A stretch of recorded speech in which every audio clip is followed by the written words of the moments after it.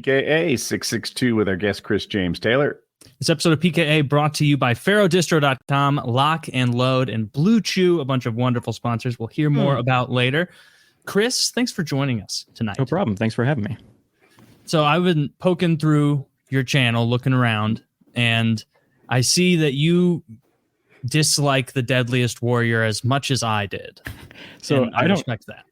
I don't dislike it as much. It was like my favorite show growing up. But then you watched up, it, right? Yeah, as an adult. Once my frontal lobe developed, I watched these shows again, and it's so funny watching these experts bicker back and forth. That's why I made a video on it, because they just hate each other so much, and they're not even on the payroll, and they hate each other so much.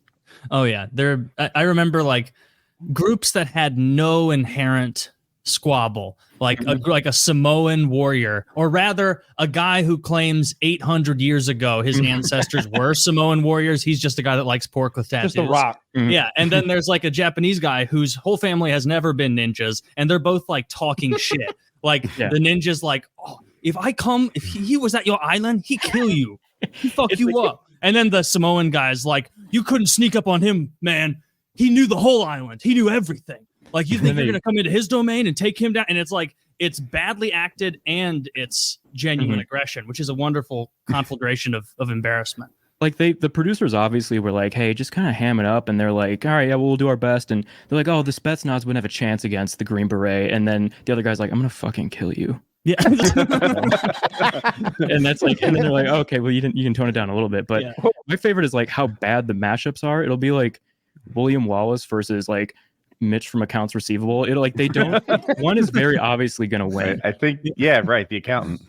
It's dude, in 996 out of 1,000 simulations, the accountant loses. And then they're afterward, the accountant's at the end of the day, it was a split decision. 996 to 4. It was so. You're right. I'm remembering more about how stupid that show was now. I had a bet with my friend. Every week, we were in middle school. Every week, it's one of us would pick one and the other, and we would progress on through the episodes.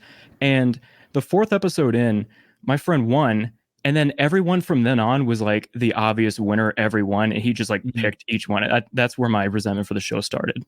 You guys didn't have a very fair system. You should have got to pick first every other 12. time. And that's true. I never got into that show. I had so the guy who produced that show or made that show, I was talking to him about doing a thing on TV. And so I had to watch a bunch of his show. So I was forced to watch a bunch of his show, so I knew what we were going to talk about when I met this guy. He was the guy that was 30 minutes late to the meeting at the bar, and he claimed that he had saved a woman who was being accosted by carjackers, maybe, or street muggers. And this is the kind of man who gets accosted by street muggers, not the kind who steps in and saves the day. He was a fat, balding, hairy, slobby kind of guy. And I felt like he was oh yeah, I'm late and sweaty because I had to fight crime. And I'm thinking, no, I just think you're just not I think your AC is out from the car. out of shape. Yeah, I think you took the bus here, sir. You took the bus here to the Omni. I don't think I want to continue. Related story on Compelled. When I first started dating Jackie, she had this guy, not an ex-boyfriend, just a person who liked her, who a wannabe boyfriend, I guess. And he would call her. And Jackie and I have been going out for 3 weeks at this point and tell these tales in an effort to woo her. His special skill was that he was a crane operator.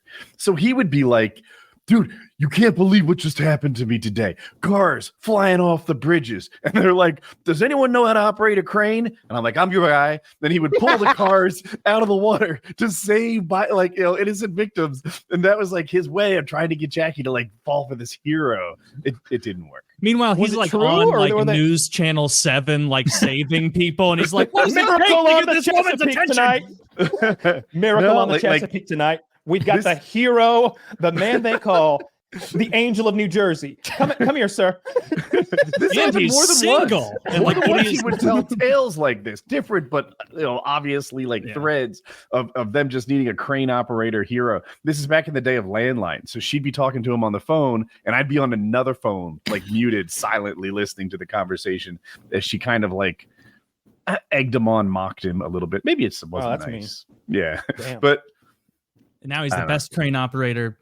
He may be. At this point, he should be an expert. Yeah, I'm sure he lived a long life after that embarrassment. But I don't know. It's a pretty cool job. Crane operator. If you're good. Is it? And if you own a crane. The only time you ever hear about a crane operator is when they fuck up and drop one in New York. That's how or good catch on fire and die. Yeah, does that happen? Mm-hmm. Yeah, I'm thinking of the real high-rise ones. There's no escape. You can't get out of there? Your egress is I'd have one a way. backup. You have one way out. Yeah, you better base jumper or something. I mean, at the very least, I'd have like a harness on that I could, maybe a cable that I could, a rope or something. I can lower myself down 30 feet below the fire or something. At least get away from burning. I don't want to burn alive. That's like my number one fear, I guess. You could say, oh, I don't want to be buried alive. That's worse. It's like, yeah, but when is that going to fucking happen? You can get burned alive out here in traffic right now. Nobody's going to sneak in and bury you alive. Okay. When you can actually burn. I'd much rather drown, especially cold water. Than be buried alive. Freeze to death. I'm hearing is the move. You're cold for a while, which is uncomfortable, but we've all been really cold. And then you're just tired and you lay down and you ease into peace. Yeah. I bet like bullet back of the head unexpected is probably the absolute fastest way to go, right? I think submarine implosion. Submarine. Oh, okay. Well played. Okay. Topical. Yeah, but you have like 2 hours leading up where you're just like, ah! You're freezing cold. Yeah, scared to death. It's creaking. You're like praying for death by the end. What a terrible way to go. Those sound like not even a good time. Like even if you don't implode, like if you see the insides of those things and you're like freezing cold and they're like, bring an iPod and we're gonna piss in that bucket over there if you need to. Yeah. That's the experience. Don't kick the Mad Catz controller. Oh, I was just gonna make a Mad Catz joke. We're gonna hit the afterglow controller. Blowing it. Try blowing in it. That was the problem. Somebody turned it off. They didn't have a memory card in. That's one of the sillier fucking news events of my life. I think I remember the Balloon Boy. That's a real old one. That's probably 15, 17 even years ago or something. What did he do? Balloon Boy is when. All right, so my remembrance of Balloon Boy, because I was younger, is that this family told everyone that their son had gotten into some balloon they had and floated off. They thought their son had ballooned himself away. And so this huge search went underway looking for Balloon Boy up in the air. I saw the Balloon Boy. He floated over my dairy farm. He was just a squeak. He was hiding in the attic. He was hiding in the fucking attic the whole time. And it was this big, like, silly, goofy story for No, he was hiding in a boat under a tarp, remember? Now, that is the Tsarnaev brother yeah. From the Boston bombing, which is my favorite news event from my life. I was listening to like 3 different police scanner websites simultaneously while they hunted that guy down. That whole night was crazy. I didn't follow it that close, but I do remember a lot of people online were like, we got him! We found the bomber! And it was like just some other long-haired guy who lived in the area. Oh. Yeah, because they got it wrong big time off the start. I remember, I'm pretty sure I watched, or maybe it's just in my mind's eye from the story, but I've got the visual of him running his brother over because he was in the street. And the one like tried to get away and crushed his brother. I think he'd already been shot once, but killed him. And then remember that video. He got away in the car, and then he was hiding under that boat tarp in somebody's bass boat. And they've got him surrounded with tanks and thermal imaging. And I still think they shot first. Speaking of stupid ways to die, I'm scrolling through trying to remember all these ridiculous reality shows you've reviewed. We've talked about 1,000 Ways to Die, like briefly in the past. What were a couple that you could jog our memories with that were even dumber than we remember? That was one of the shows where like I always remember that being decent. I was like, oh, it was just, like an anthology series, like people dying. And then I watched it again and I'm like, the one that this video got age restricted. And I fought it like 3 times. I fought with Twitter or the team YouTube on Twitter about it. And it was one where it was this guy who was a self-proclaimed chubby chaser. They even brought a real guy on for like an interview and he's like explaining what a chubby chaser is. And he basically just wants to fuck a ginormous woman and she fucks him and falls asleep. Or it's so intense. She passes out on top of him and he can't breathe. And then they, of course, bring a doctor on to explain how not being able to breathe kills you. That's what all the doctors on Spike TV are. They're like, well, when you can't breathe, you die. And that's every doctor on Spike TV. Deadliest Warrior, 1,000 Ways to Die, Mansers, all of that shit. And so what happens to your body when you can't breathe? And then it does that like aggressive overlay, and it's like your lungs begin to constrict when the 800-pound gorilla pushes down on you, and then you die. Yeah, you're right. Those doctors probably weren't real. The Deadliest Warrior ones were the worst because like they would there was one where like it was a phone bomb that they would use, and it blew the guy's head off. And then the doctor walks over and he's like, so what happened here? What? And it's like the guy's head was blown clean off. I got it. So without a head, you really can't go on past this. It got rid of all the essential parts of the brain, the inside. The head, believe it or not, is the most important part. It's the most important kinds. You need them in your head.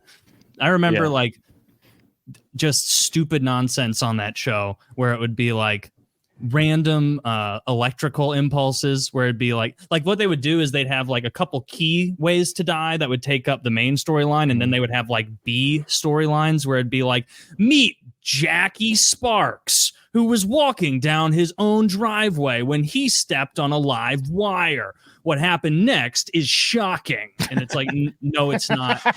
It literally is. It's a pun. And it's like, that was like a normal-ish way to die. You guys just needed 40 seconds. Like that's they pumped out so many of those episodes. And Ron Pearlman was the narrator, which that threw me off. Fucking Hellboy.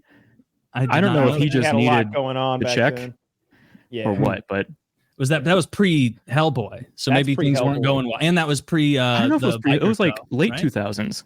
Oh, maybe. I feel like Hellboy's like a 2007 movie or something.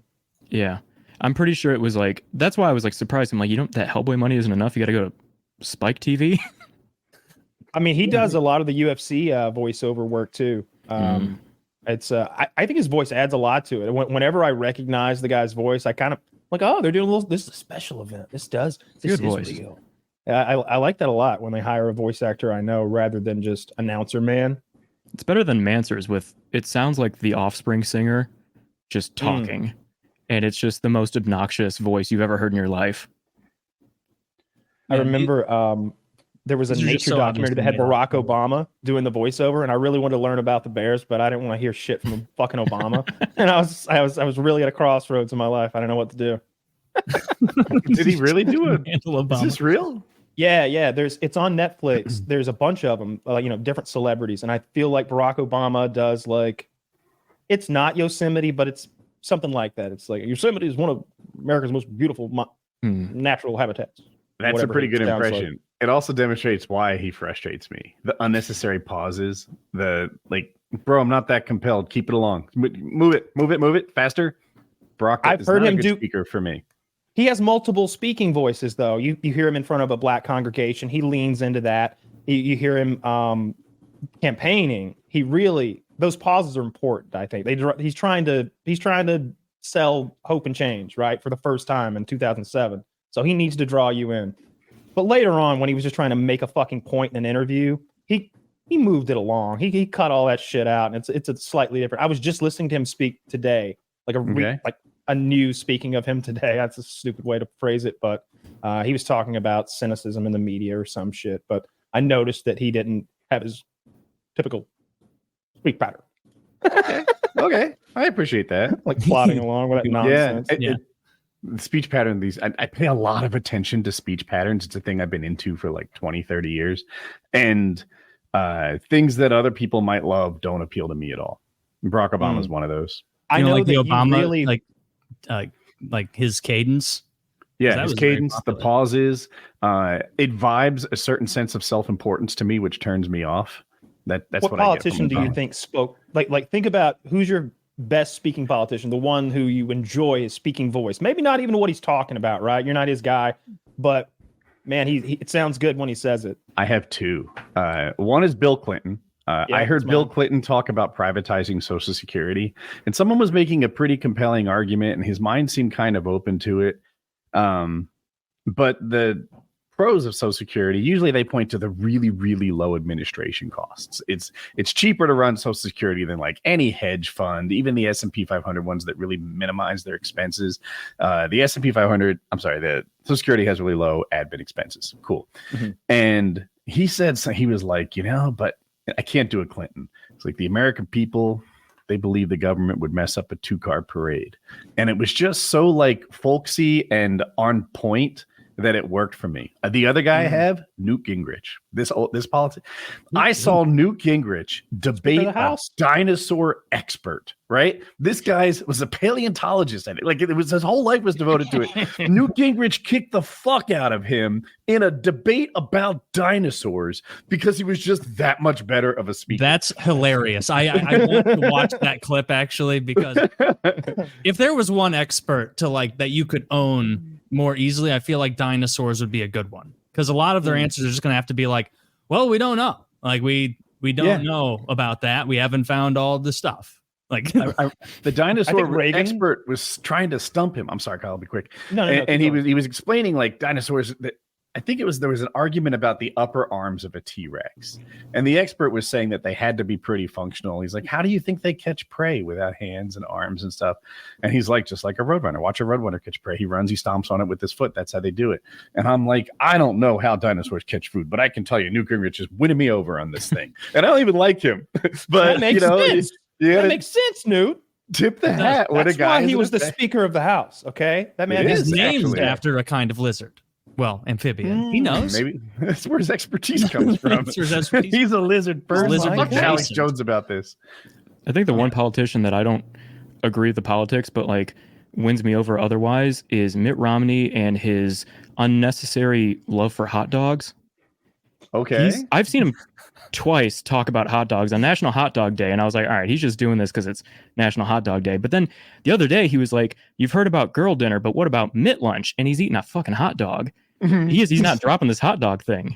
He's consistent. He loves. Bill Clinton hilariously. Oh, I'm sorry, Kyle, I did it again. But he hilariously battled with his weight while he was president, and he had some success and some failures. Like it went up and down. He kind of yo-yoed a lot, and he would go out running in these tiny little short shorts that were popular in the 90s. Like runners wore the smallest shorts, and without like clearing it with the Secret Service or anything, he would just run right into a McDonald's, order food because he fucking loved it, and then run out of McDonald's and continue his exercise. That SNL sketch.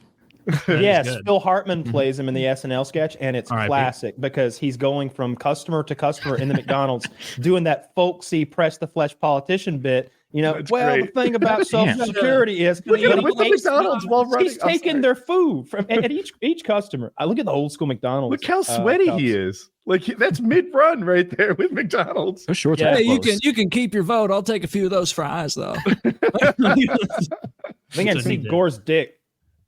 I do see Gore's dick. Yeah.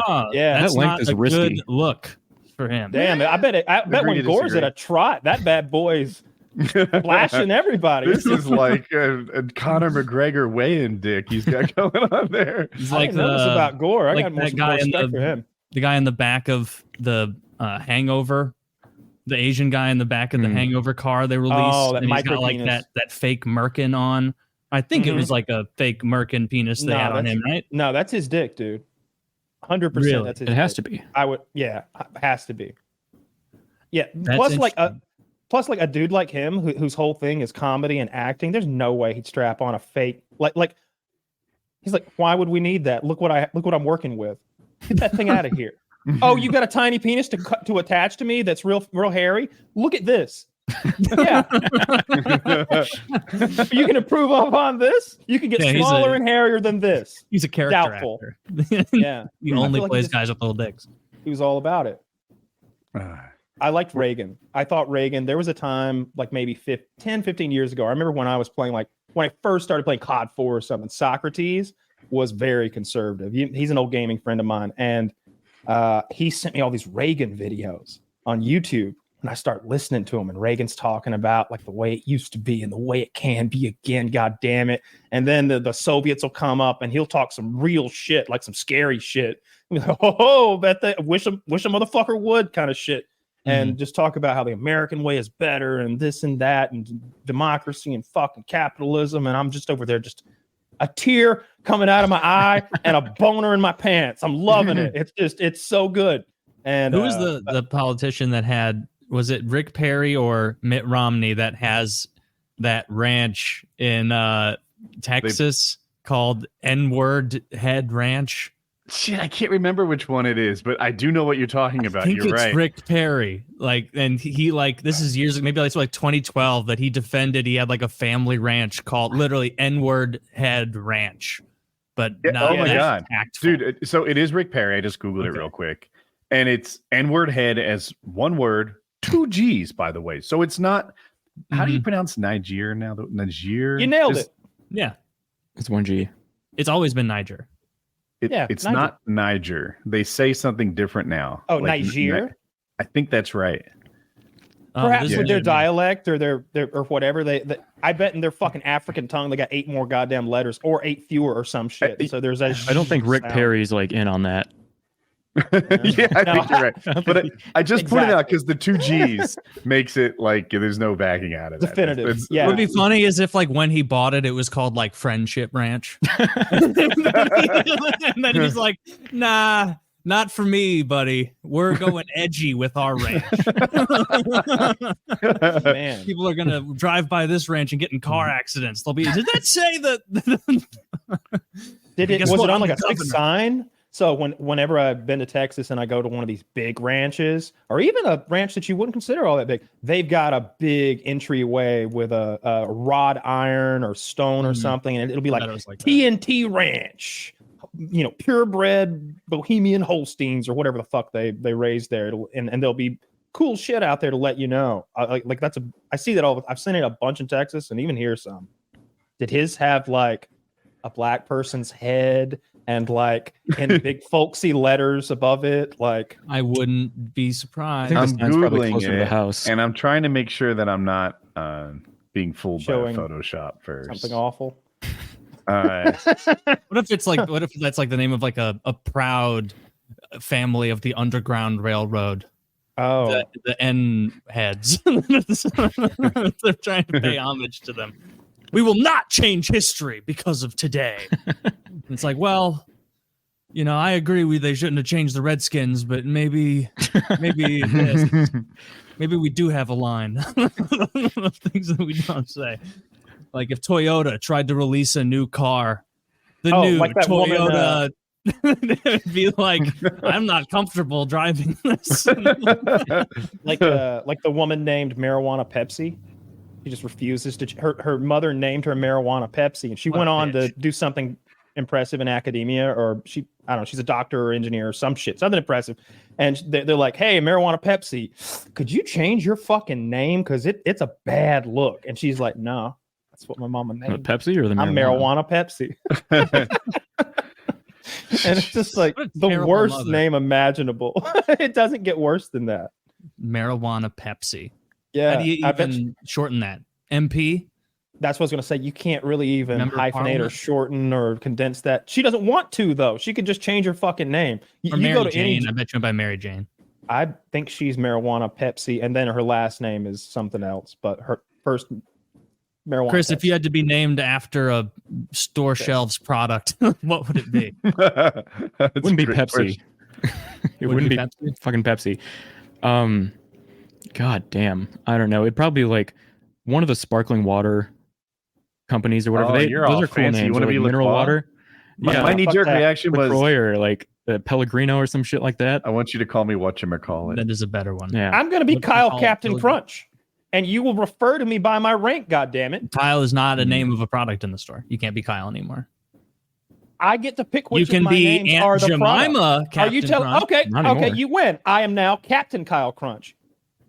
That's not the name of a product. What are you fundamentally Captain not Crunch getting? is the name of a product. I can't pick my middle name. Which of my names do you get? None. It all has to be products. You've lost, sir. I am Captain Kyle Crunch, and you will refer to me by my rank, and you salute, soldier. God, Is the you're middle What are you, name Kyle? Quaker? Quaker? Quaker. I mean, I think Chris was on the right move. You want to take a fancy Italian or French name like Perrier. You got to look to the right side of the aisle. Like the pop's on the left, you got to look to the right side at everything else. That's where all the names are. Yeah, you don't want to be like Diet Shasta. Or Yeah, something. we're like Chris Pibb. Chris Pibb. What about I do Dr. like that. Pepper? I like Pepper. That's good. I didn't even think about that. Yeah, Pepper's Dr. good. Pepper's a solid one. Chris The Diet thing Pepper. is, it's everybody thinks it's pepper, like the word, like the pepper in the shaker, but it's pepper. It's something that Yeah. gives you pep. It's a pepper. Yeah. There's no caffeine in it. No, Really? there is. There's caffeine in Dr. Pepper. It's like the same amount as like Coke and Shit. Pepsi. I'm almost positive there's caffeine. I've been drinking it way too late. Then I'm gonna get Diet Dr Pepper because there's no caffeine in it, so I can drink it at 10 p.m. That's been ruining everything. Not the part that diet gets Wait. rid of, friend. That's I thought Dr Pepper in general had no caffeine. I'm like, oh, I'll get that instead of Diet Pepsi.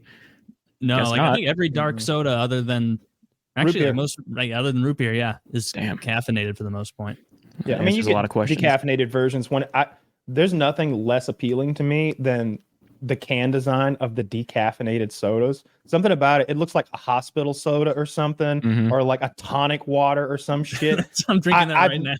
I is swear to that, God, I Taylor? promise you, it's a decaffeinated Caffeine-free Diet Diet Pepsi. Pepsi. That drink is not for boys, Taylor. Put that shit Yes, away. it is. It's any drink I drink is for boys because I'm a boy. So My mom used to Yeah. get me Diet caffeine-free Mountain Dew, and I Oh. just didn't even. I'm like, what's the fucking point?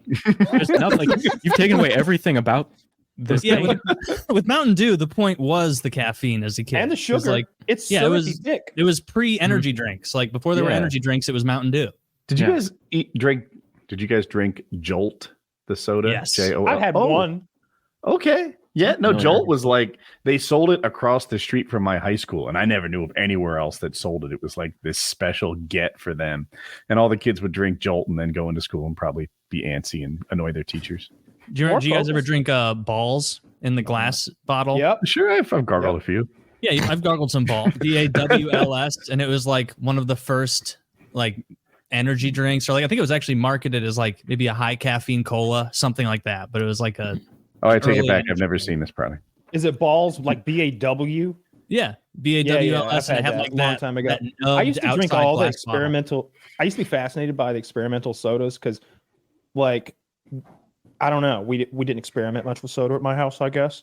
But I remember when Orbitz came out, I was like, I gotta have an Orbitz, and it's the most disgusting soda you've ever even imagined. It had those floating balls of like tapioca or some shit in it, or gelatin, and it was like pineapple flavored or tropical island shit. But it's a beverage that has chunks of floating balls in it, all in it, and you're just chewing them up. I guess it was awful.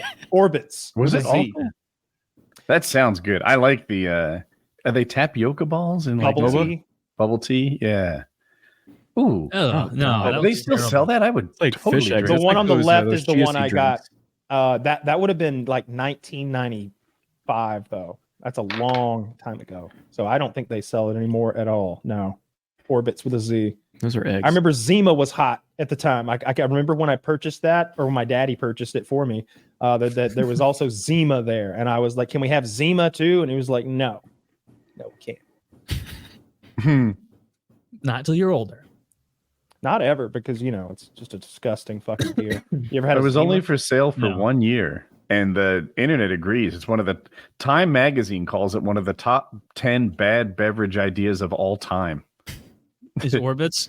Yeah, here I'll read it. It's not that long. Yeah. What else? Is on the Marketers called Orbitz a texturally enhanced alternative beverage, but most consumers just called it gross. The ill-fated fruit drink featured brightly colored balls of gelatin floating unnervingly inside, leading some to compare the Canadian export to a portable lava lamp. A cough syrupy taste, an incoherent ad campaign about its origins on the planet Orbitz. Prepare to embark on a tour into the bowels of Orbiterium, its website invited. Didn't matter, and the drink was shelved within a year of its debut in 1997. The name of the failed product is now better known as a popular travel website, though unopened bottles are still available as novelties on eBay. Dude, that was like a morning of some guy got an email that was like, "Hey, did you finish the copy for Orbitz?" And he's like, "Oh, no." Just like writing it into the email body. Blast off with to Planet Orbitron. This is what it was. Have you guys had those I remember that. those chia seed drinks you can get that are like fruit flavored, but it's a glass bottle full of spider eggs, basically. I've seen those. I've not. They're tried delicious, all. but it's like you got to get past the giant bottle full of spider eggs kind of feeling going down your throat. But we had a company got a lot of sponsor fiber. us like that at one point, and it was terrible. 100% food. It like tasted like were they shakes? chunky. It was like Yes. shakes, but it didn't ever.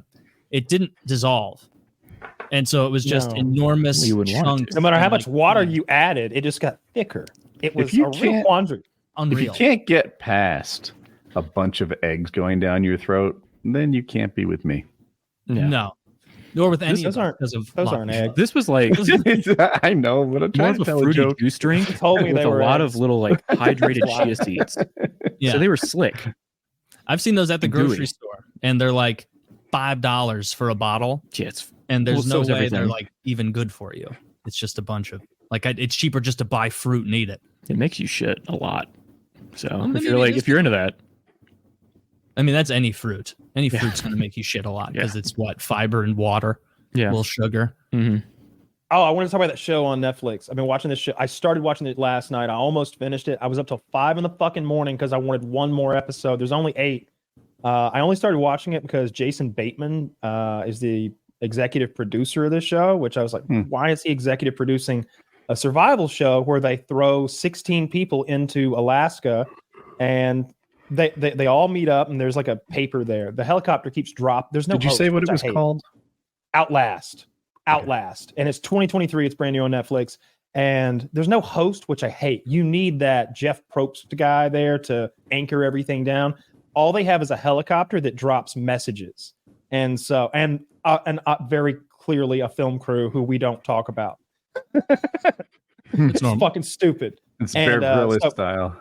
So the contestants all converge on this point on the message, and the lady reads it aloud, and it basically says, break off into 4 teams. You'll each be on a separate quadrant of this this island river delta thing by the ocean. And before she can say any more, teams have formed. Like the quicker of them have been like they grabbed 2 people and like looked for a 4th, and then was like, come on, let's get that guy. And so there are these leftover teams. The one guy is like, I didn't really understand what was happening until it was already done. And so this is my team, Team Delta.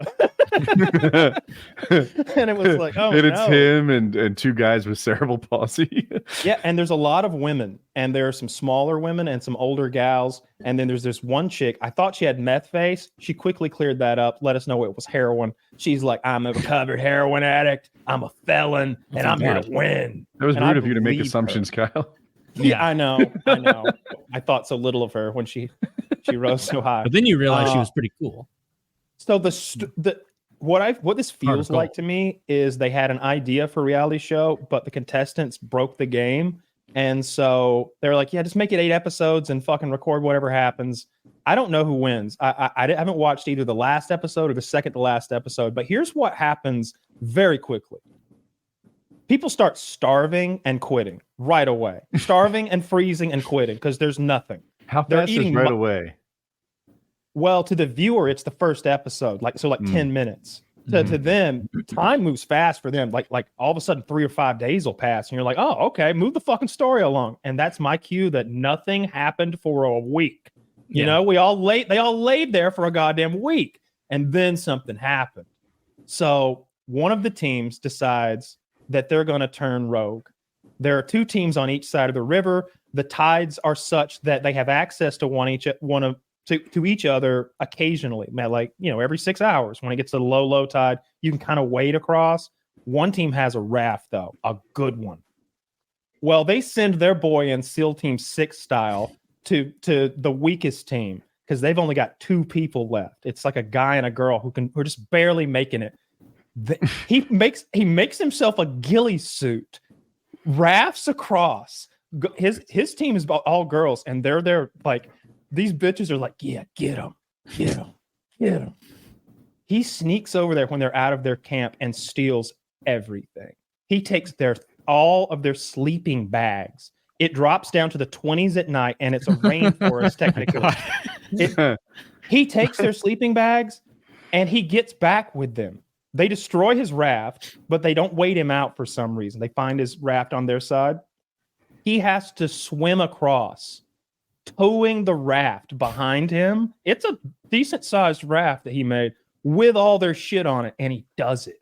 And he's like a fit guy, and he gets the other side, and he's like showing him his asshole and telling him to kiss his ass and this and that. And like those two people. Wait, is he showing his teammates his asshole? I'm a little confused. He's flashing his asshole to the people he just fucked across the river. He's got all this shit.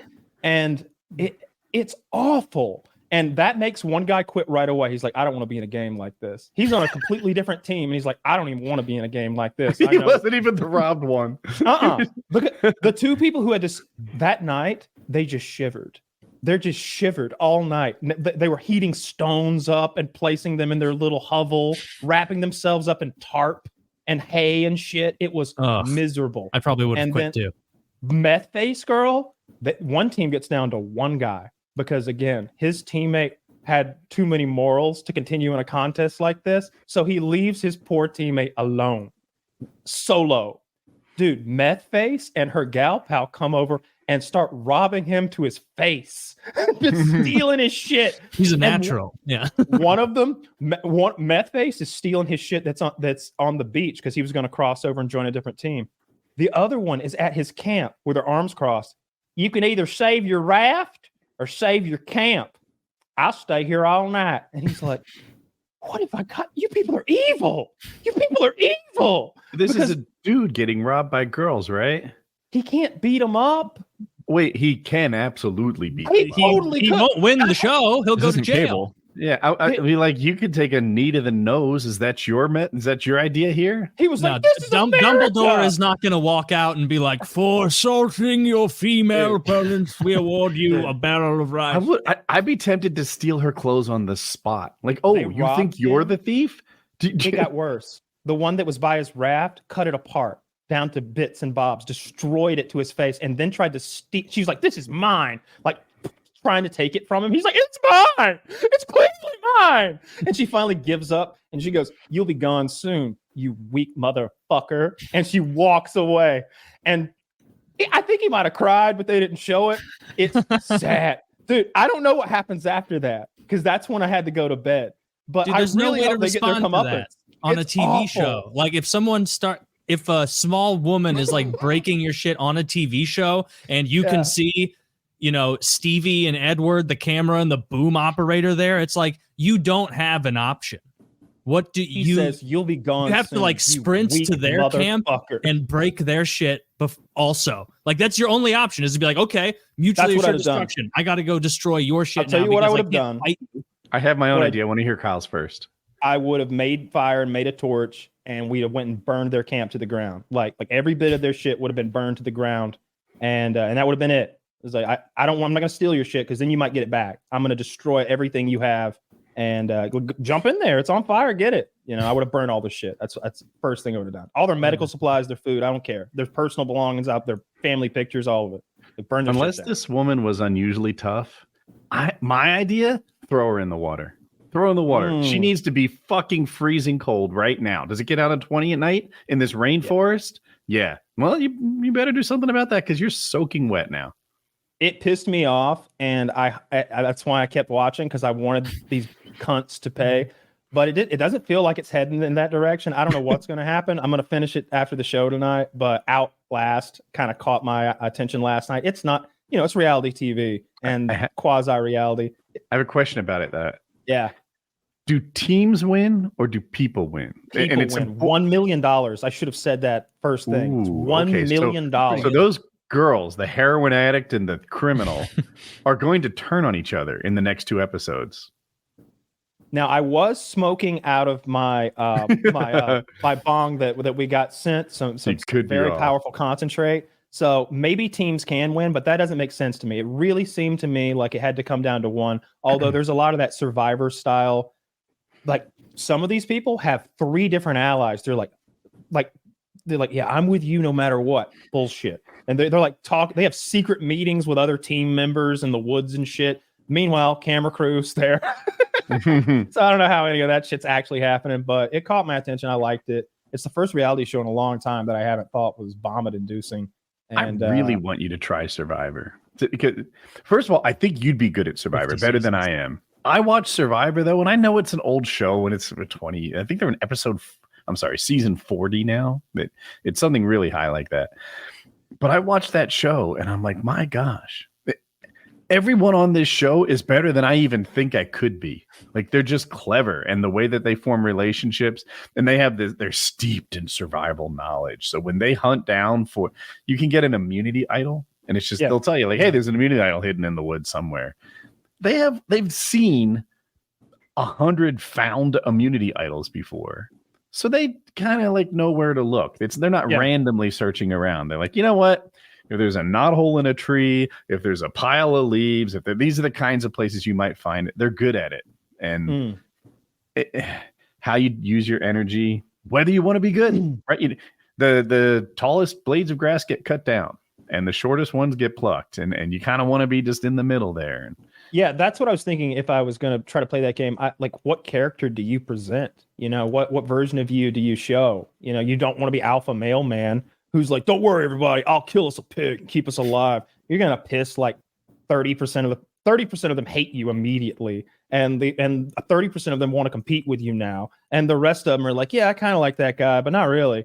That's terrible. Like, you don't want to be too weak. You don't want to be like creepy because there's 50% women. Like, there's a lot of moving pieces to playing that game, I guess. But I hate I have a real eye and maybe ear for when there's bullshit shenanigans going on a reality show. I was watching it last night, the show we're talking about, and I'm like, I look at my girlfriend and I go, they stocked that pond with fish and taught them to fish for several hours. That's why every one of them keeps hooking a 20-pound fish. And what do they say? Fish on. Almost like a professional fisherman had been there all day saying fish on every time he fucking caught one. No, Kyle, they organically started saying that. And you know how ponds are. You go to ponds. They all have a similar amount of giant, exact sized fish. Salmon. Yeah. Wait, was it like a little pond that had like 20-pound catfish that had just been thrown in? It was like Soho tuna or something like that. I'm not an expert, but the camera never shows you a wide shot. So it looks to me like they just stocked a little pond so that they could get a fishing, because they were not catching anything from the river delta that they're by. It's like a tidal estuary, maybe. They're right there by the ocean. And so the medical boat is out to sea. And whenever somebody fucking croaks, they come and get them with a helicopter and take them out. In that other one alone, oh my God, the way that they give contestants food annoys the crap out of it. Like, they'll build a fish trap. If you don't know a fish trap, picture like half an hourglass with spikes. It's easy to swim in, but it's hard to find your way out. I described it wrong. But anyway, they're finding dead fish in their fish trap. Get the fuck out of here. Someone put a fish in there for you. Yeah. That is absolutely frozen. They find like fresh fish on the riverbank right in front of where they go for a walk. It's really planted food. And I Googled it, and apparently I'm not the only fan that came up with this theory. It's widely suspected. Oh, 100%. Look, we know what it's like, right? Like, we went out into the woods ourselves. Chris, Woody and I and a couple more folks went out in the woods with a cameraman and with this sort of like, not full on, more like what I'm describing, more like extreme camping. We had hammocks to sleep in and stuff. And I had seen something you guys going out in the woods. I don't know if it was one. There's been a couple of attempts. Okay. We've had a couple of adventures under our belt. We have not proven that we could last for an extended amount of time. There wasn't a pond full of fish. But what it boils down to is a lot of sitting and waiting for the day to end, and then sitting and waiting for the night to end. And you rinse and repeat for 5 days, and it's over. And that's what I think happens a lot in these reality survival shows if you don't really poke and prod them along to go do shit. And if you don't feed them, then they don't have enough energy to even film. There's this one guy, my show is real, because there's this one guy who expends a lot of calories. He thinks he's going to win the crab pot challenge, and he's on his raft doing push-ups in the middle of the river. He does not win the crab pot challenge. He gets swept past the island, and they have to recover him off camera. They don't even show what they have to go through to save his life. And he's crying on camera about how he let his team down. And he doesn't eat for like 2 more days. And he's like, hey, it's been 2 days since I've eaten anything. I'm seeing black spots. And then they go 5 days later. and this guy's like, hey, you want to come? He's like, I'm going to go cut down a big tree. I want a log to lean to here, this and that. And the starving guy's like, I'll come. He fucking passes out and hits his head, face plants, unconscious. Now he's on the medical boat. It's you can't film fun bits where we stand on poles and look for immunity idols if you got bitches passing out. They have to be a little bit fabricated, or not fabricated, but like they have to like reality shows have to like push them a little bit if they're not fabricating shit, or else it'll just be like too real is too boring sometimes. Like you have to have some kind of influence from the producers or whatever. Number one thing. So let me tell you the greatest reality show success story of all time. The UFC was out of money. Well, they never had, they were never into money. They had investors, which means that every dollar in is just falling right out the ass of the product we're trying to grow, right? We don't have it anymore. It's disappearing. And the Fertitta brothers or whatever I don't remember if it was their last 10 million or the last 50 million they were going to pump into this thing. 10 sounds more real. And they're like, all right, Dana, this is it. 10 more million, make the reality show. If that doesn't bite, then we're cutting bait and running. You know, we're into this thing for a lot.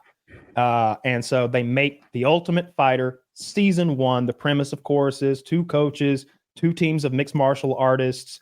You get fights, real fights at the end of every episode, and people progress. And at the end, like, at least one of these guys is going to be a UFC star because they just went through the most difficult mixed martial arts tournament in existence. Like literally, they just went through it and won it. So runners up on that show have amazing careers. Well, anyway, the way they made that show was amazing, but no one wanted it. They went to Spike TV. They're like, the Man Channel? Of course, this is where we go. They were like, yeah, nah, we don't want to buy that. Dana White says, will you take it for free? I said, what? Will you take it for free and air it on your network and sell your ads on it? And just do that for me. They're like, yeah, for free? Sure. So they take it and they run season 1 for free, and it's a huge hit, and it saves the UFC. It saves the UFC because it's so good. And a big part of it, pumping alcohol into a house with young men who are destined to fight each other next week, right? It never ends well. Tony Ferguson went crazy on that one guy. There's this one guy whose son had been taken from him, maybe custody battle. During the argument, which was Tony's drunken fault, a silly, pranky argument. Where's your son at? Where's your son at? Like screaming this at him, and the guy's like, ah, like melting down. Great drama on that show because there's a stocked bar, basically. There's an open bar in the middle of a house full of mixed martial artists who are 18 to 25, you know, like alpha male dudes who fight for a living who are drunk, and it never ends well. That thing was crazy. My friend's been begging me to do that show just because it's so fucking funny. Like that's the clip where I think it's Chael Sonnen. I don't know, but it's that clip where he's like, I can't let you get close. Like, and he's like, you seen that one? I think it's from he's been begging me to do that show, and I'm like, I'll get to it. But like every clip I see from that show is so funny. Like whether they're like breaking down and crying more than you would think. Let me bang, bro. Just let me bang. Let me bang. He's bang, crying bro. His eyes like, out. I am. He's drunk crying to these other men who are restraining him. He's all red-faced in the bathroom. He's just let me bang, bro. Just let me bang. And I don't even remember the context. He wanted to fight. He wanted whatever. But just melting down, people destroying shit, fighting each other, like getting in trouble in there. Lots of drama. One of the best dramas is the guy, you got to cut weight. You got to make weight for the thing. That's a professional thing. This one guy, he's not doing the work to cut the weight. He's not fixing his diet, and and the fight's coming up. And they're like, dude, you're not doing the stuff you need to do to make weight. You're our team member who fights this week. Like, what are you doing? And he's like, don't worry, bro. I get my colonic. That's 2.5 pounds right there. And you're like, what? What the fuck are you talking about, dude? Get in the sauna, get on the bike, get your sweats on, get in the bath. That's how you cut weight. Nah, bro, this colonic thing, trust me. And he's doing these light workouts and shit, like lighter than I do when I'm cutting weight. It's bullshit. Then he goes and gets a colonic, which is when they pump your ass full of water. It's not an enema. That's amateur hour, okay? We're pumping your intestines full of, I don't know, gallons of liquid. And then cleaning you the fuck out. And the idea is that your intestines are caked with like poop that's been there for a real long time. And this is going to get that layer of poop that's coating the inside of your pipes to slough off and really clean you out for the first time in decades, maybe, which actually sounds good, right? If you have poop inside you want to get it out. Yeah. Well, it didn't work. It didn't work. They just had an awkward time filming a UFC fighter basically get ass fucked by a nurse and make awkward butthole noises. He didn't lose the weight. No, it wasn't enough doo-doo in him because he's getting them all the time trying to. So he's regularly getting colonics. He's not allowing it to build up. I'm pretty sure Metamucil does Zach the says same it's shit. only like a liter of liquid, which I choose to disregard. 10 liters. Funny. I choose to believe it's 4 to 5 gallons. Like an office water jug just inverted And they into use his yogurt. ass. They do the spin shit to get the tornado inside. Yeah. They spin it. They have to like shotgun the top of it so there's airflow to go right into his ass. Speaking of reality TV, I couldn't tell what show, if this is a show, but you have a video called Adults Adopting Other Adults is fucking weird. Is that a show? It's a show that was discontinued halfway through the season because it got really weird. Yeah, fill me in on this. I only followed one family on that show. There was like a multiple, like they were following like I think 3 different families, and the one I followed was Danny and Kristen were adopting this woman from another country. She was 20 and she was pregnant, and the whole thing with the adult adoption is like, hey, you don't have parents. We're going to be your parent figures. We're going to help you and support you through this pregnancy. Whatever. Sounds like a good idea. And then you find out through the course of the episode that Danny, he admits it. He's like, yeah, we tried this before, but unfortunately, I did feel attraction towards the woman we were adopting, and so we had to stop. And then you're like, oh, okay, I guess that's a thing that happened. And then now through this, he's like showing signs that this is the same shit that's happening again. And his wife Christine is like, so not. Yeah, that's them. She's like, I'm show me the 20-year-old. That's what I need to see. I mean, this is good for context. There's a part of the show where Danny, like, they're making a sign. They're gonna go pick her up from the airport, and they make a sign. No. And the sign said, or he's like asking his wife, Christine, he's like, what should I put on the sign? She's like, I don't know. It's your sign. Because she doesn't want to do this at all. And he's like, well, if it were me, I'd say, welcome to blah, blah, blah. Where's my blowy? And she's like, Danny. And like, it's so, she doesn't want this. She cries in the airport. And at the time of filming, I'm like, oh, maybe she's like, okay, maybe we're doing a good thing. We're helping someone. I don't think that's why she was crying. Yeah. I think it was because they were adopting a 20-year-old that her husband wants to fuck. And then I think it gets weird, and I think this couple is the reason they ended the show halfway through the season. How did they not see this fucking coming? Look, you got to be an idiot not to see this coming. And look, kudos to this gentleman for cracking the code, right? Twice. Cool guy of the week here, right? I mean, Taylor coming down with a hammer of judgment. I'm lifting this king up, all right? Can you catch me up on this? I'm Basically, sorry. Woody, this guy on the left decided that he wanted to, with his wife on the far right, adopt a 20-year-old adult who's pregnant, but they'd previously had issues of trying this in the past with the guy on the left wanting to fuck the adult they're adopting. And then it happened, wouldn't you know it, again. And he's just adopting adults from around the world that he wants to have sex with. Wait a minute. Or like maybe overstating. Why haven't I been told that you can adopt adult sluts? I think it's frowned upon. Well, A&E might reach out to you if that's the case, because they are looking for people to fill up the slot that they took up. And I think there were like discourse on like TikTok and Reddit that like there were people going missing in the area they were living in, like human trafficking from like truck drivers, and he's a truck driver, and people were like connecting dots and being like, was Danny, did he kidnap someone? It was like there's no specific reason why they canceled it, but like a lot of little maybe reasons. Yeah. And so that's the reason I can't finish the fucking show. That's fucking weird. That's fucking weird. I didn't know that you could adopt an adult, as Woody stated. Usually it's like for people, like if you have a step parent where you're like, all right, you've actually been a parent to me and like raised me, and like I really love and appreciate you as like a father, mother figure in my life. I'm going to get the adoption papers ready, and I want you to be my actual parent. That's the main reason that people usually do it. I've seen that in the TV shows. Get laid?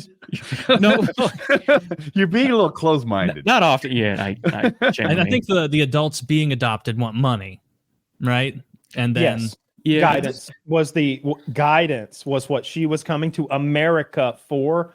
from him, and I'm sure he could have given her plenty if his bitch wife hadn't like narked him out to the feds or whatever she did. She probably pulled like fucking Ted Kaczynski's brother on him and just like you couldn't have a talk with your brother. That guy's a piece of shit. I mean, look, the other guy was a eco-terrorist or whatever, blowing people up. I mean, that's neither here nor there. That's not cool, but his brother'd have to rat him out. I don't like that. I wouldn't rat you out, Taylor. If I found out you were the fucking Unabomber and that you had maimed people accidentally, even because he didn't mean to maim some of those more innocent victims. He really didn't. They were packages addressed to a CEO of fucking petrochemical, blah blah blah, and then maybe you get his secretary who opens his mail, maim her real good. That sucks. I don't like that. That's not cool. The whole thing's not cool. But if I found out you were doing it, Taylor, Taylor, why are you doing this? You're really Taylor stressing our friendship. You gotta cut it out. You guys could have a harem of sugar babies like this guy was building. And I wouldn't give you a hard time. I'd give you high fives. You do you. I think it's just an abstract way of doing 90 Day Fiancé. You catch me human trafficking, you report that. Yeah, if I catch you human, remember when we had this conversation? I don't remember who we human trafficking anyway. Was it? Wait, we'll get Chris's opinion on this. What was? I think we were talking to Drifter. This was a couple of years ago, where all of us came down on the side of like, if I think it was like murder was the question.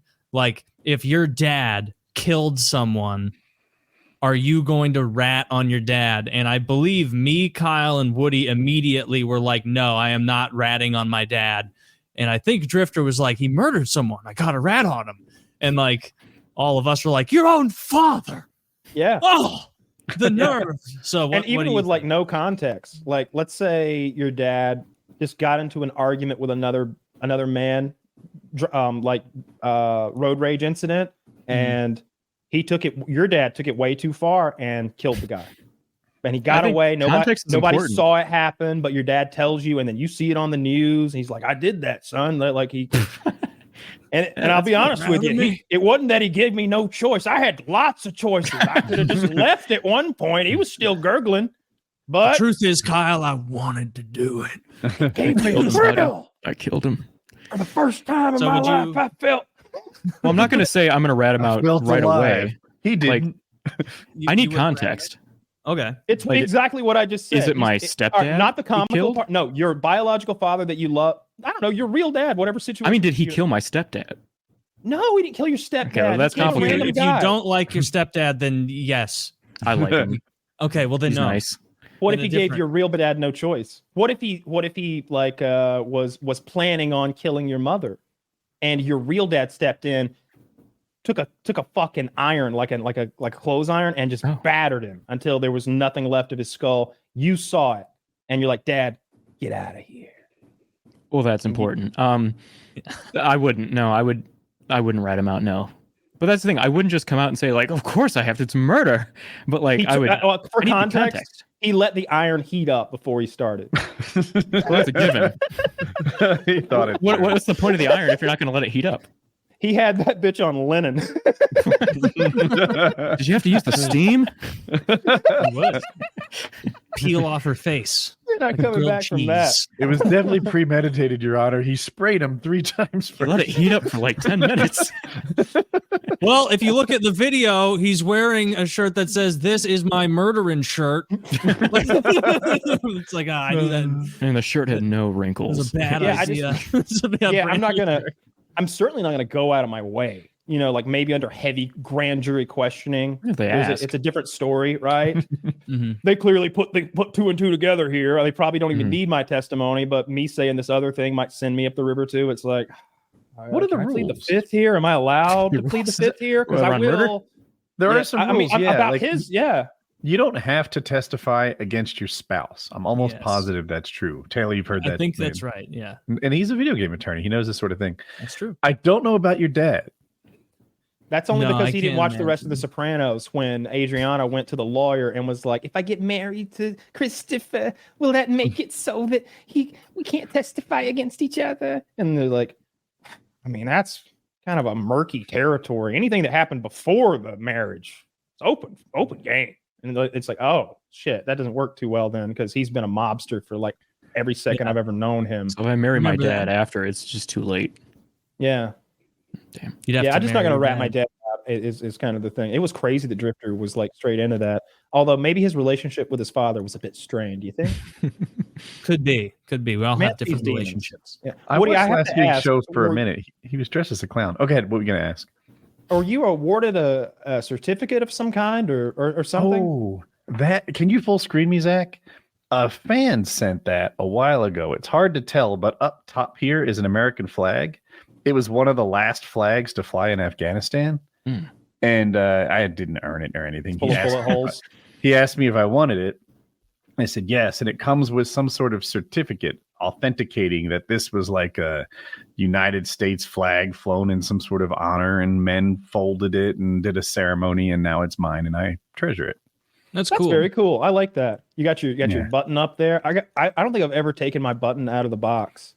It was so heavy that I didn't even want to bother hanging it. It was yours heavy, right? The button? I'm confused. Button. This is the Play gold button. plate. Yeah. I have I bought a special wall mount because it's heavier than you'd guess. Way too heavy. You have one of the good old ones. Is that cheap solid out now. gold? Because I'm gonna go crack it open. The new ones aren't the They've same. changed. They don't come in glass frame. I have a silver one. I haven't hit the gold one, but the silver one, it's like they used to be like the play button in the glass frame, and now it's just like a silver plaque or a gold plaque. They cheaped out. Yeah. Damn, It's not as there's cool as too it many used to be. channels with 100,000 I subscribers. mean, yeah, that's but You know it's the Linus not as Tech cool. Tip thing with the plaque? No. Oh, with the plaque. So No. I'm gonna get some of this wrong. Sorry. But the way it was told to me is that Linus wanted to go to this. Linus was going to this auction to buy a play button that was up for auction, and he wanted it because I think he had been involved with the channel that it corresponded to in the past, and he wanted one for maybe a video or something or another. I'm a little foggy there. He gets there late and doesn't get it. And this other kid gets it. And what did they do? I think they bullied that kid into killing himself. Oh my god. What the fuck? Yeah. No. Yeah. I think Linus is that dad wrote this long message like, Linus, you're a monster. My son's not here anymore because of you. This and like this long, like 2-paragraph thing about how his fan. He's like, my son made this channel back in blah blah blah, and like he couldn't get his play button because of this weird thing that happened, and I really wanted to get him one, and then your fan base and you went after him, and I think the kid killed himself. Was it was this dark. Wait, Linus went after him? Look, Or I'm his fans again went- a little foggy. I know that Linus is in a lot of trouble because of a lot of things right now, right? I've Have you never followed watched that at guy's all? content. I have no idea. Oh, He's man. been on the show. I don't think you were on that episode though. I don't know. Linus is in a lot of trouble. They hired an independent investigator. He did to like take a look at his company there because of all the allegations that Yeah. have been made and the self-harm and There's two. One I don't understand. He bought some sort of prototype block and auctioned it, and apparently that's like a really bad thing to do. I don't understand the details of why that was so horrible, but that company feels like they were badly damaged, and Linus offered to pay them, and I think they took that, and that's going to resolve, but everyone's super mad about it. The other thing is there are sexual assault allegations that happened at Linus Tech Tips. It's a company with like 100 people there. Oh, And I don't think anyone's accusing Linus himself of being a sexual assaulter, but someone under his employment was. And now they're hiring an independent investigator to get to the bottom of it. I've seen him. Someone said that they had an interview with Linus, and he said the first thing he said was, "So do you watch bestiality?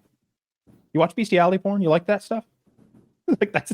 What's the right answer though? If you're going for a job, you're like, yeah, man. The answer is, can I start recording this interview and we start over? that was for a job interview. Yeah. Allegedly, I don't know what's true. Allegedly, according to the man that said it on YouTube in the video. I'm going to show you a video on my phone right now, and I'm just going to gauge your response. Yeah, I don't know if you're right. I don't know if you're with the culture we're trying to cultivate here, sir.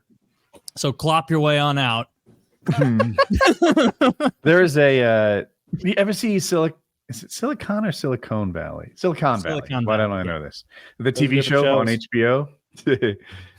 Anyway, so the funny character with the long shaggy hair, they're calling him racist.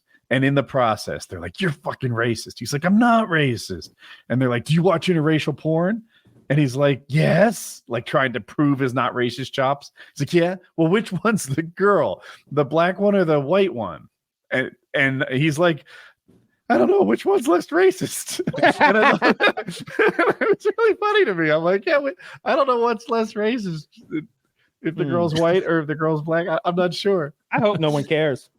I really do. I can't imagine caring what someone's watching. No, I only watch Asian lesbian porn. That's it. No. How are you? Yeah, how are you self-inserting?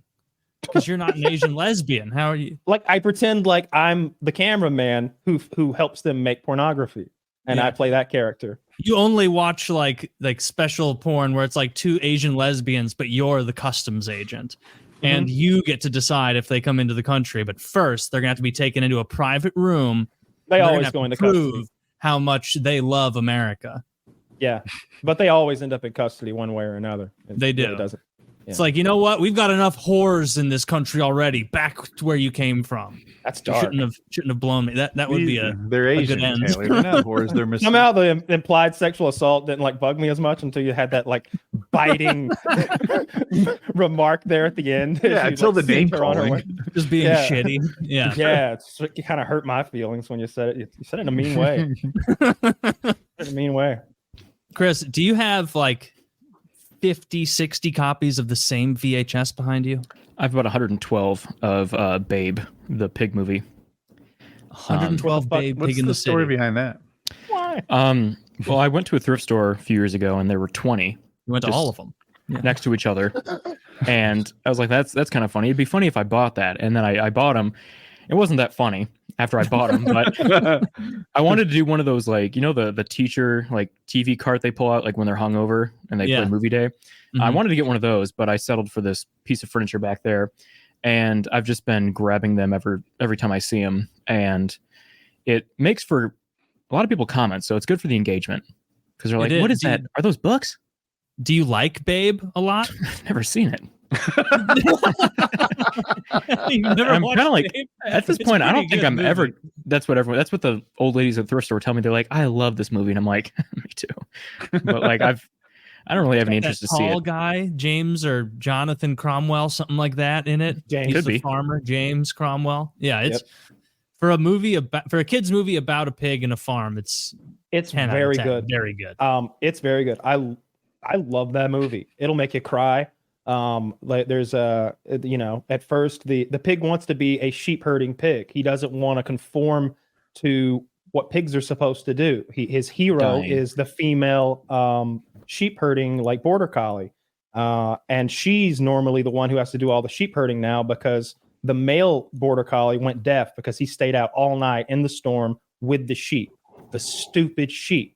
That's how he feels. Those stupid sheep took my ears. I can't herd right now. I can't hear the master's call. And most importantly, he can't compete in these tournaments where you herd sheep professionally.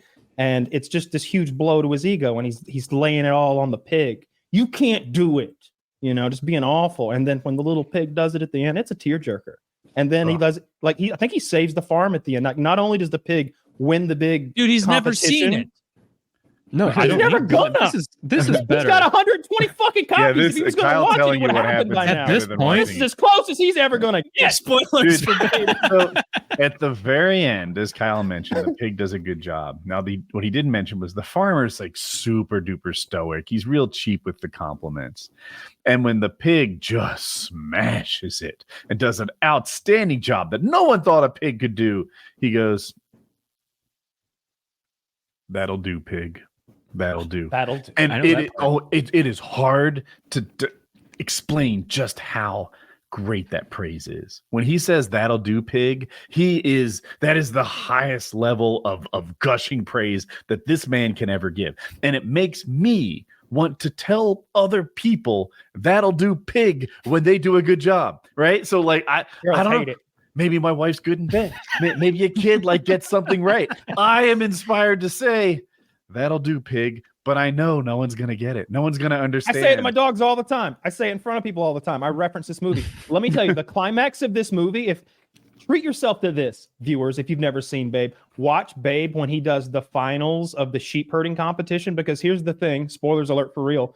The dogs, the way they herd sheep is they chase them and bark.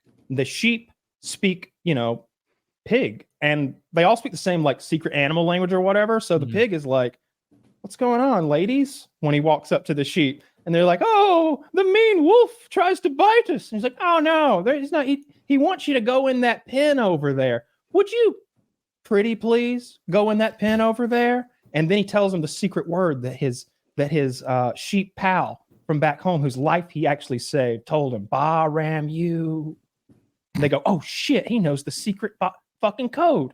All of them like stand up to attention. He doesn't have to chase him. He doesn't have to bark or snort, I guess. They just get in line and go perfectly through the fucking course and like line up like items on a shelf, like in rows. And then the pig goes up and closes the gate, I think, or maybe the farmer just latches it and that's all he ever has to do. And it just goes click. And the crowd goes wild because this is like a soccer stadium full of people watching this make-believe sport. And it's beautiful. You gotta watch that fucking movie, man. I feel like I've already have. Now. Well, it's terrific. It's right there with that's when Captain America grabs the shield in Endgame. Yeah, I can't. It's so like that. And I haven't seen I can't believe you haven't seen Babe. Just terrible. I think it's been in the background. Like I used to play movies because the Babe station works. Like you can put a VHS in there and it'll play. And I used to put it in the background of my videos, but people would be like, "I'm just watching the movie in the background." And I'm like, "That's not the point. Watch me." And so I stopped doing it. But I think one video I did, Babe is playing in the background. And I think editing that video is the most I've watched of Babe. That's a good theme. I like you have a nice fun movie in the background while you're making fun of retards and their stupid ass shows. Yeah, people comment. They're like, "What is that in the background?" And I'm like, you could just I have a video that I made when I bought them of putting that thing together. And if you just type in my name and Babe, you'll find it. But people are like, "No, I'm just going to comment." I hate comments. You hate comments. I hate them so much. It's the worst. Are there any reality shows you've reviewed that you're actually like, I would watch this and not make content of it? Like, this is actually good? Most of them, honestly, yeah. My favorite one, it doesn't do as well, but It Takes a Thief. If you guys remember that. I haven't heard of that. It's a Discovery Channel reality show where these two ex-burglars, Matt and John, have left their life of crime behind, and they are now under contract with the Discovery Channel, and they go through and they just burglarize homes and then give them a security upgrade and then help them out. But it's a good concept for a show, but John, the guy that looks much more like a Home Alone burglar, he's the guy that actually does the deed, and he is relentless. He breaks shit. He throws all your tax documents you had organized on the table all around, and he'll break that photo of the one on the right. One of them looks more like a burglar than the other. What an asshole. The one on the right, that's the guy. Yeah, he's the burglar. And the one on the left looks like he just broke into his ex-wife's house to get his baseball cards back, and now he has a record. Yeah. And why would he do that? Why would he break things? Because their whole thing is well, if this was a real burglar, then this is what would happen. This is the kind of thing that happens. And it's well, it's TV. It's Discovery Channel. You don't have to break that. Yeah. I feel like a real burglar wouldn't be that concerned with breaking family photos. A real burglar is going to sprint to the TV, steal that, check for a PC, look around for a safe, realize it's a big giant safe that's too heavy to move, maybe fail to get into it, and then leave. It's 2004 family album. It's we take what people treasure the most. We have to break shit on the way in, and it's 2004, so they're "Oh yeah, I got your PDA." It's I got your my uncle's phone number. Dude, that would be the move, right? If you break into somebody's house and you steal their treasured family album or something like that, they pay a lot of money to get that back, more than a dog, maybe. If your goal was just to be annoying, you're gonna break into someone's house and be annoying as fuck, what would you take? I'd actually leave stuff. I'd shit. I'd piss. I'd make myself vomit. My DNA is on record. So I'm not gonna do any of that. But, I'm gonna put on that same fucking suit Marky Mark had at the end of Departed if I go into somebody's house, and are they going to know that I did something, or is the thing that I did going to let them know that I did something? I know that's a bit of a weird question. I feel like it's up to you. Your goal is to break into a house and annoy somebody. What's your method?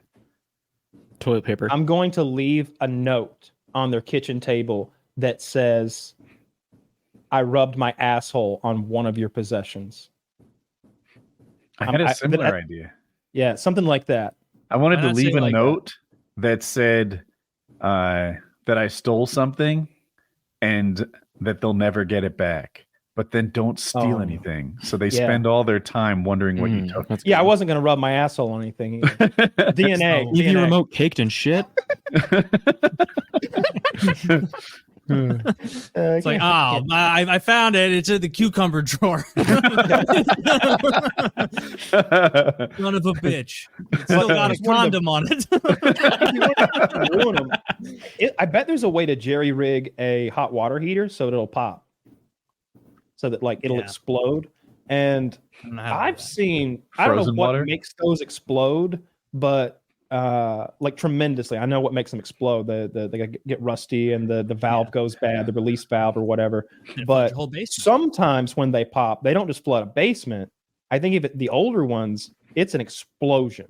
Like not a little silly explosion either. Boiler though, instead of a hot water heater, where they're like pressurized and they. Maybe I have it in my head. It's a hot water heater. Maybe I'm just wrong, but I thought those could just explode if those valves go wrong. I feel like it's more than an annoyance. I'm sure new ones have passed that a little bit. Yeah, he's like, they'll be so annoyed when their child dies from the hot water heater exploding. Blew my house up. That was that sucked a little bit. Dude, I'm gonna annoy them this way. I'm gonna put a small leak in their gas line. You could just turn the water heater off. Like it would take me 2 weeks to notice. I'd be like, man, this sucks. This water is sucking lately. I finished my whole shower. It's so cold. Yeah, you annoy them by leaving the gas on and making a Rube Goldberg machine. That's a water heater. When they open their front door, it lights a match. So where these pulleys come from? That's a water heater taking off. Yeah, that would annoy me. That's a big boy. That looks like fucking 80 gallons or something. What was those things? Was it like bottle rockets or something? Like you put a little water in it and you really compress it full of air and they shoot in the sky. I might be the only one old enough to played with this. You could make like dry ice rockets or something. No, basically you had a rocket and an air pump. You pumped a ton of air in it, and then it would shoot the water out, and they go like 100 feet in the sky. There was this kind of toy that just didn't appeal to me because, we had like crazy farm implements and stuff. It's like, nah, let's not do that. Let's lay it like when it became a slip and slide. We didn't have a slip and slide. We had this curtain material they use on chicken houses that's like 6 feet wide, and we have a mile of it. So we just make a gigantic slip and slide down a hill. We would skip over certain toys that were more appropriate for a backyard. Yeah, like a little rubber ball doesn't really get it done on a farm. There's cooler shit to mess with. Well, yes and no, man. It was so boring. It was so boring all the time. It was so boring. Yeah, but eventually it's like I've done that, and I didn't have I had a 350, I think. So it wasn't some sports model that would do anything too aggressive. I think it was a 350. Yeah. I don't know. It was just after a while, you've ridden the ATV across the pasture and jumped all the hills, and we're going to have to blow some trees up or go fight a hornet nest with sticks or something to raise the stakes. There was nothing to do, or go smash mailboxes. That's how I would end up in trouble. Although I never got caught for those mailboxes.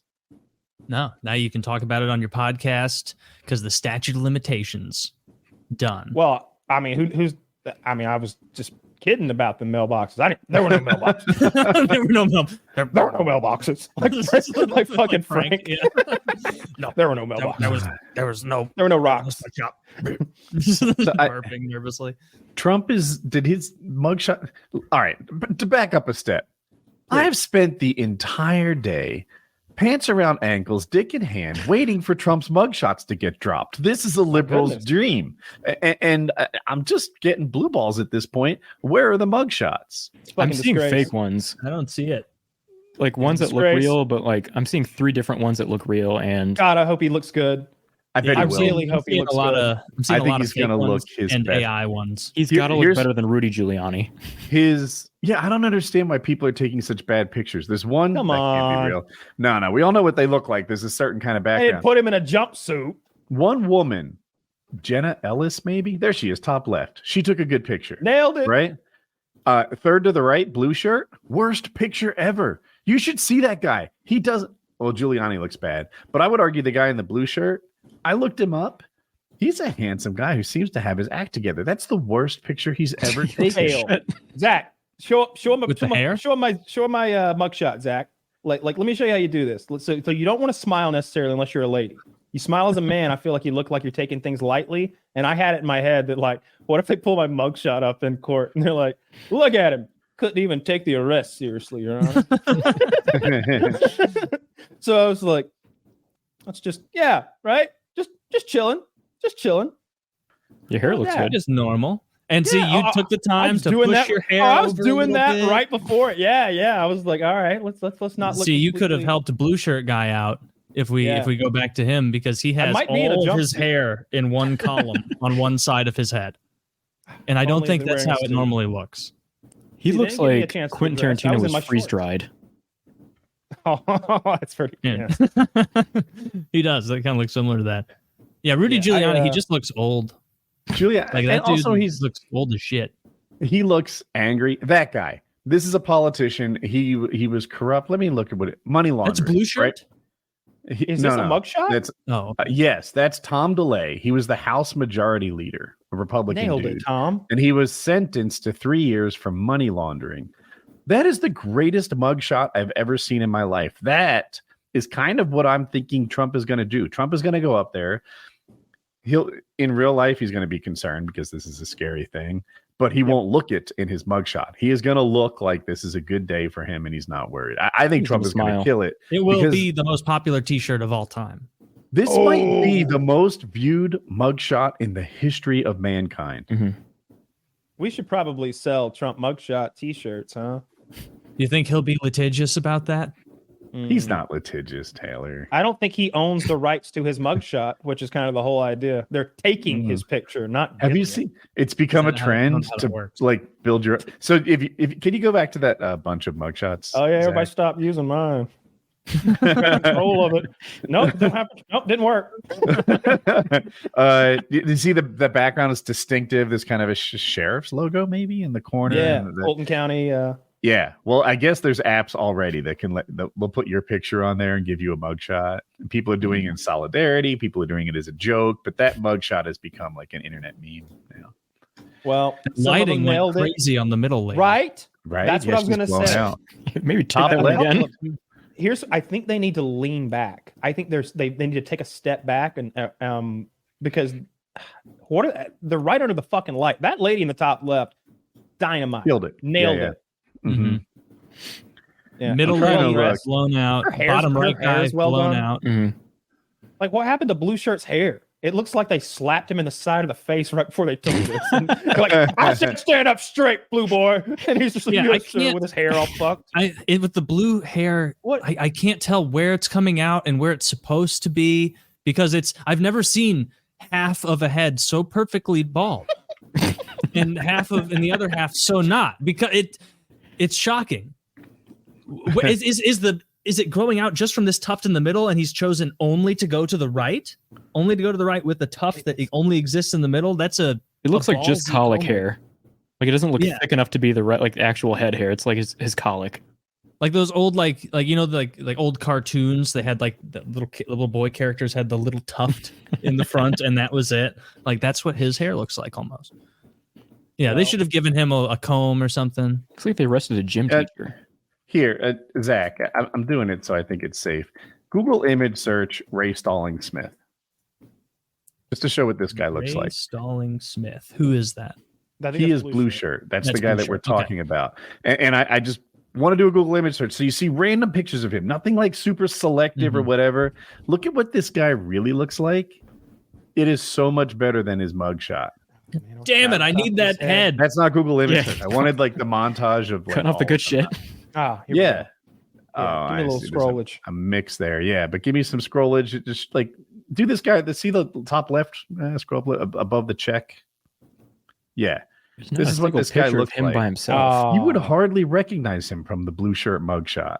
Yeah, definitely. But you can see even here how the hair ended up like that, because look at that left side. Like there is not a lot going on there. Maybe this was an older picture and it's receded more. Like that's poor guy. Guess he should just go bald. Like just he doesn't look like a good bald. Do you guys think that's the point? Like where you should just shave if you get to the point where there's just no hair in this whole area, or get a rug. I think it's too early to shave. Now I might be. Yeah. Now I'll admit his hairline's receded, especially on the side, like back a whole lot. He still has thick hair in the middle. He's got a widow's peak that doesn't make. I don't think you shave it bald at that point. I think we're looking at different people. There's a whole column that's like nothing. Zach, pull the picture up. Even his good picture, you can see it. The mugshot. I just think this is a bald man. Yeah, I think that if you connect from the front all the way down to the back of your neck, then it's not. I don't think he does. It looked to me like he's got a long strand of hair that just. Ooh, that's worse than I thought. That's so awful. This is worse. Red Foreman is better than this. This is disgusting. You know what's insane? Is it weird back there? Look how thick it is on the sides. It looks like a toupee. He's kind of showing it off too. He's like, look at it. Like he's kind of tilting his head a little bit. You know what? I've got it. Yeah. His hair is so thick on the top and the sides, and I assume the back. I think that's a fair assumption. He is an excellent an excellent hair transplant candidate. Right? If your hair is thin on the back and stuff, Kyle says I'm wrong. I might be. But if your hair is thin on the back, think you could fix this, Woody. Is all I'm saying. Really? Like, no, there's not enough hair on this man's body to look at how hairy his hairy part is. He could give up a little. That's all right. So I think that's deceptive. If you look at the top of his head where it looks thick, it looks to me like he's grown out 9 inches of hair and folded it over and over on top of itself, origami style. And he's got Donald Trump fucking sideburns or whatever. Like the whole sides of his head are so thick and waxed back that they look like they're, again, 9 inches long of hair that he's woven into some sort of a fucking self-grown weave. And this guy's got way less coverage. This guy's got weird hair, dude. What he's got growing on his forehead, that doesn't look like it started at the hairline. That looks like it's from like way far yonder back. Yeah, look how you pulled it all the way. It looks photoshopped around the ears. What happened to this? Yeah, if these kind of guys can't just afford to get hair transplant surgery, like what? Well, why? Like, okay, Kyle, maybe you know more, but I thought Woody's point was salient in that people who have a bunch of thick, like neck hair, like all that shit back here, those are the people who, and I know they say don't do hair transplants until you're finished losing all your hair to see like where it goes, because otherwise you'll lose it again. But why couldn't that guy just start like inching forward with the back hair? I and on the inching, just moving. Imagine if he doesn't have enough hair left. I feel like there's not enough back there to depopulate to grow a whole new head of hair, which is what he's missing. He's missing the main part. Like I think he has enough. I could be crazy in the middle. And Taylor, to counter your point, like don't do it until you lose it. You need to get on finasteride now, and then you'll stop losing it, and you can repair your hair before it gets worse. I think that guy's too late. I was on it for like last summer. Did it work? Well, I was on one of those like online like pharmacy places where they're like you take pictures of your head, and I'm like, I just don't want to lose my hair because my dad did, and they're like, all right, and they prescribed it to me, and then I ran out, and they're like, all right, we need to re-prescribe you. So I had to like, I was like, all right, I don't care, and I forgot about it. I didn't want to take pictures of my hair again. Re-prescribing is clicking 3 more buttons and potentially sending them another picture of the top of your head. That's what they wanted. I've got a regular prescription, but I said, fuck that. I've got to not watch Babe. That should take a minute, Kyle. He's got things to do. Yeah, you can go to that's uber confidence to be like, yeah, it's a click away, but fuck it. I don't even care. I'll be. It's bald. A click away, and it's cheap as fuck. It's 1 milligram of finasteride a day, and you keep all your goddamn hair most of the time. At the very least, it slows it to a creep. And that keeps.com, and you might get some back for men or something like that. Yeah, you'll absolutely grow hair back, and it raises your testosterone to some small extent. I'm worried that like wearing hats too much, like I'm getting like the little bit of receding like right here. Like for the most part, I'm not like I haven't lost any hair, but like when I like do my hair, I'm like, oh, there's like a little bit of skin up here that I don't remember there being. Yeah. And so I wonder if that's the hats. Well, we've also discussed there is a hairline that's you want to lose some of your hair so you don't look like a child. There is you an don't like adolescent hairline. Yeah, so you don't have like I can't. I was think not of on that board character. with this. Maybe that Munster kid from the Munsters that had that. Yes. Like Eddie you Munster. don't want Eddie Munster hair. Yeah, show us Eddie Munster. You don't want some shit like this. I think you want to lose just a little bit so you look a little bit more distinctive. You know, like you look like you've seen some shit. Maybe people take you a little more seriously if you let them know. Like, ma'am, you're overinflating that tire, ma'am. And she looks up, she sees your hairline. She's like, I bet I am overinflating it. She sees a little man boy over there. She's like, fuck off, kid. And she blows herself up. You don't want to be dealing with this, though. This is awful. I don't know. I think I'm going to look 19 for the next 20 years, and I'm 5'8". So, like, I don't think my hairline's going to help me. They're going to be like, go find your dad. Oh, Can you open this guy? I know we looked at him before, Zach. that's a disgusting picture you found of Eddie Munster. I didn't know he looked like that. Yeah, I thought he was way more handsome. Now I'm not sure. Those were his real ears. Really vascular cheeks. I don't think those are even go his to the teeth. bottom hairs. of This one. guy. Those are hairs. Are you gonna Yeah. tell me you want to? Isn't this the target? Isn't this the hairline that every guy wishes he had? It's pretty aggressive. It's tall.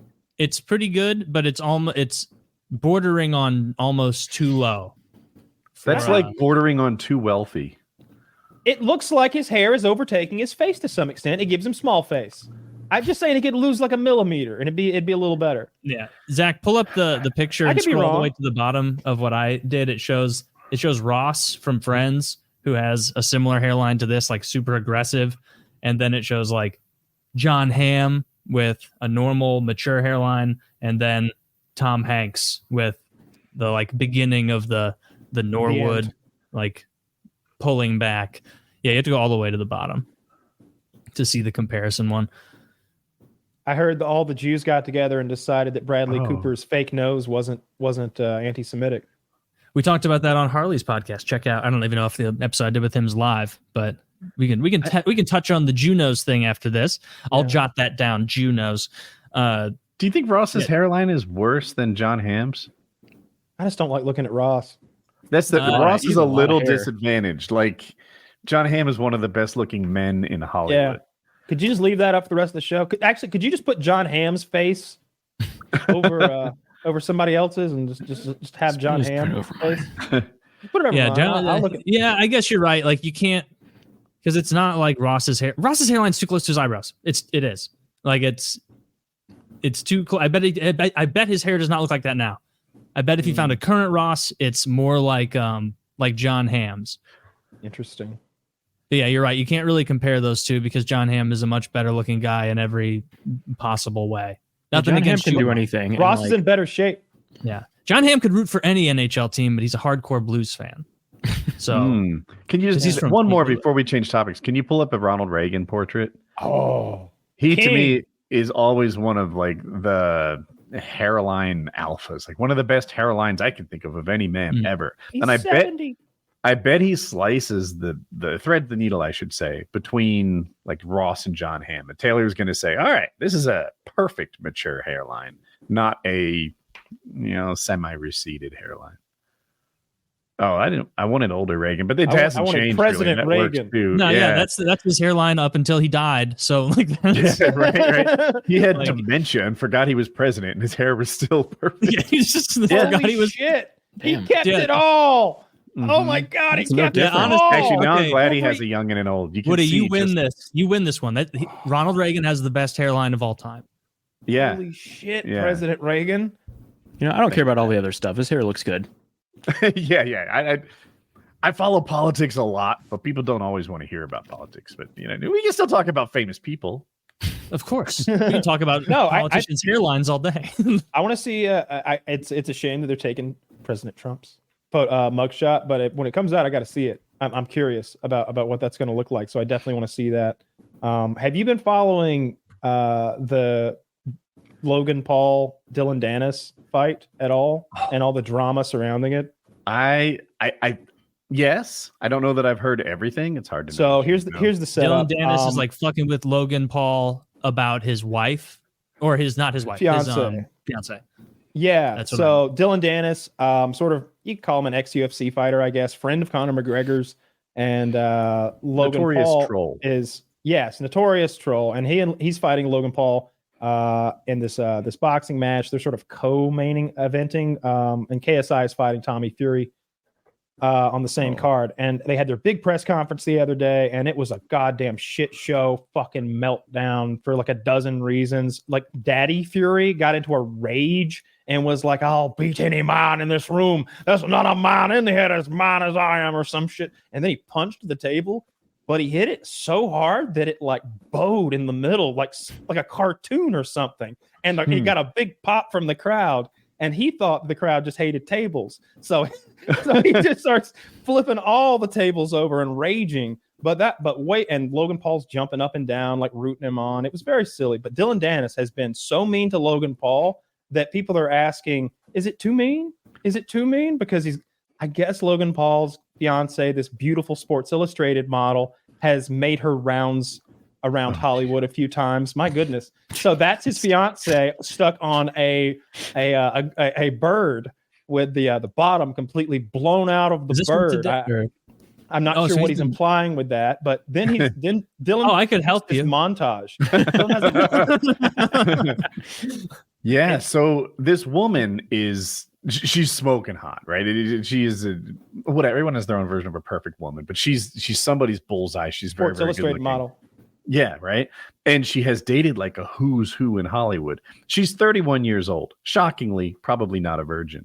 And they're just showing her kissing like celebrities, dozens, some of them are musicians, and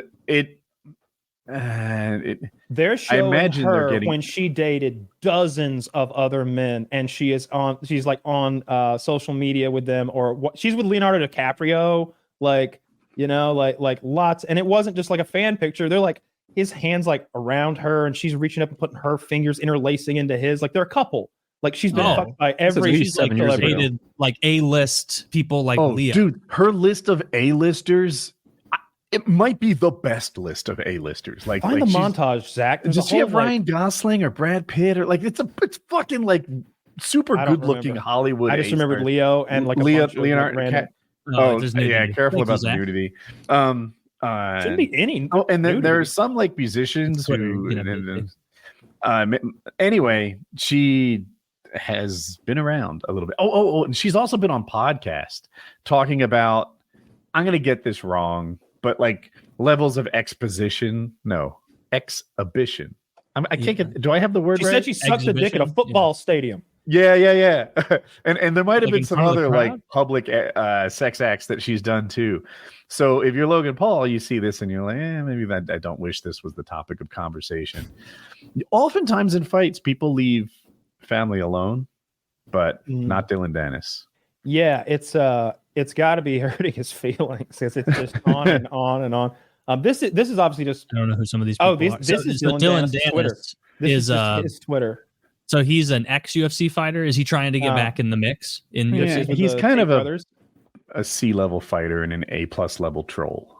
He hasn't fought in years. And the thing he's most famous for right now is pulling out of the last fight and making a whole shit show of the event.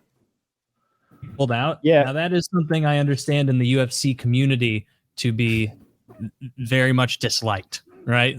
Like pulling out of fights that tends to ruin your reputation. Yeah, but I don't even think it was a UFC fight. I think he was doing one of these like silly fights like this Logan Paul thing. That's not a real fight. It's I don't know, whatever you want to call it.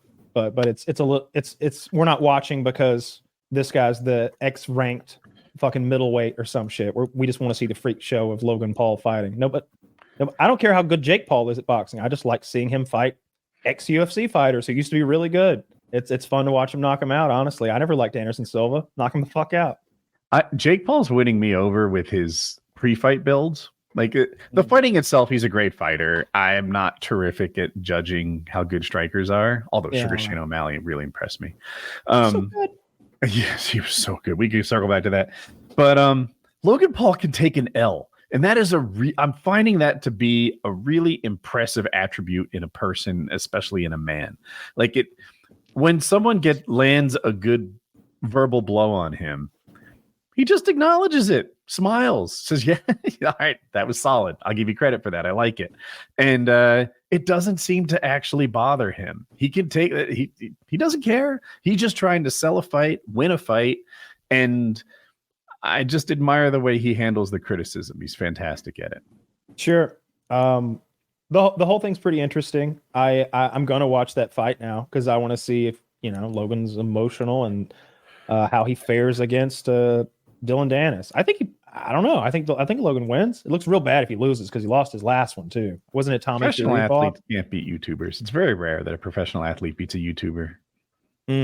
Yeah, you just have to pick like an ex-basketball player or a grappler and don't you pop my bubble. I like it blowed up. Dude, if you beat Tyron Woodley twice, I don't care if he's older. Like that's what I feel about that Conor McGregor win over Cowboy Cerrone. It's like, yeah, Cowboy was getting older, but he's still the same man. Like he might be a little bit slower, but Conor took him apart. And I saw a great clip where they pieced together where Cowboy had talked shit to Conor's face like years prior when Conor was trying to win the 45-pound strap. And he's like, we're too big for you. We'll break you. And then it's like cut to rap music as Conor kicks him in the head and then starts just throwing that left over and over into the side of Cerrone's head until he collapses and the ref stops it. Is that what happened? And then it was a shoulder blow or something. Well, he broke. That was the first thing that happened. They clinched. Okay. The first thing that happened is McGregor misses a huge left. Right, Cowboy ducks under it. I'm sorry, Kyle. I'm pretty sure that's I it. expected a lot more. My goodness, that Mr. is Trump. He looks. Hang on. You know what he looks like to me? Looks like a bald eagle, ready to strike. That's what I see. I see this instead of doing happy and like this is all fun and games. He's brought his game face. This is game face Trump. He's angry. He's clearly angry. Are you sure this is real? He's saying, I think it is because I'm seeing it on the latest on Twitter. Like it's like all over now. All over. This is game face Trump. So I saw a fake one that looked real, but so that's fake. I think that's the fake one. Well, that one's much better than the other one. But the other one, the one from before, I think that's real. Get out of there. You think this is the real one? I don't love this. I think game face Trump. I would rather see him do what like that spin. If I were on like a panel right now, I'd be like, that's game face Trump right there. He is fired up. He's letting America know. He's letting us know. You want to talk about dog whistles? This is an eagle's cry. American eagle's cry. This is the man that's protected me. They're coming after me, and he's in the way. No, I like Tom DeLay's picture 1,000 times more, and I thought Donald Trump would bring that. But no, I swear to God, I meant everything I just said. That's what I genuinely think is happening here. What? I'm sorry, I didn't catch it. What? I said this won't be my easiest masturbation session, but I'll get it done. Get it done. Are you gonna come tribute the president? 78-year-old man. And then I'll tweet it out. You're gonna come tribute the president? Oh my God, that would be so awful. I linked something from the. Do I think Trump has a toupee? No, I think that's been pretty thoroughly debunked. He's had like audience members come up during his speeches and let them pull his hair. And I saw an image that explained how he combs it. And once I understood how he combs it, I'm like, I see. He's really maximized what he can do with the hair he has. And so if you don't know, I'm not a Trump fan at all, but I will give credit when it's due. I think that, with the way he grows hair, there isn't a better answer for it. He wouldn't look good bald, and he looks as good as he can. I've seen those edits where it's like what he would look like if he was an actual like normal old man, and it's rough. It's like it's weird seeing him as an actual like a real old man. No, not the old man that he's done himself, but like the real. You know what thing. it's like? It's like the Simpsons episode where Lisa needs braces. They're at the orthodontist, and he's like, "This is what Lisa will look like after uncorrected. 1 year, 2 years, 3," and her mouth is exploding with teeth. Like they're coming through her face. They're just branching out like briars. It's all right. I think you really want to sell these braces, Doc. I don't know. So when they show Trump looking like the crypt keeper, I mean, look, I'm not. That's my grandpa. Trump's ass. He looks like shit. But he looks better than the average man of his age and lifestyle. There it is. Yeah. Nailed it. Yeah, Lisa needs braces. That's a classic episode, by the way. Chris, yeah, it is. That's a great episode where they I won't get into a Simpsons episode. Don't spoil it. I won't describe a whole Simpsons episode. When you're not watching absurd reality show TV, what do you like to do for fun? Keep yourself occupied. Either play Call of Duty, unfortunately, or watch the same TV shows over and over again. But yeah, mostly Call of Duty. Which TV shows are we talking about that you've been watching over and over? I usually watch the same like 5 episodes of Seinfeld over and over again, or Parks and Rec, but mostly Seinfeld. I like your style. Not even the whole Seinfeld? No, I do watch. So like I go and watch, like they play it on. I watch TV Land at 2 a.m., which like I don't think I'm the demographic for, but or like I watch. There's the 2 episodes that I watch at least once every month. It's the Bad Boy George, or the God, what's the other episode? Oh, The Opposite. Yeah, that's the one. I watch those 2 once a month. You like the George coming into his own episodes. George is he's the one. But then like whenever I see like season 2 or earlier, I'm like, this is not the same fucking show. This is a very different show. Like Kramer is like not Kramer, and everyone it's like it's Kramer it's is a little like he's almost more suave in season 1, and then it's like all right, Kramer, be like every room you go into, we want you to barrel in, we want you to fall in, go crazy with it, and it's much funnier then. He was Kessler in the first in the pilot, not really? Kramer, because Kramer Kramer was the actual name of Larry David's across the hall neighbor, and he had a relationship much like Jerry's relationship with Kramer, where they kept their apartments open, unlocked, so they could pass in between. And so initially he was like, hey, let's not name it after my neighbor. Let's make it Kessler, since the character's based on him. And they're like, no, this isn't going to work. And they went to him and maybe paid him $1,000 or something. That guy, to this day, the real Kramer, he runs the Kramer Seinfeld tour. And you can hop on the bus with this guy and he'll tell you Larry David stories and episode stories while he drives you around, I guess, to all the hot spots that they filmed at. Surely the diner and places like that. Yeah. Is Larry David wealthier than Seinfeld? $1 billion, I would say, neck and neck probably, because their main breadwinner they're probably 50-50 on. Although I don't know what Jerry makes for all those comedians and cars shows he does. You'd think they'd pay him buku, or he wouldn't do it. Yeah. But then on the other hand, Larry David's done 10 seasons on HBO of Curb Your Enthusiasm. I say, that's got to be put him ahead. I don't know what that pays. It might be a passion project for that guy. It's so I love that show, that dry humor, that just let the joke fall. I can't watch too much of it. It's like sometimes it's a bit much. Makes my teeth hurt because it's like come on, don't act like this. Don't embarrass yourself and everyone else at this fucking bar mitzvah or whatever. I love it because Larry says the idea is that Larry David says whatever he fucking wants to. That he's and it's kind of. If he was a normal human being, I'd probably hate him. But because Larry David has become Larry David, billionaire, actor man, I'm like, yeah, Larry's right all the time. You should all fall in line and listen to what Larry says. I love my favorite episode might be, and it's a newer episode, the Spite shop, where he gets mad at the coffee shop. So he buys retail space next to them, adjoining them in the mall, and makes his own coffee shop. And he undercuts their prices, and he like improves on all the problems that he had over there. And he keeps slashing prices. Like the other guy can't keep up because Larry David's a billionaire. He don't give a fuck. It's a spite store. And you see this like behind the scenes Hollywood reporter being like, it's a new trend, spite stores. And they go like all these celebrities who got like mad at a jeweler or something. So just ruined this little jeweler's business. Like Britney Spears is like, yeah, they talk shit to me. I'm not having it. I'm rich, bitch. So she's like got her own jewelry store, just driving the other people out of business. It's a great episode. And I love the interview with Larry David. Larry is. The interview with him where he's talking about like I don't remember the guy that interviewed him, but he was asking like, what's like the longest you'd go for a destination wedding? And he's like, I wouldn't. Like if I have to get on a plane, like hour and a half drive is the most I'll go to a wedding. I'm like that makes. I'm not flying across the country for a wedding. This is funny. My brother is having to go to Spain for a wedding. Who's wet? Well, not to get too detailed, but like what kind of an acquaintance is this? Or just a friend? Is he the best man? I don't think so. I actually haven't asked it is really he a many groomsman?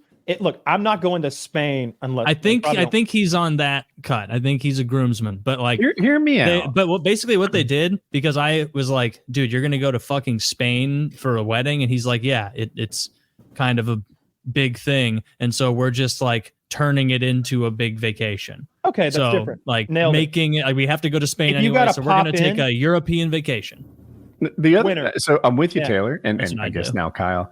But I think that when you have a destination wedding like that, your presence is the gift, right? You don't often give like $1,000 when you have to fly to Spain to attend the wedding. I think you're that's right. normal protocol. I could be off. I think that was the whole Well, point of the interview. well, is Woody, like, we my traveled presence all is the the way- present. Yeah. We traveled Yeah. all the way to wherever the fuck that time to Joe's wedding. We wrote him a check. That wasn't a destination wedding. Was but our for us, it was. We had to. Did we fly or drive? I don't even remember. We drove. Remember, I slept, and I know you slept on I the was way a bad to the navigator on the fight. way back. That was the fight. I'm talking about the wedding. Oh, you're right. Did we fly to the wedding or drive? I don't remember now. I'm not positive anymore. Yeah, I'm not either. I remember very little about that trip. Your snoring never bothered me, by the way. Growing up with my dad, like You can on tell par. because he doesn't even remember. Yeah. I didn't know it would have been. I remember we No, I watched, snore like a champion. Oh Olympic yeah, we level watched Mad snoring. Max. Mad Max was in Yeah. theaters. So whenever that was. Woody wears a Yes. BPAP because a CPAP is bitch made. Like can't handle it. He's close to APAP territory.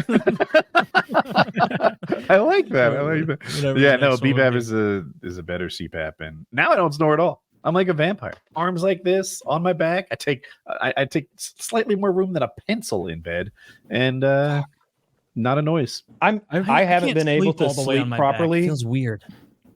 I haven't slept properly in weeks because my What's going on there? stupid fucking dog. Hmm. He gets in the bed and he stands in the middle of the bed and then he collapses into me hard. Like he's 60 pounds or so, I don't know, maybe more. I haven't weighed him lately. But I'm like, oh, like knocks me over and I'm like, all right. If I scooch away, he'll scooch into me until we're all the way on the edge. So I can't scooch away because what he wants is to lean into me with all of his weight to know that I've got his back over there. So that lasts until he gets hot though, which doesn't take very long. So then he gets to the floor on the hardwood and he sploots out. That's when the legs stick out the back and he cools his belly off on the hardwood. That's fine. I don't mind. Well, now we're too cold though. Got to hop back in bed with Kyle, collapse into him again. And that happens over and over throughout the night. Sometimes I'm just in the fetal position, basically where my pillows go, like just there. And he's got the whole rest of the goddamn bed. Is that Rocky? Long.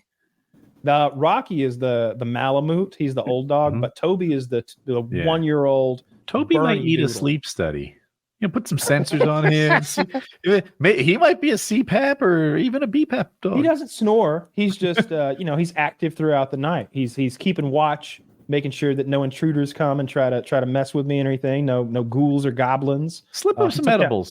See if he sleeps through the night. Give him like a melatonin chew that they make for dogs. See if that knocks him out. You can give him Benadryl. You can just slip that in some cheese. Yeah, actually, not too much though, or he'll trip. All jokes aside, they do have. I think you guys told Static me about it on Man. the show. They Robo have, tripping. like, meds you can give dogs who like freak out or are anxious. Like Oh, yeah. CBD. Yeah.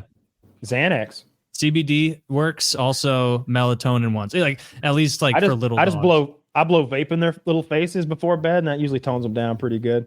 Good call. Oh, yeah. Yeah. You just Strong ass like shit. come over here, Toby. We're gonna shotgun this hit right into your. He puts his mouth on his nose. Yeah, but it's like holding his it's like legs that, up. It's that weird shaped dog mouth, so you have to like cover the sides. So my Malamute had an ear infection, so I took him to the vet, and I was like, listen, you're the third vet. I am tired of this. They keep giving me pills and fucking creams and well wishes, and I roll my eyes every time because I know this guy has some like bacteria in his fucking ear that's hurting him, and we're not killing it. We're just like souping it up every time. I was like, can we do something different this time? Because I don't want any pills. And she's like, let's do a study. So they sample the bacteria, they send it off to UGA, and they do a culture, and they grow this bacteria, and then they expose it to a huge spectrum of different antibiotics to see which ones are effective against it. I've got the list downstairs, but essentially anything that ends with psyllin, resistant. amoxicillin, penicillin, lots of cillins I'd never heard of. This long list. And she's like, so we have these drugs we can use that it will respond to, because they've already tested those drugs against that bacteria and killed it in the lab. I could get the thing from downstairs. I'm going to get a soda in a minute, so I'll find out. But whatever it was $35. And they just put I wasn't there when they did it, but she described it as like a gummy bear type thing that they just popped in his ear that stays in there and just dissolves. And it's a 30-day antibacterial treatment for that specific. It's staph. It's what it is. That's what it is. It's staph infection in his ear. So hopefully we get him sorted out, because it's pitiful. And then I also asked her, I was like, yo, look at his leg while we're at it, because he's got metal showing through his fucking leg, and they don't know what to do about that either. And she's like, oh, we'll pop that right the fuck out of there. He's like, I'll make a cut here, make a cut there. She's like, Debbie, do we have the drill? And she's like, well, Tammy's got a drill. All right, well, tell Tammy we're gonna need that drill. Is it a DeWalt? It's I swear to God, I made that joke. I was like, I got a DeWalt at home, and they all laughed. She's like, no, it's a special medical just drill. slaying at the vet office. Just murdering. She shows me the X-ray of what's in his leg, and he's got this long oval-shaped piece of stainless steel along the bone in his leg, and then through it's got screws. And the X-ray had such fidelity that you could tell what kind of screws we were going to be dealing with. She's like, look at that. It's a hex screw. She's like, all right, we know. You could see it so well. It was really cool. So we're going to get his fucking leg operated on as soon as the ear infection clears up. What are they pulling? Is it just the screws, or are they going to pull the whole thing out? He's also got a steel rod going all the way through the center of the bone. So I think we're going to take all that shit out. The steel rod too. I think so. She said that the bones. She said the bone looks really solid. I think that's the plan, to take it all out. Yeah, I think that's pretty normal. I've got some hardware on my leg too, and they're like, for me, they just pulled a couple screws, because I guess active people tend to break their screws. They shear them, and my orthopedic surgeon, who I see a lot, is like, I have advanced knowledge of you. You're gonna break your screws. So we pulled those out. But he left the plate in place. He's like, we don't pull those unless they cause you trouble. Yeah. Nice. But he's got this. Having trouble. Yeah, that thing's got to come out of there. I want him to have more fun. I love those fucking dogs. I'm still thinking about getting another one. I've been looking at dogs. I'm not going to do it. But I've been looking at them. Dude, so I missed a week. It's been 2 weeks. And I was like, I wonder if Taylor has dogs yet. Not yet. I've got one narrowed down pretty good. But I'm not sure Bichon Frigé? Pull the trigger. It's a Bichon. Yeah. Yeah. A little I think it's like it's like I'm gonna get into a bidding war right now. You're gonna get a bidding war with me? Well, I'm gonna have to drive out into the middle of I've been looking at puppies.com, like you told me, trying to find like people with good reviews, and I basically found like very reputable, really, really good breeders that sell like these Bichons for like $2,000, but that's fucking $2,000. And then there's other Bichons that still look pretty good for like $800. And so let me just say, I don't care where they came from. Out. So here's what's important to me. I want them to have the 1-year genetic fucking flaw guarantee. They all have that. Yeah. Yeah. Once we got that, I don't care. Like, as long as I don't get there and it's just like a torture factory or some shit. I want to go to a residence where they had a litter of puppies. That's usually that's how when I bought Toby, it was like a household with children and shit where they had a litter of puppies. It wasn't like a farm where they, milled that's what puppies. That's what the $800 one seems to be, is like more of a family thing they're doing. And so either way, I'm gonna have to drive like fucking 3 hours into the middle of Missouri. I'm on a different page. I'm not sure I'm right, but I want one from like a champion bloodline. And it's not that I give a shit about championship or dog shows or anything like that. It's that dogs that come from a championship bloodline are like, these are dog enthusiasts trying to create the master dog. And health is a big part. It depends on the breed, I guess. Like if we're a bulldog, maybe I'm making a mistake. But if it's, I know in the Great Dane world, like they go really crazy on trying to get these like healthy, personable, great dogs. And when we bought our dogs from backyard breeders, they were yellow labs. Mm-hmm. They both had hip problems, and they weren't common. it's common in yellow labs, but I wonder if I had gone the whole championship route, if they would have been healthier stock. Maybe that. And my experience is, and I won't back off of this, that the purchase price of the dog is a pretty small piece of the ownership puzzle. And like, I don't know how much Rocky cost, but I think that he's falling into the pattern that I think he might have been free. Not anymore. He's like, no, I'm a couple grand in Rocky. He's a big boy. All right, Rocky's fucking gonna have surgeries and operations and special diets. And right? Shit. They want. But I bet if you bought him for $2,000, then he was perfect. He'd be cheaper. Yeah, for sure. But when I bought Rocky, I knew he was fucked up because he was in there. You know, I've done that too. Fucked up. I was thinking about you the other day because as I do this little puppy search or whatever, Woody, I find these Great Dane crossbreeds that are on there. And they're fascinating because I like to see what you get when you mix A and B together. That C could be all sorts of crazy stuff. So they're mixing them with like big dogs, like Irish wolfhounds and stuff, and like fuzzier dogs and longer haired dogs. And it's real cool to see what comes out. The dogs that I'm most interested in are all those weird crossbreeds, like Pomskis, half Pomeranian, half Husky. They're so fucking cute. Taylor has me convinced that a Great Dane Doodle. I want to see it. What's that look like? I made that up. I don't know if it's a thing. I want to see that. A Great Doodle. I bet it would improve it. Mixing poodles with most dogs makes them better. Yeah, like, they're cuter. They're gonna get a step ladder for that young man. Getting that Great Dane poon. I don't want to see where some of those dogs come from because they had to put that little tyke up there and like. Make him poodles are pretty big, like that. Am I crazy? Yeah, poodles are pretty. Like a real poodle is a standard poodle is not a small dog. Like it's a mid-size. 80 pounds. Sound right? Maybe not quite that big. Oh, look at that motherfucker! Yeah. What is that's? An Irish wolfhound. I think it might be a wolfhound Great Dane. Like that might be why he pulled it up. It's a big boy. A Dane Doodle. Dane Doodle. Oh, that's a Dane Doodle. That's a great Doodle. Cool look. That is a cool looking dog. You should do that next. My dogs are way cooler looking than that one. But this one won't shed. Shit. He'll take smaller poops. You should get a black lab, and then you could have its hair all over your house. Yes. Bring it everywhere you go too. Is that what you have, Chris? That's been walking around behind you, a black lab? It's a little mix. So he's like a little black lab, but he's all right. This is just a Great Dane with fuzzy face. That's cute. That looks like it sheds. Look, he's got his ass up on the couch, but he's just touching the ground with his feet, like the big dogs do. That's fun. Don't know for sure if he sheds, but oftentimes the reason that you crossbreed with a doodle is they don't shed. What happened to that one? He's just sad. It looks like he's got some sort of Bell's palsy or something. He needs a hug, man.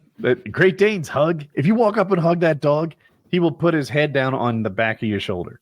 That dog's had a stroke. He is so scared right now. Chris, when you stood up, I noticed you have a magic kit behind you for magic. The Chris Angel Mind Freak magic kit. Do you dabble in any magic tricks?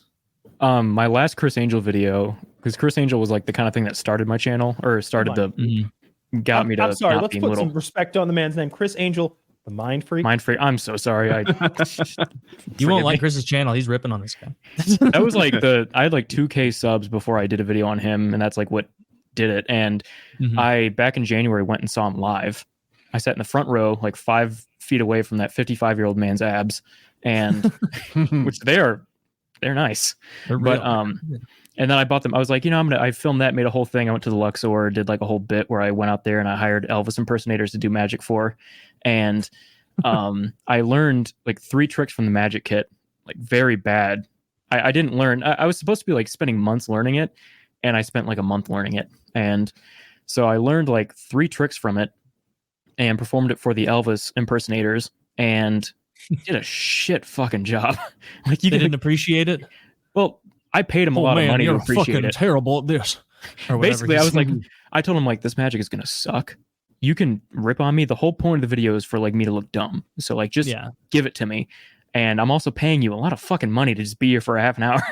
And so they did exactly what I wanted them to do. But I learned like 2 card tricks and then that like turning a red ball into a cube trick.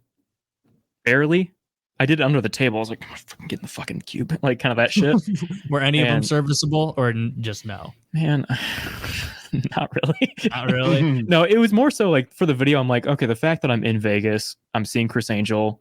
I got the Elvis guys coming up to the room. Like that was like the whole thing of the video. So I'm like, sure. I don't care if I butcher this shit. How much did the Elvis guys set you back? Like I didn't imagine them being super expensive, but I guess only if you hire 8 of them, you know. Well, only $600 for a half an hour for each. What? Those guys are raking it in. Were any of them like, was there a little competition or a little competitiveness when you get like 6 fake Elvises in the same room? Or are they like all in the same union or something?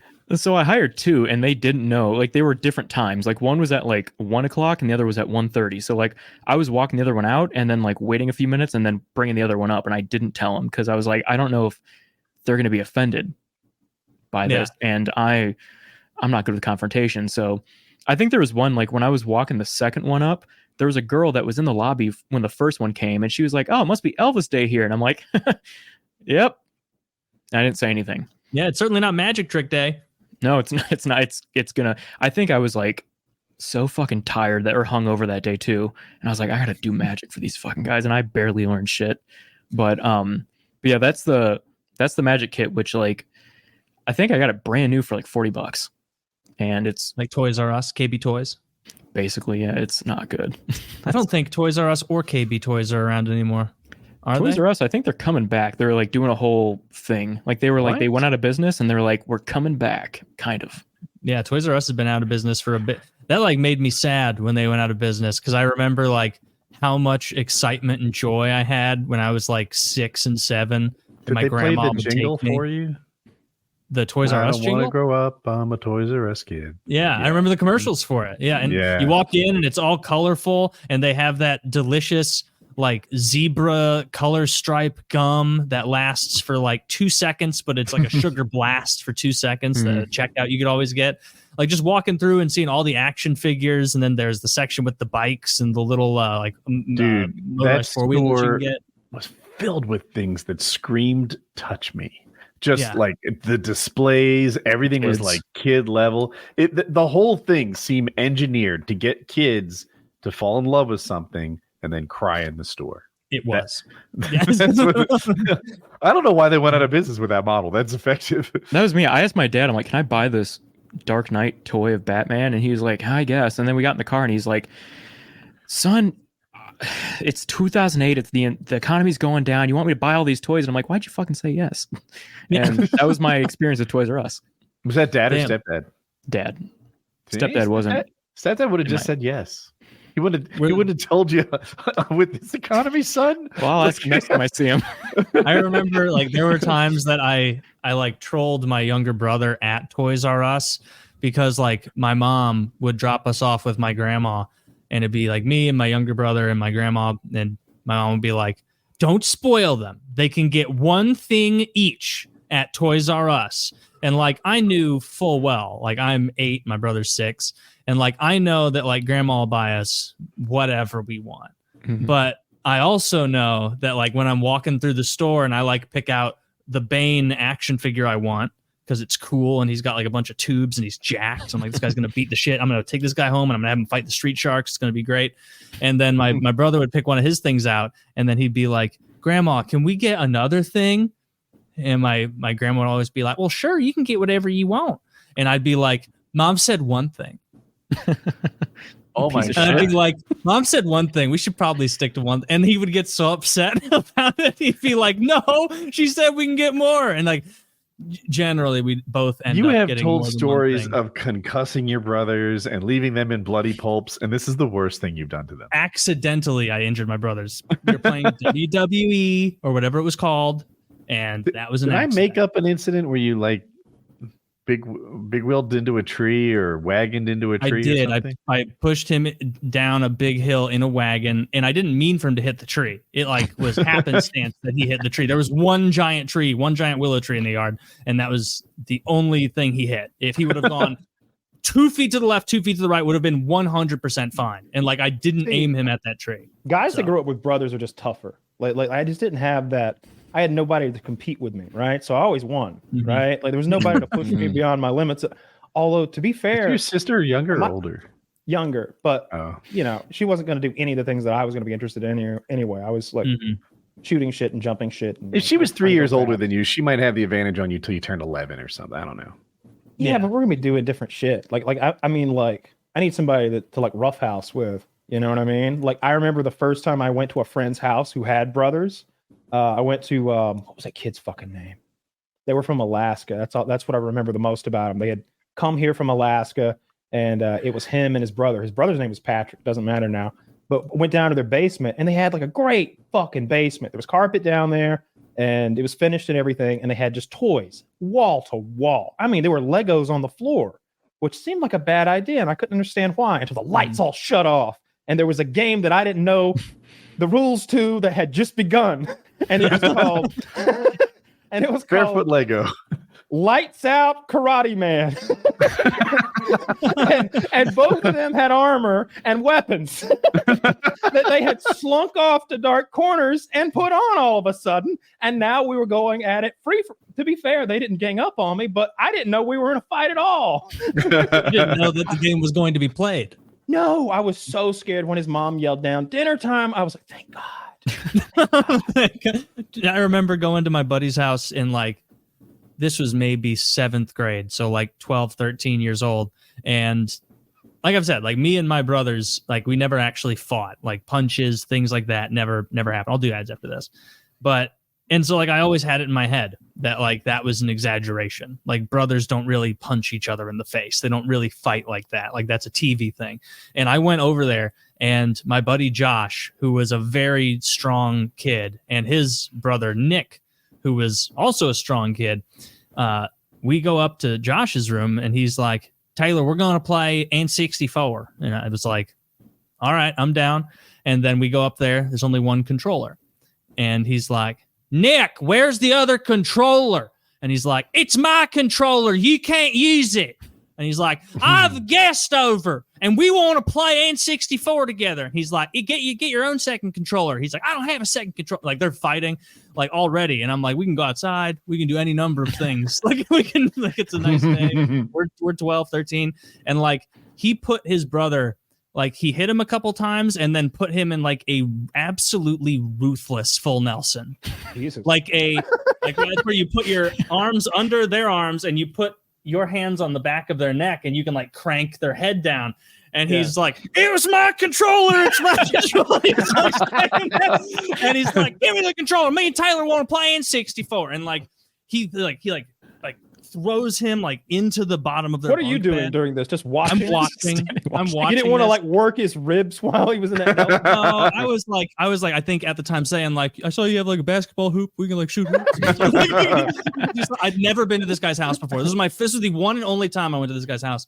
And he got in a full on fucking fight with his brother until his brother like started crying, and because understand he was being beaten like savagely. And then like their mom had to come up, and I expected, because of my perspective on it, like this is going to be a big brouhaha. Like the mom's going to come up here, she's going to see these two, you know, at each other's throats, like throwing fucking kidney shots at each other. And she came up and was just like, "This is how you behave in front of company. I thought I raised you better." And then like that was it. And That's then he probably a good move though. It worked, didn't it? And we played a little N64. And I was like, I don't want to come back to Josh's house. Like if I hang out with Josh because he was a cool guy, he's going to come to my house, you know, where we're a bit more civilized. But I just realized I'm very over on the ads. So we're going to hear from a couple of wonderful sponsors. This episode of PKA is brought to you by PharoDistro.com. PharoDistro.com, link below, folks. Do you want to get high? Like really, really high? Then get your ass over to PharoDistro.com and try out the new Dab X Go. Say goodbye to messy dabbing with its sleek magnetic titanium design. This revolutionary electronic dab rig will take you to highs you've only dreamt of. Get it exclusively at PharoDistro.com with discount code PKA20 for 20% off. And if you're searching for the perfect concentrate to put in your Dab X, dive into Pharaoh Distro's THCA Diamond Sauce or the fan favorite HHC is Better Dabs. Fly high, mess-free. Get yours at PharoDistro.com. Don't forget, use code PKA20 for 20% off your entire order. Please use responsibly, particularly the very strong edibles. Said it before, say it again. These 500 milligram, 300 milligram edibles, They're accurately dosed. Don't fuck with them if you don't have the tolerance for it, or if you buy and if you fucking insist on buying these anyways, take tiny little bites, guys. But if you just want to get a more reasonable high, check out the HHC is better carts. This is a much gentler way to get high. If that's not quite your speed, check out the dab. That little bubble in there is the most convenient way ever to actually fill a dab rig. You're not like carving up like nonsense. You can just kind of like boop, put a few drops in and you're good to go. You're muted, Kyle. It's super convenient. And we've said this before with the edibles. Of course, PKA 20% off. Get yourself the dab X, get the edibles, get the smokables, the whole thing. But if you're intimidated by the very high dose edibles like this package with 2,500 milligrams of ropes in it. I eat little lengths of it. Yes, Kyle eats lengths of it because he's got a high tolerance. But they've got 25 milligram normally dosed edibles as well. Check those out if that's more your speed. But if you're a Kyle level titan of tolerance, then check these out. Check the sour belts. Unbelievably so if you strong. Get if you're curious about that 2,500 milligram rope, so everybody's fingers are different lengths. Well, I did about a finger's length of that rope, and I bit it off there. So you want Kyle fingers? I wear extra large gloves. Figured out, and that night when it kicked in, I was sitting on the couch watching Star Trek, the new season of the last season of the current season of the new Star Trek, and it hit me, this intense wave of just highness. Just I could feel my forehead. It felt like there was a bubble in my forehead. The way those whales that have the big squishy fucking beluga. Yeah. It felt like I had a beluga whale squishy spot in the middle of like my whole frontal lobe had just hollowed out, and I was just like, I went ooh, like that. And she was like, "What's wrong?" I was like, "I just got hit with a real big wave of intense highness." She's like, "What does that mean?" I was like, "It's like you're standing in the ocean and you feel that strong current hit you and keep moving, and you're okay now, and I'm steadying up, but I know there's another one coming." And I was so goddamn high from that thing. So From a finger sling. So it sounds like the whole rope is 2,500 Yeah, milligrams. that baffles me because I measured it with my dick and I barely felt anything. He's like, this sucks. Like, that rope is 25 heavy doses of some, there were some real strong of doses. stuff. do not take a Kyle finger of it to start, because Kyle's tolerance is ridiculous, and if he's getting beluga brained off of it, then there's no way you want to be in, because if it beluga brained Kyle, I'd be asleep till PKN. I'd be asleep for 4 days if I took that much. Edibles. So stick to Woody's dick as your measurement. Stick to Woody's cock. You'll be better off. But yeah, the HHC is better, or the Delta 8 is better. Carts, much gentler if you're not feeling the edibles. This episode also brought to you by Blue Chew. Let's talk about sex. Guys, shouldn't you always be at your best? 2023 is the year to maximize your performance in the bedroom. Listen up, BlueChew.com. Blue Chew is a unique online service that delivers the same active ingredients as Viagra, Cialis, and Levitra, but in chewable tablets and at a fraction of the cost. You can take them anytime, day or night, so you can plan ahead or be ready whenever an opportunity arises. The process is simple. Sign up at BlueChew.com, consult with one of their licensed medical providers, and once you're approved, you'll receive your prescription within days. The best part, it's all done online, so no visit to the doctor's office, no awkward conversation, and no waiting in line at the pharmacy. Blue Chew's tablets are made in the USA and prepared and shipped direct to your door in a discreet package. Blue Chew wants to help you have better sex. Discover your options at BlueChew.com. Chew it and do it. And we've got a special deal for our listeners. Try Blue Chew free, folks, when you use our promo code PKA at checkout. Just pay the $5 in shipping. That's BlueChew.com, promo code PKA to receive your first month free. Visit BlueChew.com for more details and important safety information. And we thank Blue Chew for sponsoring the podcast. $5 for shipping, and you get 3 pills if it's the same as it was a good while ago. Kyle recommends the Tadalafil, which is all I've ever tried. I trust his judgment on that. So take the Kyle recommendation if you please. $5 in shipping, and you can see if Blue Chew is right for you. PKA at checkout, just to pay the $5 in shipping. This episode also brought to you by another penis pill, Lock and Load, the premium ejaculation increasing supplement that's taking the world by storm.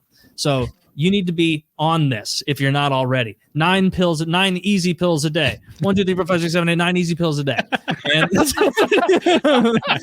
and that's what you want to do. But it's really 5, 9 because you take 5 in the morning. You put them together, it's less than the size of a toad. Yes. No big deal. It's just a palm full of pills, folks. So, and that's how you can tell that we're playing for keeps here. So take the 5 pills in the morning, take the 4 at night, and you are going to be reaching heights and spurting further and harder and bigger than you ever have before. If we were trying to fool your asses, we'd tell you to take 1 pill, and it would have taken no time at all to make this product. But because we're autistic, we made sure that we made an actual cum product that works. Anytime you see like a porn advertisement for some nonsense, yes. They fucking wish they had the proprietary blend that we have going here. They wish they had the research that we put into it. They wish that they had the efficacy that we boast. But it's a lock and load thing. So check it out. Code PKA, code Jizz. Get 10% off lock and load. Get 10% off protein powder, pre-workouts, weight loss supplements, all the wonderful things, energy drinks over at Derek's site, GorillaMind.com. PKA or Jizz, like I said, 10% off all of that, but lead off with lock and load. Check it out, and be sure to leave a positive review for us. There was talks initially on lock and load. You will notice a difference. In 4 weeks, it's comically effective, and I think we say 6. In 4 weeks, 6 weeks, your plumber will notice the difference. Yes. If you have a septic tank instead of beware. But yeah, you it's not one of those things where it's like, oh, buy the second bottle and you'll get even more. Like by the end of the first month, you will be most of the way there to where you're going to get. If you like, am I wrong? It might be like you might get a bit more after like a couple more weeks, but like a month of taking it, you're fucking there. noticing. Oh my god! It's not day 28 and 29. You're like, oh wow! Like no, you're going to notice this stuff. Stay hydrated, folks. Stay hydrated as well. That's key. Mm-hmm. That is key. That's key for everything. Everything in your body requires hydration, I've heard. Yes. You don't have to drink water. Drink Coke. It's fine. Drink any amount of Diet Pepper. Yes. Caffeine free. So they say. Some people All are it saying is sparkling caffeine-free. water with some brown in it. Come on. A little bit of brown 40. That brown 40 is good. Is that the dye? a little brown Could 40. be. I don't know what they put in there to make it brown. It's that off-putting when it's clear, though. Remember clear Pepsi? I didn't want it. It shouldn't taste that way. Crystal Pepsi? Is that what it's called? Yeah. I remember it was clear. Yeah, that was like a clear Pepsi, but it made a crystal. Yeah. They kept bringing it back, but it's weird for a clear drink to taste like a cola. It should be brown. Yeah, you're right. Cola should be brown. Speaking of your guys' weed sponsor, I had tried one of your previous ones at some point. It was the Bears. Yeah. And I ate up to the feet or the shins regularly. And one night I got some actual dispensary, because we have legal weed in Illinois. So I got some dispensary gummies. And I was used to like the 45-minute-ish time from the gummies, like the Bear gummies. And I didn't know that the dispensary ones kick in a lot quicker, like 20 minutes. Oh, I didn't know that. So, the ones that I had did. And I drove to a Casey's gas station. And I was like, I'll get a slice of pizza. And right as I was reaching for that slice of pizza, I was like, man, this is taking a long time to get this slice of pizza into my hands. Everything is like really hard right now. And I realized that shit had kicked in the Casey's General Store. And I think it was a 20-minute visit to Casey's to get just like 2 slices of pizza and a fountain pop.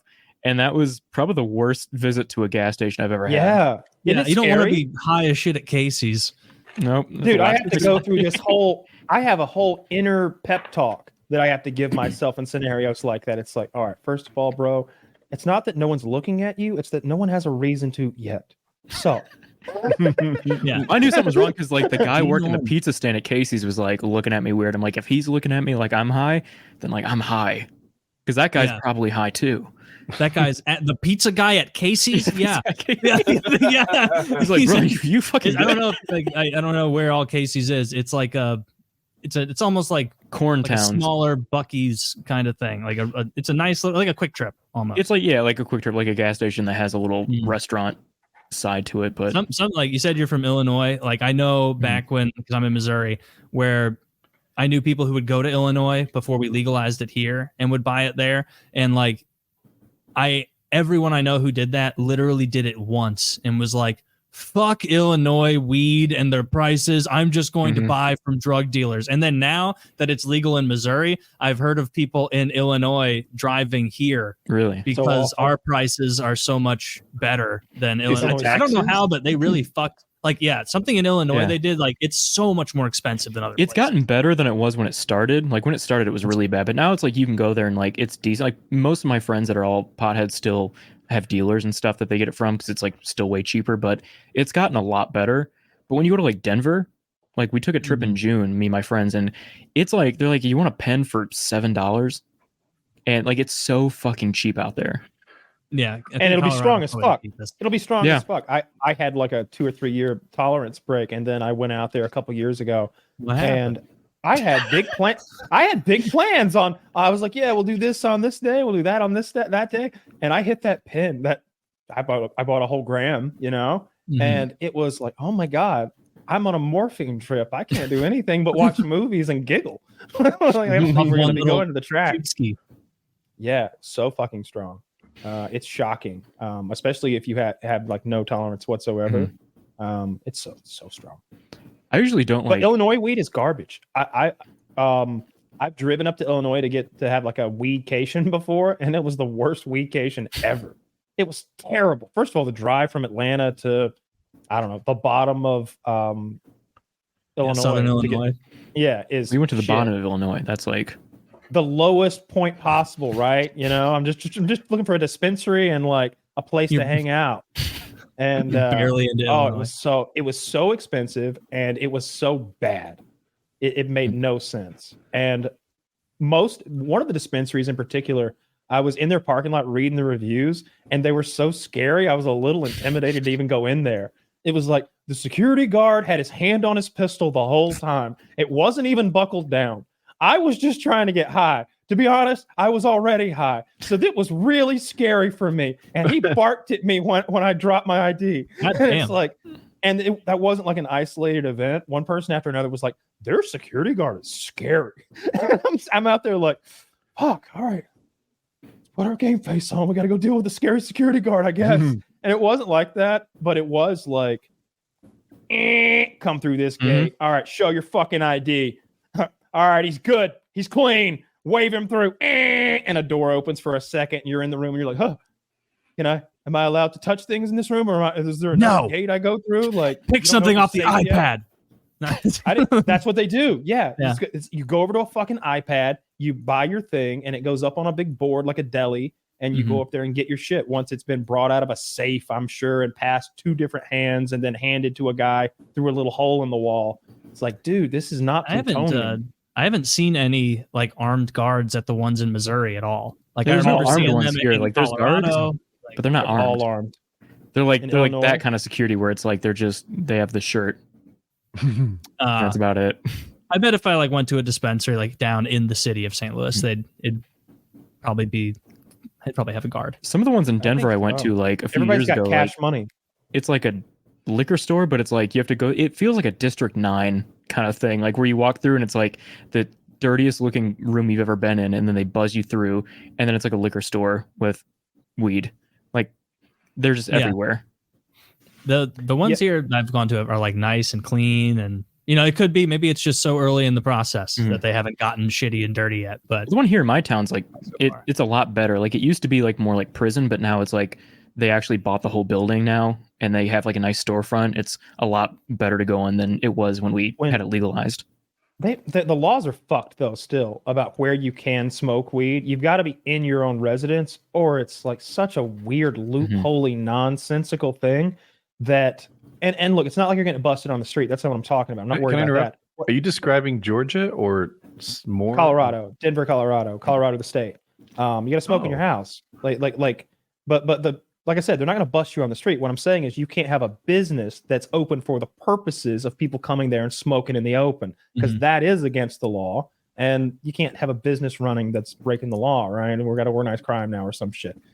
We end up RICO'd like Trump. So if you just want to like come there and smoke weed, it's hard to find a legal way to do that. Like if you had a layover and you just want to, hey, I'm here, and I have my car out there. I have an Uber and I have money. How do I get high? And it's kind of hard to make that happen. And I think before Airbnb was available, we found this like weed cafe, and it was so weird how like they were left hand was shaking the right to make the businesses not be this.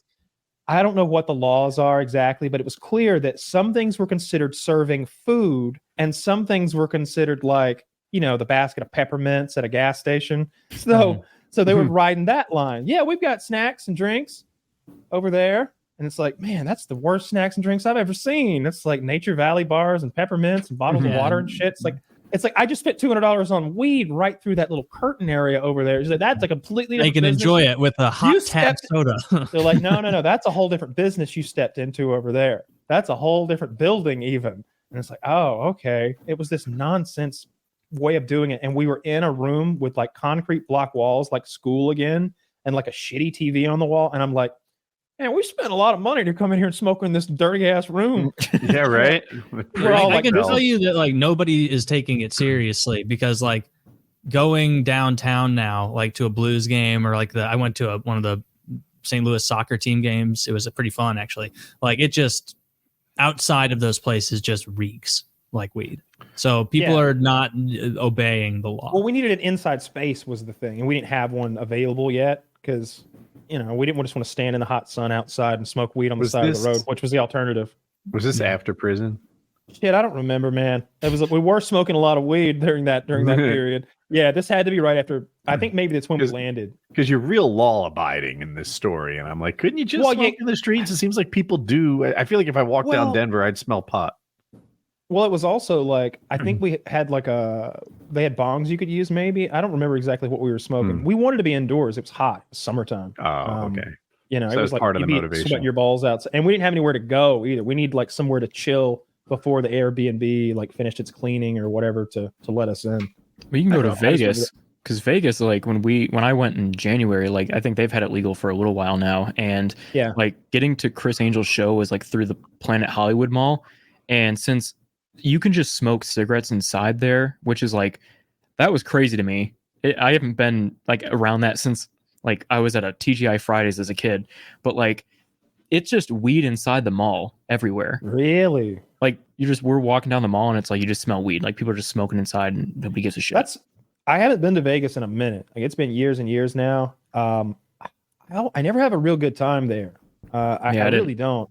I don't like the dry air, and like I don't need all of that to gamble, you know? Like I just need a room with a table in it. So we could gamble out on the outskirts of town. That I'd be okay with that, but I don't want to play in that kind of game either. So the gambling's kind of out. Wait, I'm not kind of game?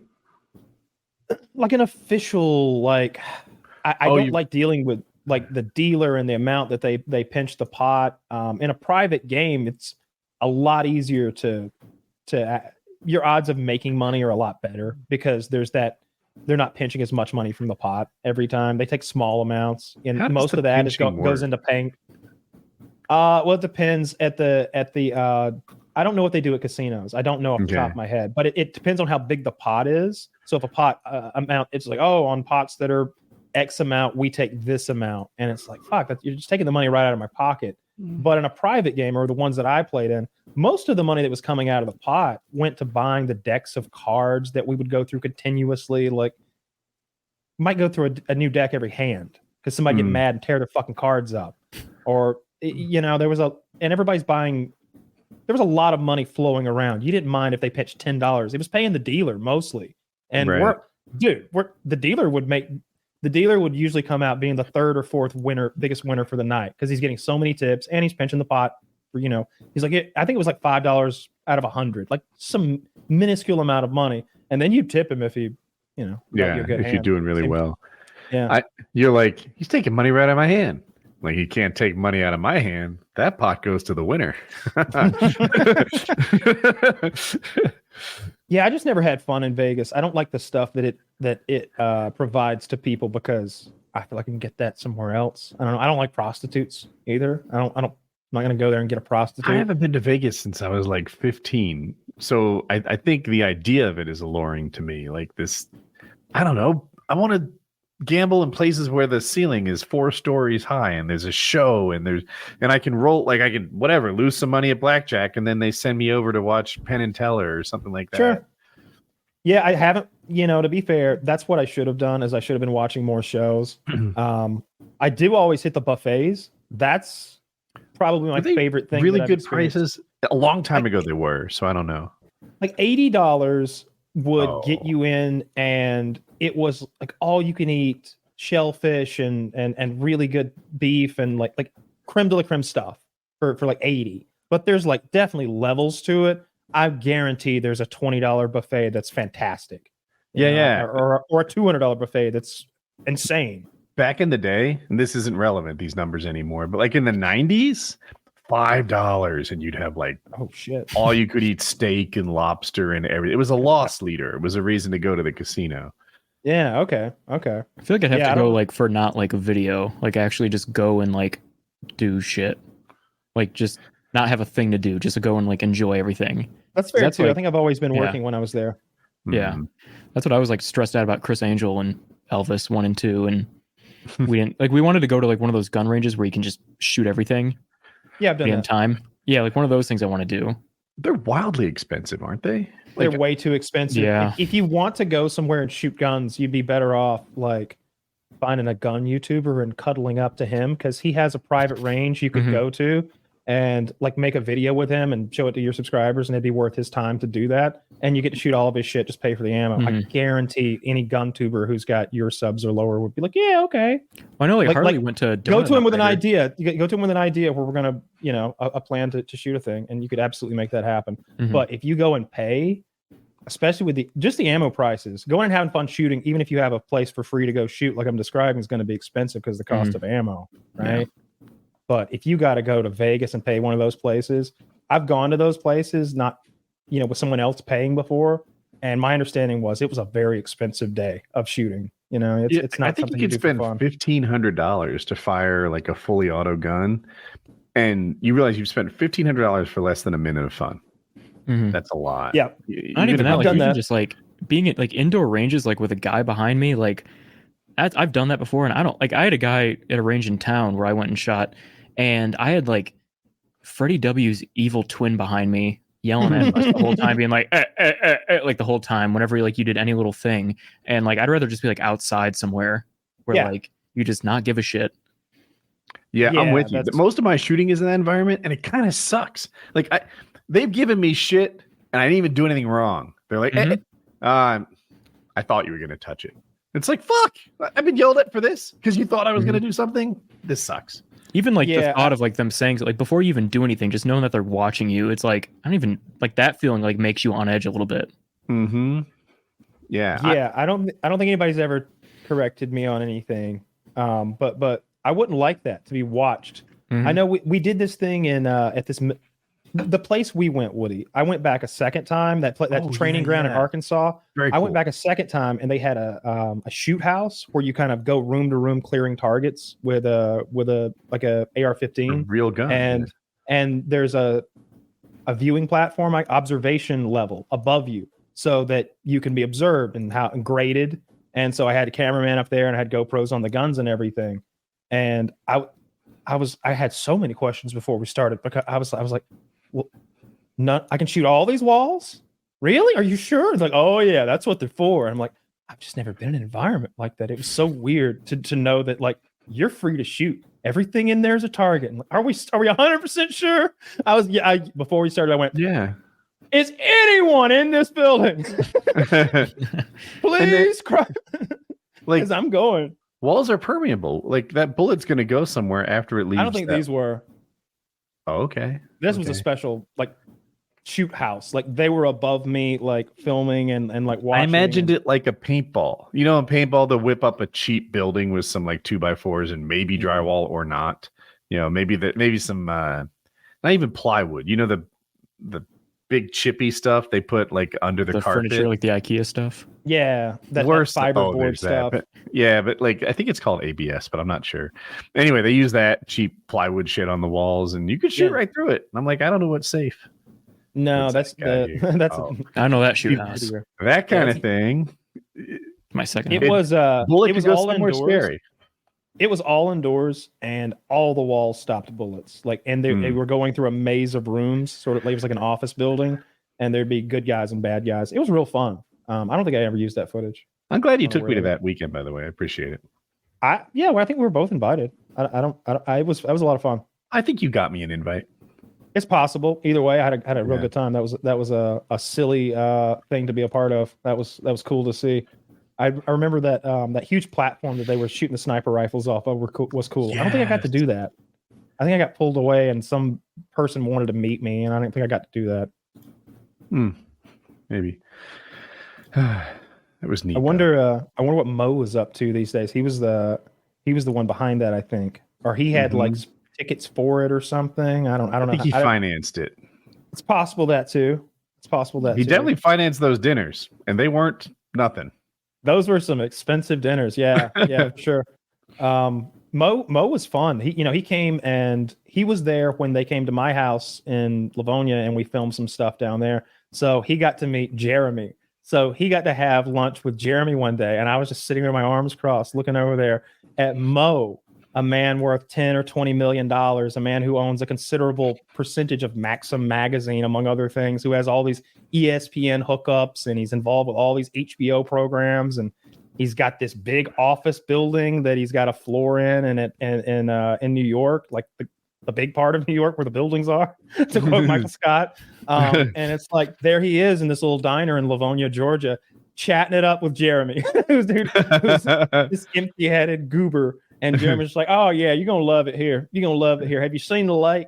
The trick to holding buckets of chicken shit, Mo. Hear me out. You need two, one in each hand. Otherwise, you get lopsided.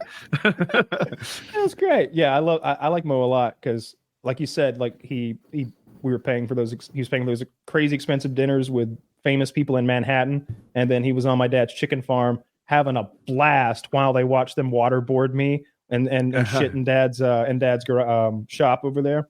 Mo's a good guy. Mo's an example to me. People hate the rich, right? Eat the rich is something I see on Reddit all the time, things like that. And I'm like, do you know any rich people? They're charming as fuck. Rich people don't usually get that way without the ability to, like, I don't know, get along with the people in their circle. I think he owned this, I guess it's a business. It was this vertical parking thing in New York.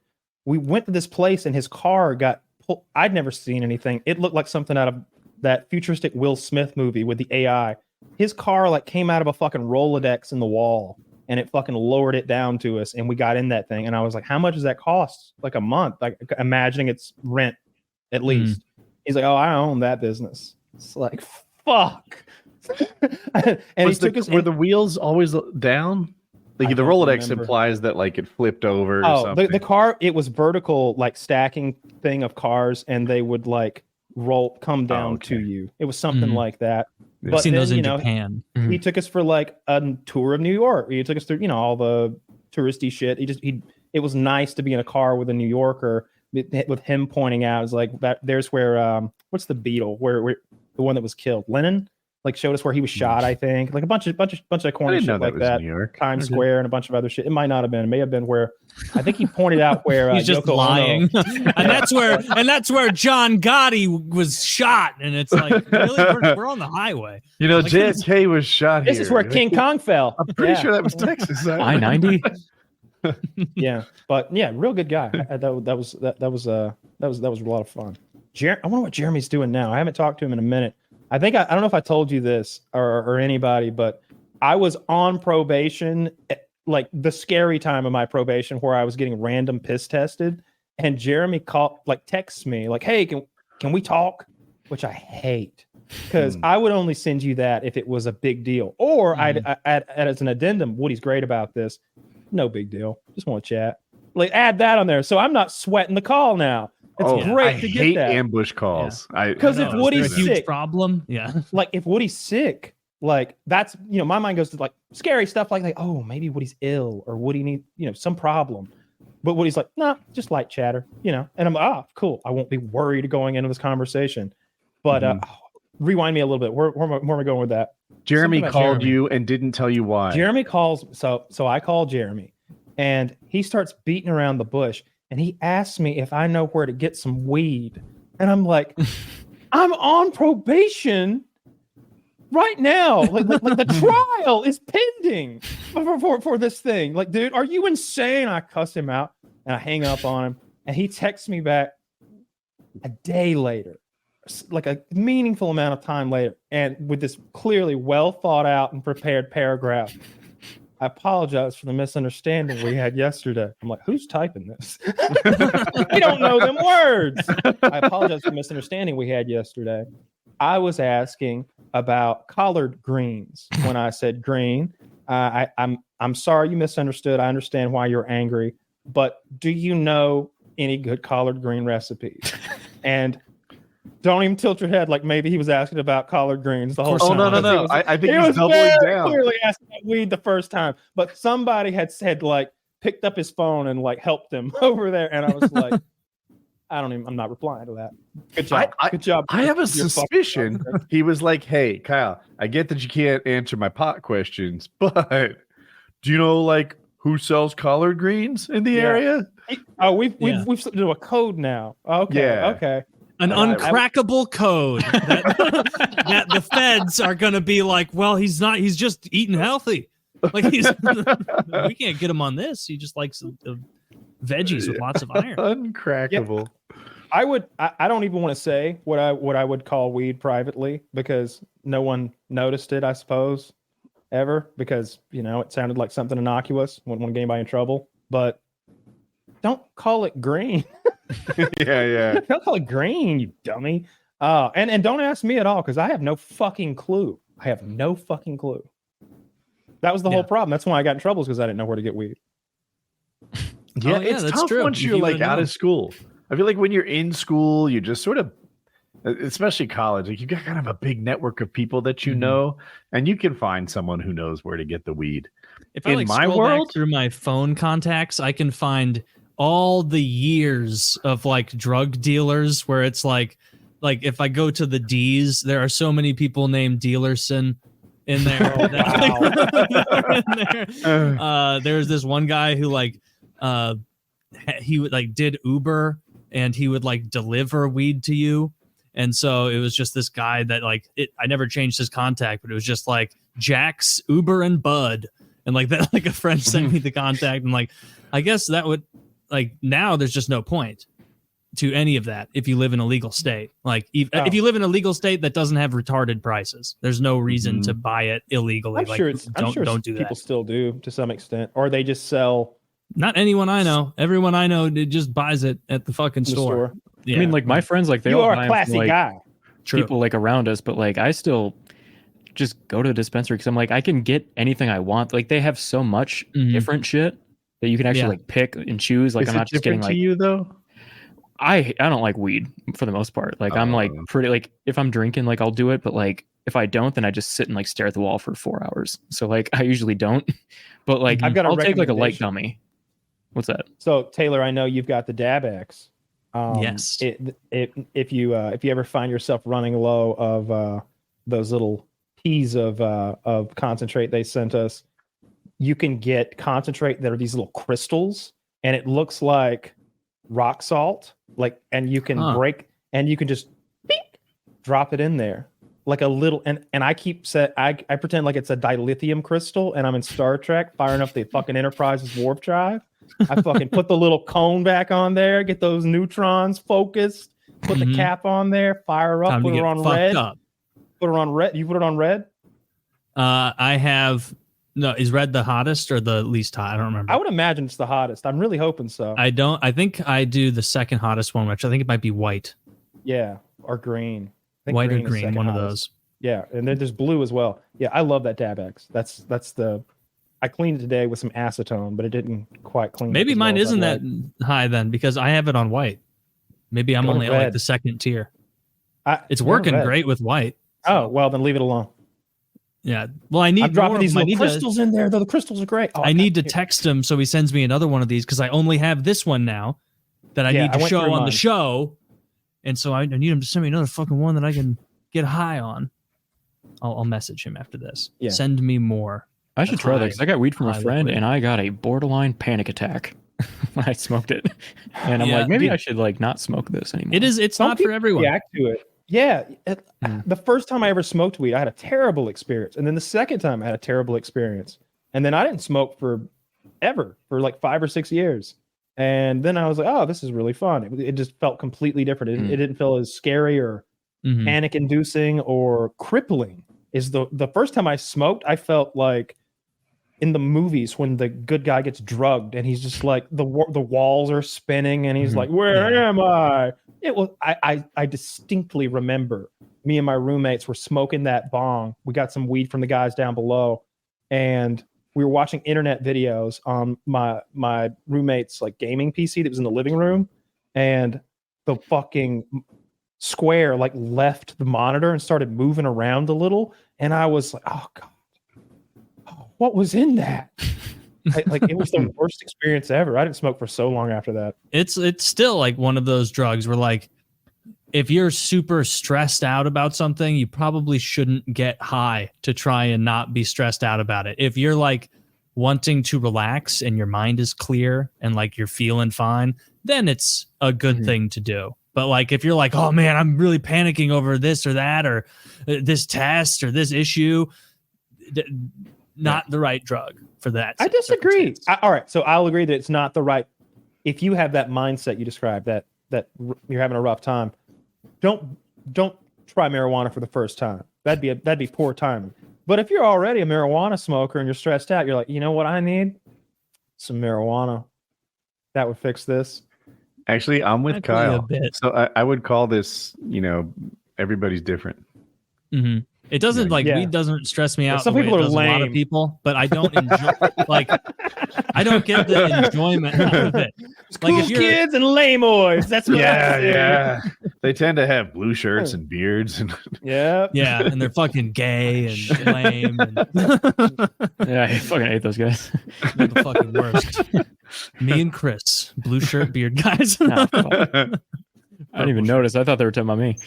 Yeah, I used to like. Yeah, they're firing at me. Probably talking about you. Because I just don't get the same real enjoyment. Like if I'm not in a good mood already, like it'll still like probably relax me and I'll laugh more at a TV show. But like there is a big difference between like a end of the day was a good day, was a great day. We didn't get arrested. We didn't deal with that. We didn't get a mugshot. No RICO charges. And then like you smoke then and it's like, oh, nice. I guess maybe it's like an earning it thing. Like if you sit around all day getting high, it's like, where's even the point of comparison there between like your normal day and like you getting high at night? Whereas if like you're doing shit all day and then at night you smoke because like you got all your shit done, it's like, oh, this was kind of earned a little bit. I can enjoy this relaxation. Yeah. I don't feel like a bum. I think for me, like I started smoking when I was like 22, and so like I just drank up until then. So like alcohol was like, I'm like, yeah, that's my like I relax and have a good time. So like when I tried weed, I'm like, this isn't as good as the other stuff. But then if I've been drinking and then I smoke, I'm like, this is the fucking shit. Like I can watch a movie or two. Yeah, I never like to drink at the end of a hard day of work. Like I never understood that at all. It's like I would feel like shit. I'd want to sleep, and so like I don't want a beer. I want a lot of water and Gatorade and like a cool room to lay down in. Like I never understood that. Or yeah, we're done digging the hole or whatever. Let's crack a few beers. It's like, no, you don't have a Gatorade or some ice water or something? It's fucking sunny out here. I'm sure they're gonna mix some waters in. I can see where Kyle's coming from on the hard work aspect of it, but I don't always do hard work, right? Like sometimes I'm just like I have bullshit that I had to do, whether it be like cleaning around the house or paperwork or whatever, checks to write. When that shit's done, I don't mix drugs in anything that matters. I have friends who will drive cars, boats, motorcycles, and fucking paragliders high as fuck. They think they're better at it high. They might be. I don't know. I'm not, though. I don't mix anything with high. I mix like a zero responsibility television with high. Very smart. When I get to that point in my day and it's like, I'm done. Mission accomplished. I have no responsibilities right now. That's kind of the payoff that I get. It doesn't have I feel to that make an offense. Like after the show tonight, was this hard work? No, but you have earned yourself a finger of gummy rope. But I've earned A long finger. A couple big rips out of the Dab X after this. I may just use this anyway, and then he'll have to send me another one to hold up on the show. Sorry, I'm just gonna use this. Use your imagination. It's a little pea of. It's just like those liquid capsules. You know, like a vitamin. I always keep saying vitamin E because that's the one that people. You know, if you've got scars, you can take the vitamin E capsule and like crack it open and squirt a little on your scar and rub it in. Like makes the red fade away. Oh, really? So yeah.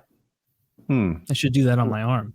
A little pro tip for everyone. Yeah, you should. If you want a scar to go away, I don't know my silicone versus silicone, but there's scar gel that contains one of them. That's the ticket. And this doesn't come from me. I talked to a plastic surgeon and a Mohs surgeon, the guy who did my nose, that I do my face. And these are people who like care about scars in a great way, and they both landed on the same product. You can get it on Amazon. So I have that, and I've just never used it. They have it in strips that I'm not as big a fan of, like an encoded Band-Aid. I like a Neosporin type application. Is it Mederma by any chance? No, this is a different thing. I have it in my bathroom. It's like silicone, like a little. This would be it. Yeah. This would be the kind of stuff I'm talking about. Thank you, Zach. I got one on my arm for my fucking dog that I've had for like a month and a half, and it's not healing or going away. And I've been like, you might be a very good candidate for it. I'll just put it in there because the doctors told me, careful about getting your medical advice from a comedy podcast. No, I'm taking it. But you start using this stuff once the wound is sealed and healed.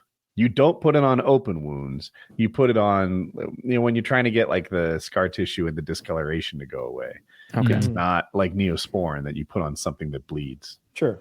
That's exactly what I need, because it's been like I like picked my dog up because another little dog was running after him when I was on a walk, and when he got off of me, his arm just like clamped in and like fell down, and then I just like had the deepest cut ever, and I'm like, been waiting for it to go scratch.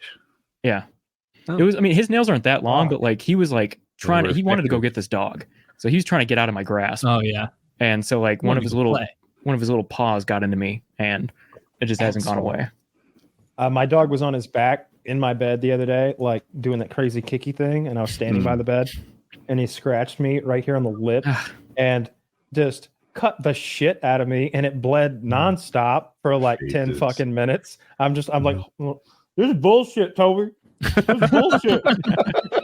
Motherfucker. That was like we're supposed to be friends. Yeah, fucking hurt. Sometimes they're he's twitchy. Gonna have to lose his balls. Trump just tweeted. Bossy. Mugshot August. No, it's on Twitter. Let me put it in the. Wait. Trump tweeted? Trump. Real Donald Trump. Holy shit. Oh shit. He's fuck. It says Mugshot August 24th, 2023. Election interference never surrender. DonaldJTrump.com. Told you that's his game face. You know what? Like when I saw the mugshot, I wasn't a big fan, but his cropping out the thing and he looks like he's fighting for his people. Yeah. He's fighting for us, Woody. They're trying to get to us. They just have to go through him first. Yes, he's first they came to the presidents, and I did not speak up because I was not a president. And then they came for retards online, and it was too late. I put a lot of time into that pic with all the text. Fucking killed it. Today at the notoriously violent jail in Fulton County, Georgia, I was arrested despite having committed no crime. No crime, folks.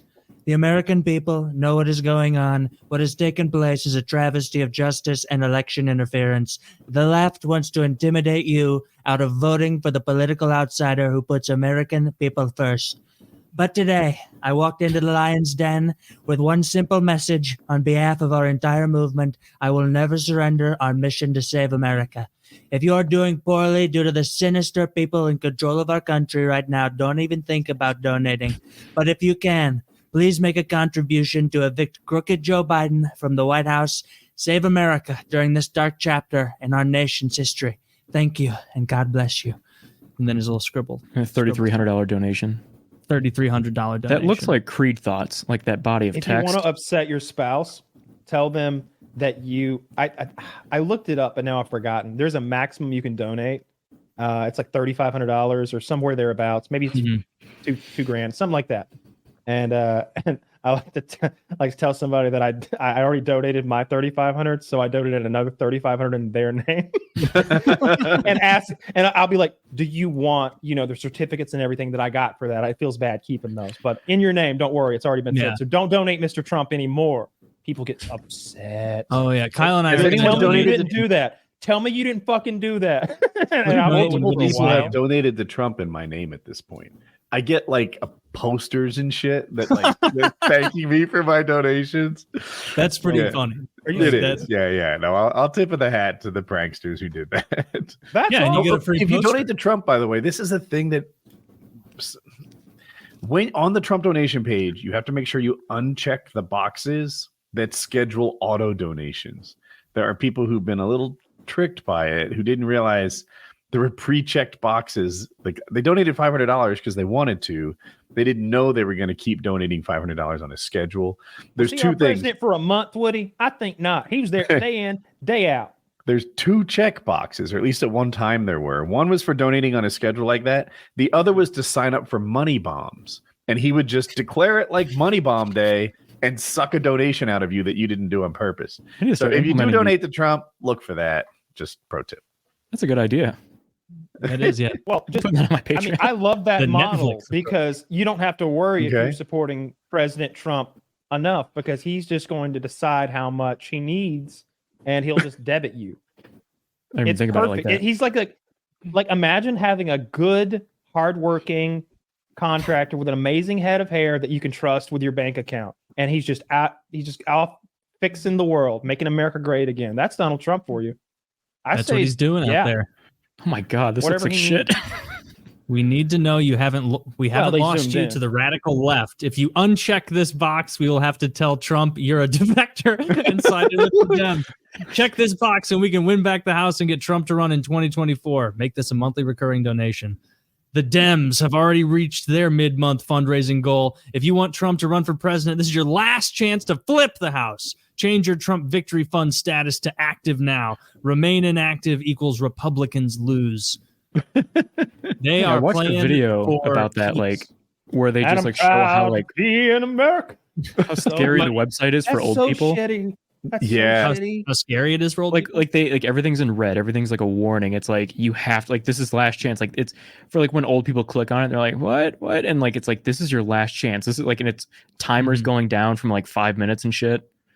Well, like old people like a have fake plenty of money, UVC. so True. Tick Yeah, I down. didn't think about that. See, this additional donation will come on 6/14. Like it. I mean, all jokes aside, this is serious grifter stuff. It's really uncool. Oh, that's very you're just subscribing is all. You're subscribing to the Trump program. It's just a checkbox. These are below the submit button. So like you go there, you say, I want to give him $50, but click submit. But no. You have to scroll down the page to see that you've also signed up for these pre-populated boxes. Thank you. I agree. 100%. These are hidden gems on the website, is what you're saying.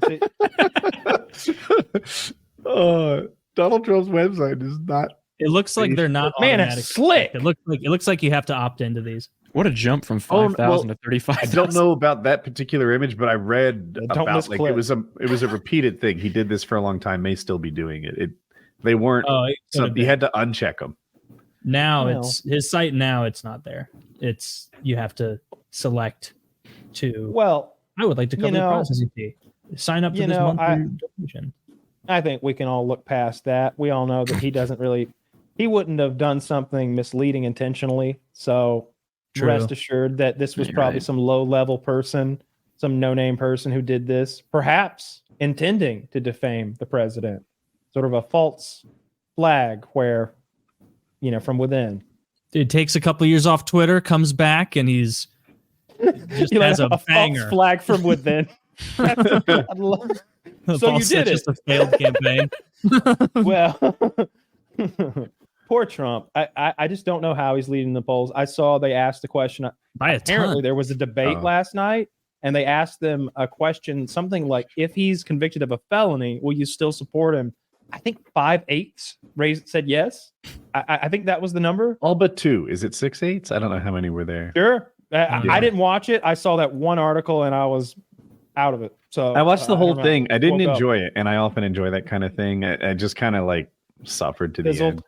Who was Did good they talk and about who Trump was a lot? No, they didn't talk about Trump very much. There was one question, and everyone on there was like upset about the question. The audience was booing the question. Oh. They didn't want to cover Trump. They wanted to cover policies. Cool. Yeah. Well, the audience in those is all donors, so that's why they like cheer a lot of different things than what like an actual voting base cares about.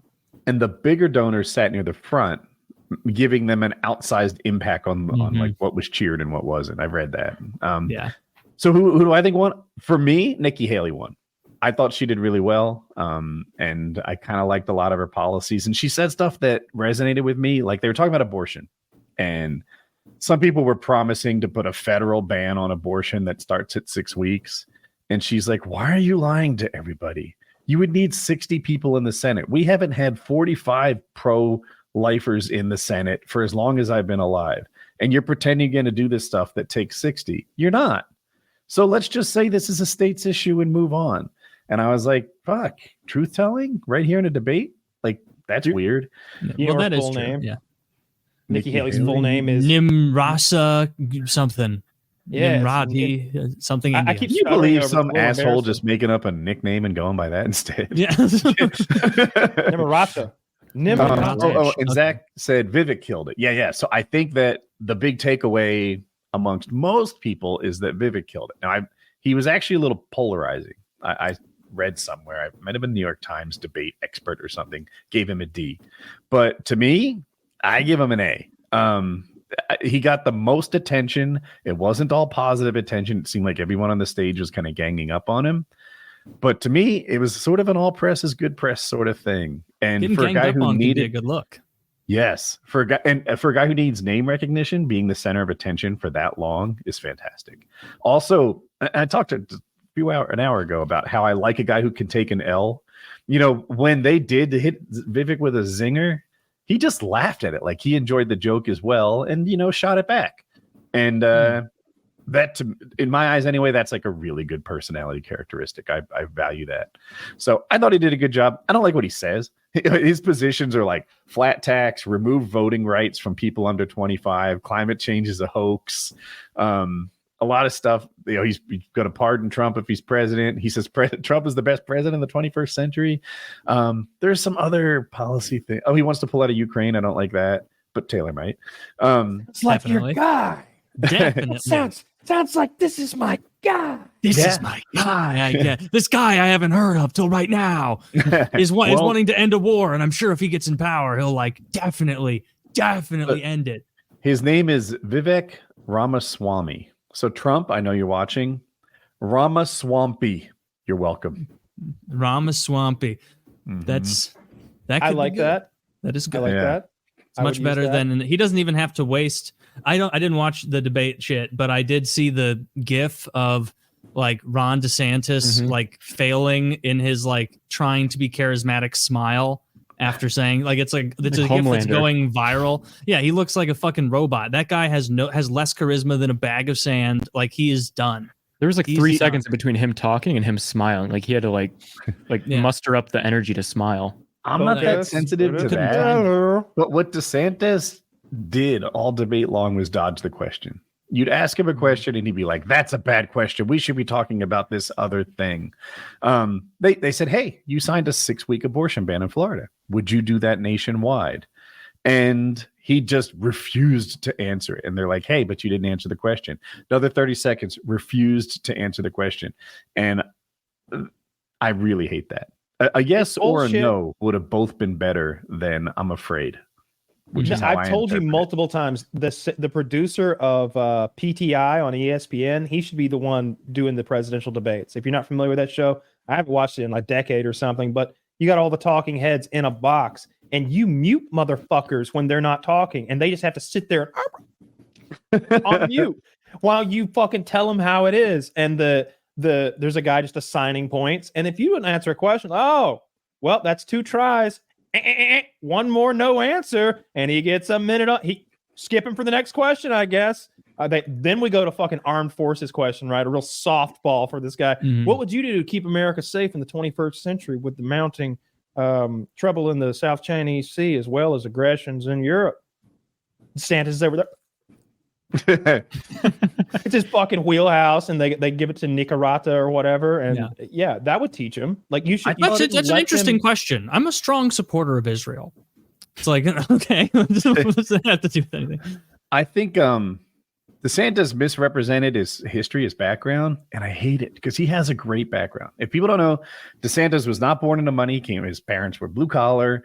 And he earned his way into Harvard and Yale, not legacy. And then he became a JAG lawyer. I don't know what JAG stands for in the Navy. Judge, advocate. I think you're right. General. Could be. Yeah. Or is. I don't know. Is that right, Kyle? General? It's Did not. the best I could. Okay. So anyway, then he became an attorney in the Navy, a JAG, right? And then this is the nice way to qualify yourself for politics and whatever. Mhm. It's a great background for the job he's going for. It's not an embarrassment for lawmakers to be an expert in law. Boom. What does he say his background is? I was deployed with the Navy SEALs. I worked with the Navy SEALs. And I'm just like, what the fuck? You weren't a lawyer.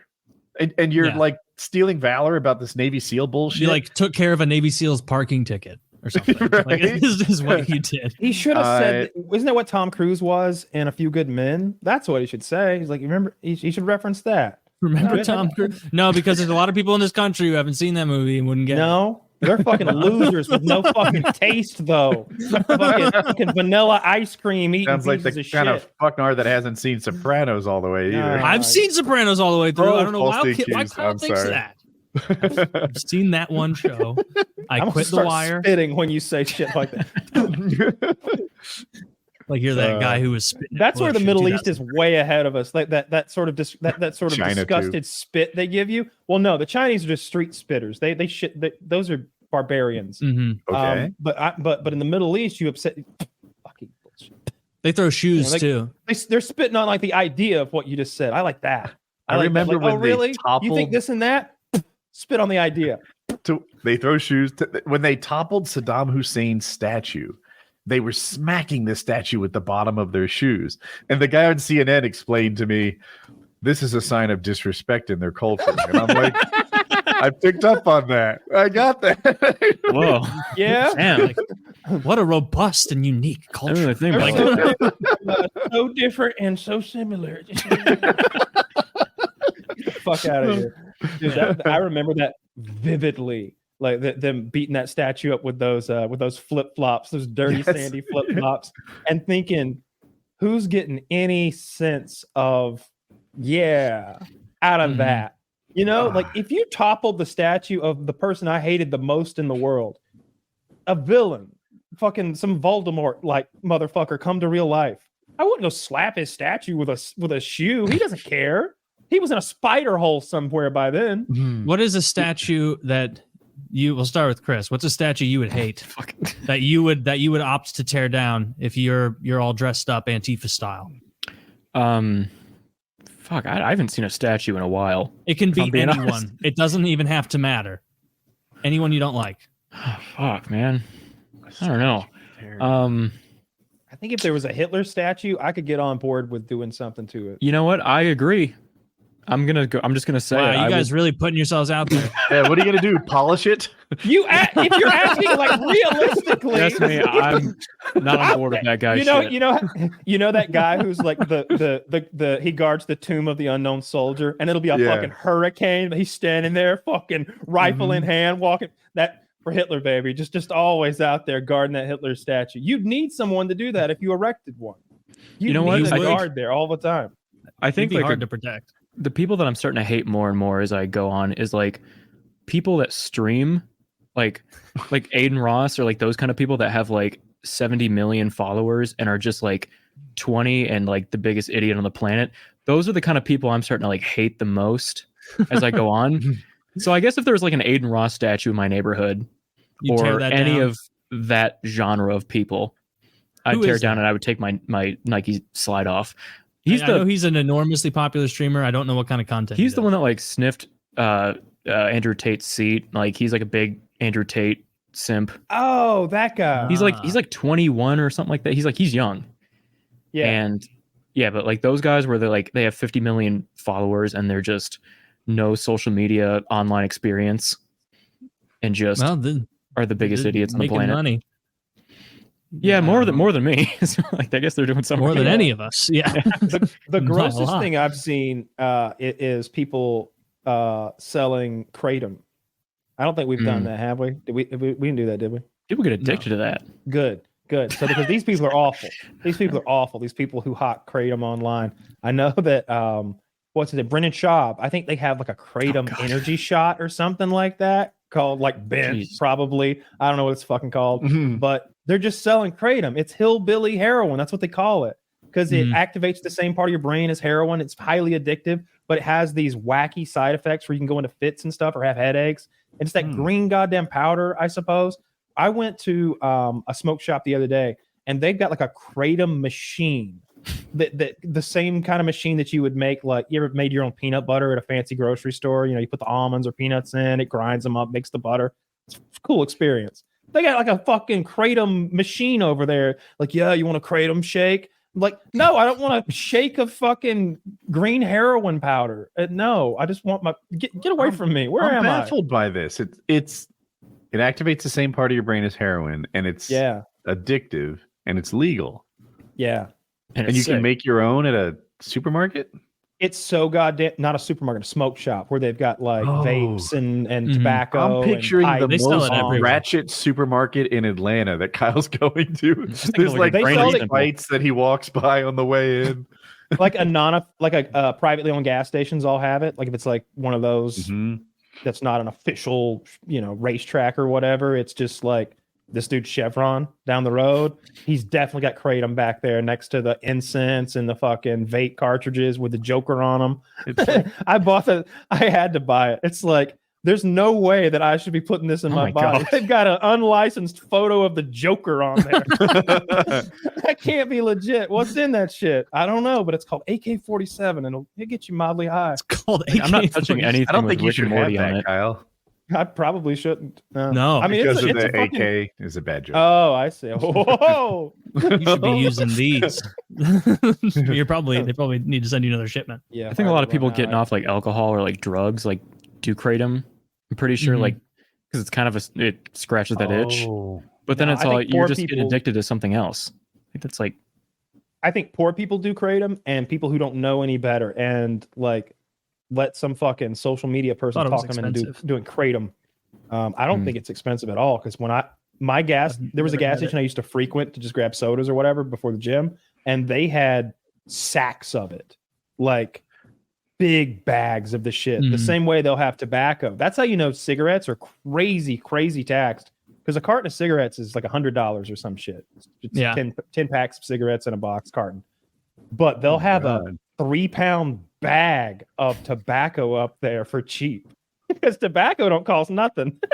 Yeah, and you just got to roll your own. You get the rolling tobacco and the rolling papers, and they even sell the machine there that rolls you up a perfect little cigarette if you want. So if you can find a bag of tobacco that tastes good to you, you can roll your own.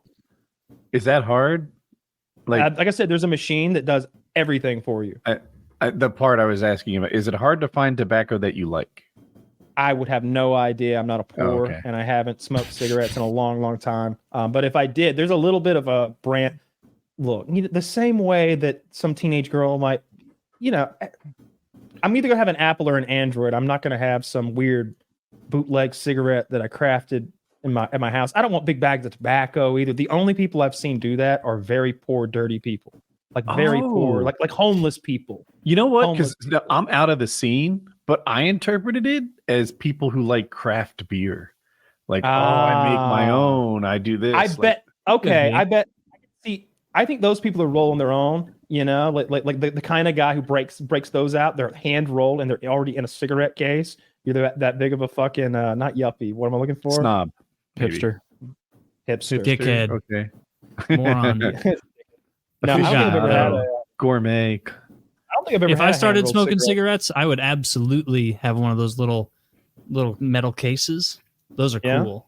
Yeah. I would have a cigarette holder, the kind that adds an inch and a half in. like Cruella DeVille. Yes, like yes. I want to appear like I'm female in French. You think I'll fool anyone? And No. evil. And evil. Yeah, you can't use those without looking a little I sinister. can't tell if that's a girl. He penguin. does have the cigarette holder. No, he's got penguin an used one Adam's of apple. Remember the Batman villain, the penguin, he uses one of those. I've always thought that I wish that those had came back into style, because then you keep the cigarette away from your face so you're not getting that smoke directly on you, and you don't smell as bad, it's staying away from you. And if you've ever held a cigarette in your mouth while you try to do something with both hands, it gets right in your eyes and makes them tear up immediately. So it would be great to have that away from you, so you just kind of have it between your teeth. Is that what it's for? I don't know Like- what it's for. I've only seen it on the Penguin and cartoons. and Okay, shit. okay. And Johnny Depp in that movie where he's driving around, he's like Hunter S. Thompson, and he goes to Oh. Vegas, and he's in that car, and they're all doing the Leaving drugs, lo- and he's looking at bats and all that shit, and he's always got a cigarette with one of those long things. Never sticking seen out of his that one. mouth. You haven't seen I that always one? thought it was because the filter I was win. unpleasant to have in your mouth. It's Like- not. And if it's a menthol cigarette, then it's kind of like a mint, in your mouth. You can feel the tingle of the menthol and everything. Yeah, I don't that's what know. Obama smokes. I just imagine that I would hate it. Like it. So a popsicle and the stick is wooden. Mhm. I get shivers when I touch that stick. Like it's very bad for I me. hate that too. it. Oh, Yeah. okay. Yeah. But do you ever smoke a cigarette? It doesn't bother you in Not the same in way? not in a long time, but It's different though. It's Okay. not that. It doesn't feel like that, like wood or anything. I don't know. I don't find it to be gross or anything. Cigarettes are delicious. Everyone should smoke a little. I think this idea they made it seem like cigarettes were like poison, like the kind of poison that. So I've heard. Yeah, it's as if burning bleach and smoking is bad for you. They're trying. It's big tobacco trying It's to just fool you. Pish, We're posh. We're surrounded by like our cell phones give us. It'd be like, look, our cell phones make radiation. We stick them to the side of our head and we keep them in our pocket next to our dick all day, every day. You're telling me that doesn't add up to something bad? We've all agreed that we don't care anymore. We've all Probably just made does. the decision. Hope not, and we're moving on with our lives. That's how cigarettes are. All right. Look, if you smoking 2 or 3 packs a day, and you have every goddamn grown man in America start doing that around 1942, and they don't stop for a few decades, yeah, there's going to be some cancer deaths. What I'm saying is, every now and then, relax with some fine, smooth tobacco and stop being a little pussy. Yeah, You're winning me over. exactly. If It's it not makes you lose heroin. weight, then it's good. Oh, wait, but it makes boobs saggy, so only men should How smoke. much do you have? Oh, I don't need How many that. cigarettes do you have to smoke for your titties sag an extra inch? It's got to be a tremendous amount. By that time, your face is turned to a catcher mitt. did You're any like of the Remember Kramer when he opened the smokers lounge in his apartment? yes? I just figured. This is my mutter maker, Jerry. Without this, I'm nothing. Did any of the Republican candidates have a position on making breast reduction illegal? Not last night. I don't think Would it that can. want get you mandatory guys? maternity- Would that get you guys maternity going? tests. No, breast reduction can be dope. Like you think it's terrible because bigger, better, whatever. No, it's put by a committee of men, so like it's going to be. Like, if they I see a real could medical. see- They can be reformed to be more symmetrical and supple. I mean, it makes a lot of sense to have men approve women's breast reductions. It's not a 100%. decision they should be making on their own. Mhm. But Monocle. Imagine. I feel like the women that get breast reductions have really bad boobs, and they end up with better ones. Yeah, very symmetrical titties. It's Could rare be. you see symmetrical titties. Symmetrical. Like you don't want the nipples to be pointing down; they point forward. Oh my God, no! I won't have a cross-eyed dog. You think I'm going to deal with cross-eyed? I saw a dog the other day. It was like, I'm like, no way. They couldn't give So that you motherfucker away. got the skin The up dog's top. You tits pull those suck. babies up, and then they're perky and they're Yeah. pointy. A little smaller, but better. Yeah, I want You some might be titties to right. look at me. Okay, like I don't. Sorry, got one over here. That'd be awful. I've seen some internet titties that are so unfortunate that it's like, man, Like botched boob jobs, no. where they take the nipple off and put it back on, and Just bad bad genetics. genetics. Sometimes a titty will look like, before you start the balloon animal, Yeah, it's like a softball and a tube sock. Like, when you've just got the long tubular balloon before the guy starts making all the squeaky noises I can't stand. yeah. Like, what would happen if they lube that balloon up first so it don't squeak? Then I can Be enjoy louder. balloon animals. Yeah, that might be even. No, you squeakier. put some silicone lube on there, it's gonna be. Good luck bending the balloon and Teddy tying it bear. up and having a nice teddy bear with lube all over it. Or are you going to give a lube-covered balloon to children at the party, you I'd be fucking way more- weirdo? Stick your hand out, little Johnny. There's an Astroglide-soaked giraffe for you. And they're like, for the last time, we didn't hire you. Leave. There's this I can ribbed see- giraffe. Going up to the balloon animal expert, like, can you just make me like a pocket? If it's gonna come back filled with lube, then I want mine to be sort of a short tunnel. I want What's a that- series what's of that very fucking tight movie? triangles. Or is it a movie or a TV show where someone's pretending to be a clown and they're like, oh, and a snake for you. Like Just Parks and giving Rec. snakes to everyone. I don't remember Andy what the fuck from that's Parks from. and Rec might have done that. Oh, that Hmm. might have been it. That was very funny. One of your Here's a shows, right, worm. Chris? Mhm, The Parks and Rec. That is a pretty solid show. I haven't watched it in. I actually don't All right. remember if I ever liked it that much or if I'm misremembering that I It's liked it. kind of more rough in than the I did. early seasons, but like I watch a lot of the highlights, like with the Ron stuff. Like anything with Ron, like I'm gonna watch like every highlight he's in because he's just Oh, like that- one of the best characters on television. But yeah, the pretty show, funny. like the early on, it's like kind of rough, but like once you get through it, it's like at least it ended better than The Office. The Office, like the last few seasons were like rough to me. After Like, Michael No one ended left, I worse than didn't want to watch. Scrubs. I never watched So Scrubs. there's some good episodes post Michael, but so I like the D'Angelo Vickers saga, which is when Will Ferrell is there for 3 to 4 episodes, something like that. They don't know what to do with his character, so he just is different every episode, which is cool. But I think I heard a story about, in the end, the way he exits the show, how the character exits the show is he hurts himself dunking a basketball. I heard that he like really committed to that and hurt himself or something and like kept going back for more or something until they got it right. But I like that part of the show because it's goofy and it's right after Michael's left. But that whole thing where they make Andy manager and his character grows long hair and then he goes on the boat trip, aka films The Hangover 3. It's just the show is shitty and they don't know what to do with his relationship with Aaron. It's on again, off again, like I care. And then you got the other guy, the new young guy they brought on the show. Mhm. His relationship with Aaron after Andy's a piece of shit for no reason. I don't care about any of that. It's all garbage. They're trying to rehash. Is he the? Yeah, One of the interns. I think they call him Flop. Or They bring in something like two that. guys, like the one guy that's in all the comedies, and then the Yeah, other guy. young that you- Dwight. yeah. Oh, it's definitely not who I'm thinking of. Then I'm thinking I of the don't guy know who's that- been there since the beginning. He's an intern. He's like he goes from like no one to the boss back to no one again. Oh, that's Dwight Howard. Yeah. Oh, Is it? Or not? Not Dwight Howard? it's Ryan. Ryan Howard. Yes. Thank you. That's who I was going Dwight for. Howard. I don't like Dwight Jim Howard's in a the later basketball episodes. Like Yeah, Jim, like I he's know. like not like he's too cool. Jim? Like yeah, like he's like too perfect and cool in the later episodes where it's like not fun to watch. If that makes sense. Where like in the early episodes, it's like all right, he's charming and fun and whatever, but then like towards the later episodes, it's like he's just the perfect guy. It's They just ran boring. out of shit to do. Like Michael needs to be there to be the wacky one because everybody else is supposed to just be in office. You know, Yeah. the whole idea is they're supposed to be there to be filming because one of the employees they just want to do like what the American office is like, and they discovered Michael Scott, and they're like, oh, we're on gold here. We're gonna keep filming. So once he leaves, For it doesn't 10 make years. sense for the documentary to continue. Yeah, the whole thing is bad after him. It's a shame they continued. It's really a shame that he left.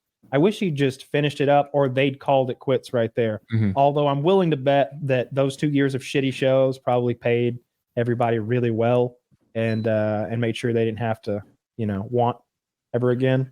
And now they're all Yeah. scrounging for scraps on commercials and podcasts and Podcast, yeah. I see Not that him. like Pam and Not Angela. Jim. He's a fucking A-lister, right? Fucking directing movies. that and Amazon married money. and Yeah, he's like got the an action shit. hero in some Amazon show I haven't watched. It's great. Mhm. It's real good. Is it? What's that Yes. other show with the Reacher? That's what it was. Yeah. That was the coolest show I've seen on Amazon in a while. I told you, like it's very good. That's a really Reach cool is good. show. I watched a highlight or two, and then YouTube is like, this guy's crazy about Reacher. So I think I've seen every highlight on YouTube Probably about so. Reacher at this point. I like about the movie, Reacher- but the show's really good. Yeah, so I didn't I've like seen Tom the Cruise show. being Jack Reacher because Jack Reacher's supposed to be a giant, like the guy they got to play him in the Amazon from show. Blue Mountain State. Yeah, I'd never seen that, but a big motherfucker nonetheless. I liked it. That guy's funny, likable, and what I really liked about that Reacher show is the bad guy was scary because the bad guy doesn't just shoot you because that ain't nothing. Usually that's it, right? Oh, what will happen if they find us? They'll shoot us. Oh no! This guy like tortures your family in front of you and castrates you and like crucifies you. And like sets this room up with mirrors around you in 360 degrees so you can't turn away from what he's doing to your wife. It's like these guys are scary they show up at your house in the middle of the night while you're asleep, like 3 or 4 of them with like guns and disguises and gear to do this to you. So you there's no way to escape it, to get away from it. And that was terrifying. It's like that was so scary that's what happens. And they don't just do it to any character right away. I think they do it to the sheriff.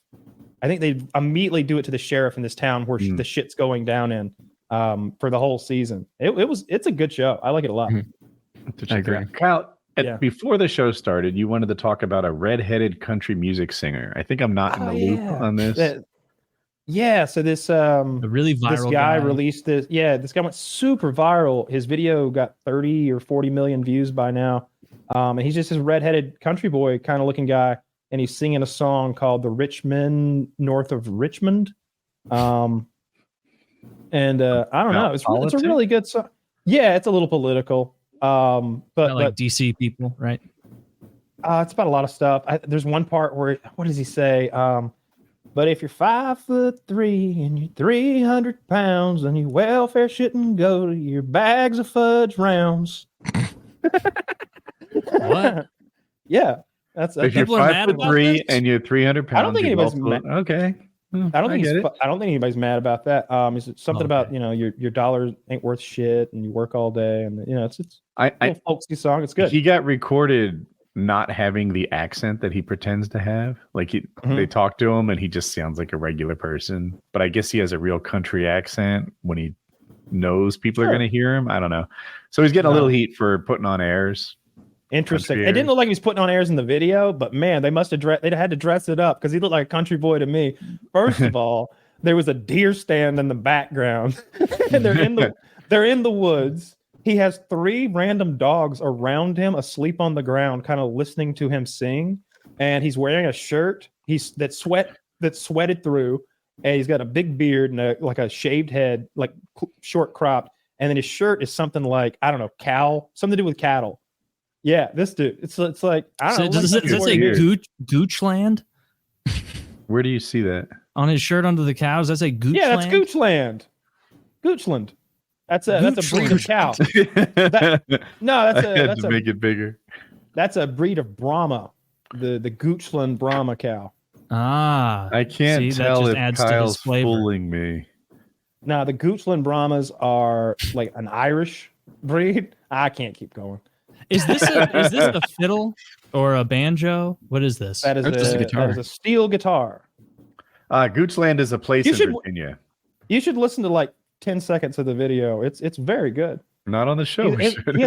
I know we shouldn't play the man's music video or anything, but he has a very unique sound. I heard it the other day and I liked it a lot. I don't care about what he's singing about necessarily, although there's a little bit of truth to it, I suppose. And I got a giggle out of him taking a shot at fat people not working or whatever. I mean that's good. I like that. Him taking pot shots at fat people. Yeah, you got to. We need a little more of that. We need a lot more of that. What did you started watching the Star Trek Strange New Worlds with Jackie? I have 2 more episodes. Oh, lovely. So there's an episode of Seinfeld where they talk about the gene picks.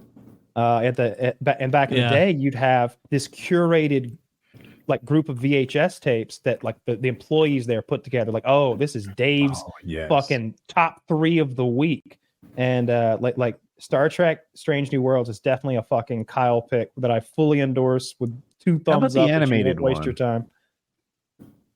So it is more silly and it's more comedic. But it's based in the Star Trek universe. I've watched it sort of in the background before, and I'm okay with it. I did like the crossover episode they did where the animated character came into the real world and they had the voice actor play them, and I thought that was wonderfully done. And it was great that their voice actors look so much like their characters. That's tremendous. It would have been so weird otherwise. It wouldn't have worked. They would have done it, I suppose. But I like that Star Trek a lot. It's not classic Star Trek. They speak too casually to one another. They're not professional enough for me because they're essentially the space navy, right? It's like fucking sir, yes sir, and shit. You know, there's that they can't on one scene have them do the traditional like boatswain whistle with everybody standing at attention in their dress uniforms, and then later on be talking about eating pussy, which is what Star Trek Discovery is. Like the one, the ship's like shaking, you know, they're doing shaky cam, and like the one lesbian's like, how about the little boogie later, and the other lesbian is like, ooh la la, and it's like, save the ship, you cunt. That sounds terrible. But Strange New World's real good. No, I'm here for it. There should be more sex talk in every show. Yeah, and look, it's not. They do a lot of the Star Trek tropes, which I like, and it is a bit soap opera-ish, I suppose. Like they have a lot of fun with Spock because him repressing his emotions. He's got a fiance who's fucking hilarious. She's just so dry. She's like, "Oh, I see you will not be attending the dinner that we planned. How unfortunate. I will depart." And just like, but there's so much under like all that Vulcan, like just straightforward, no emotion shit. She'd be, oh, perhaps our wedding will not happen then instead.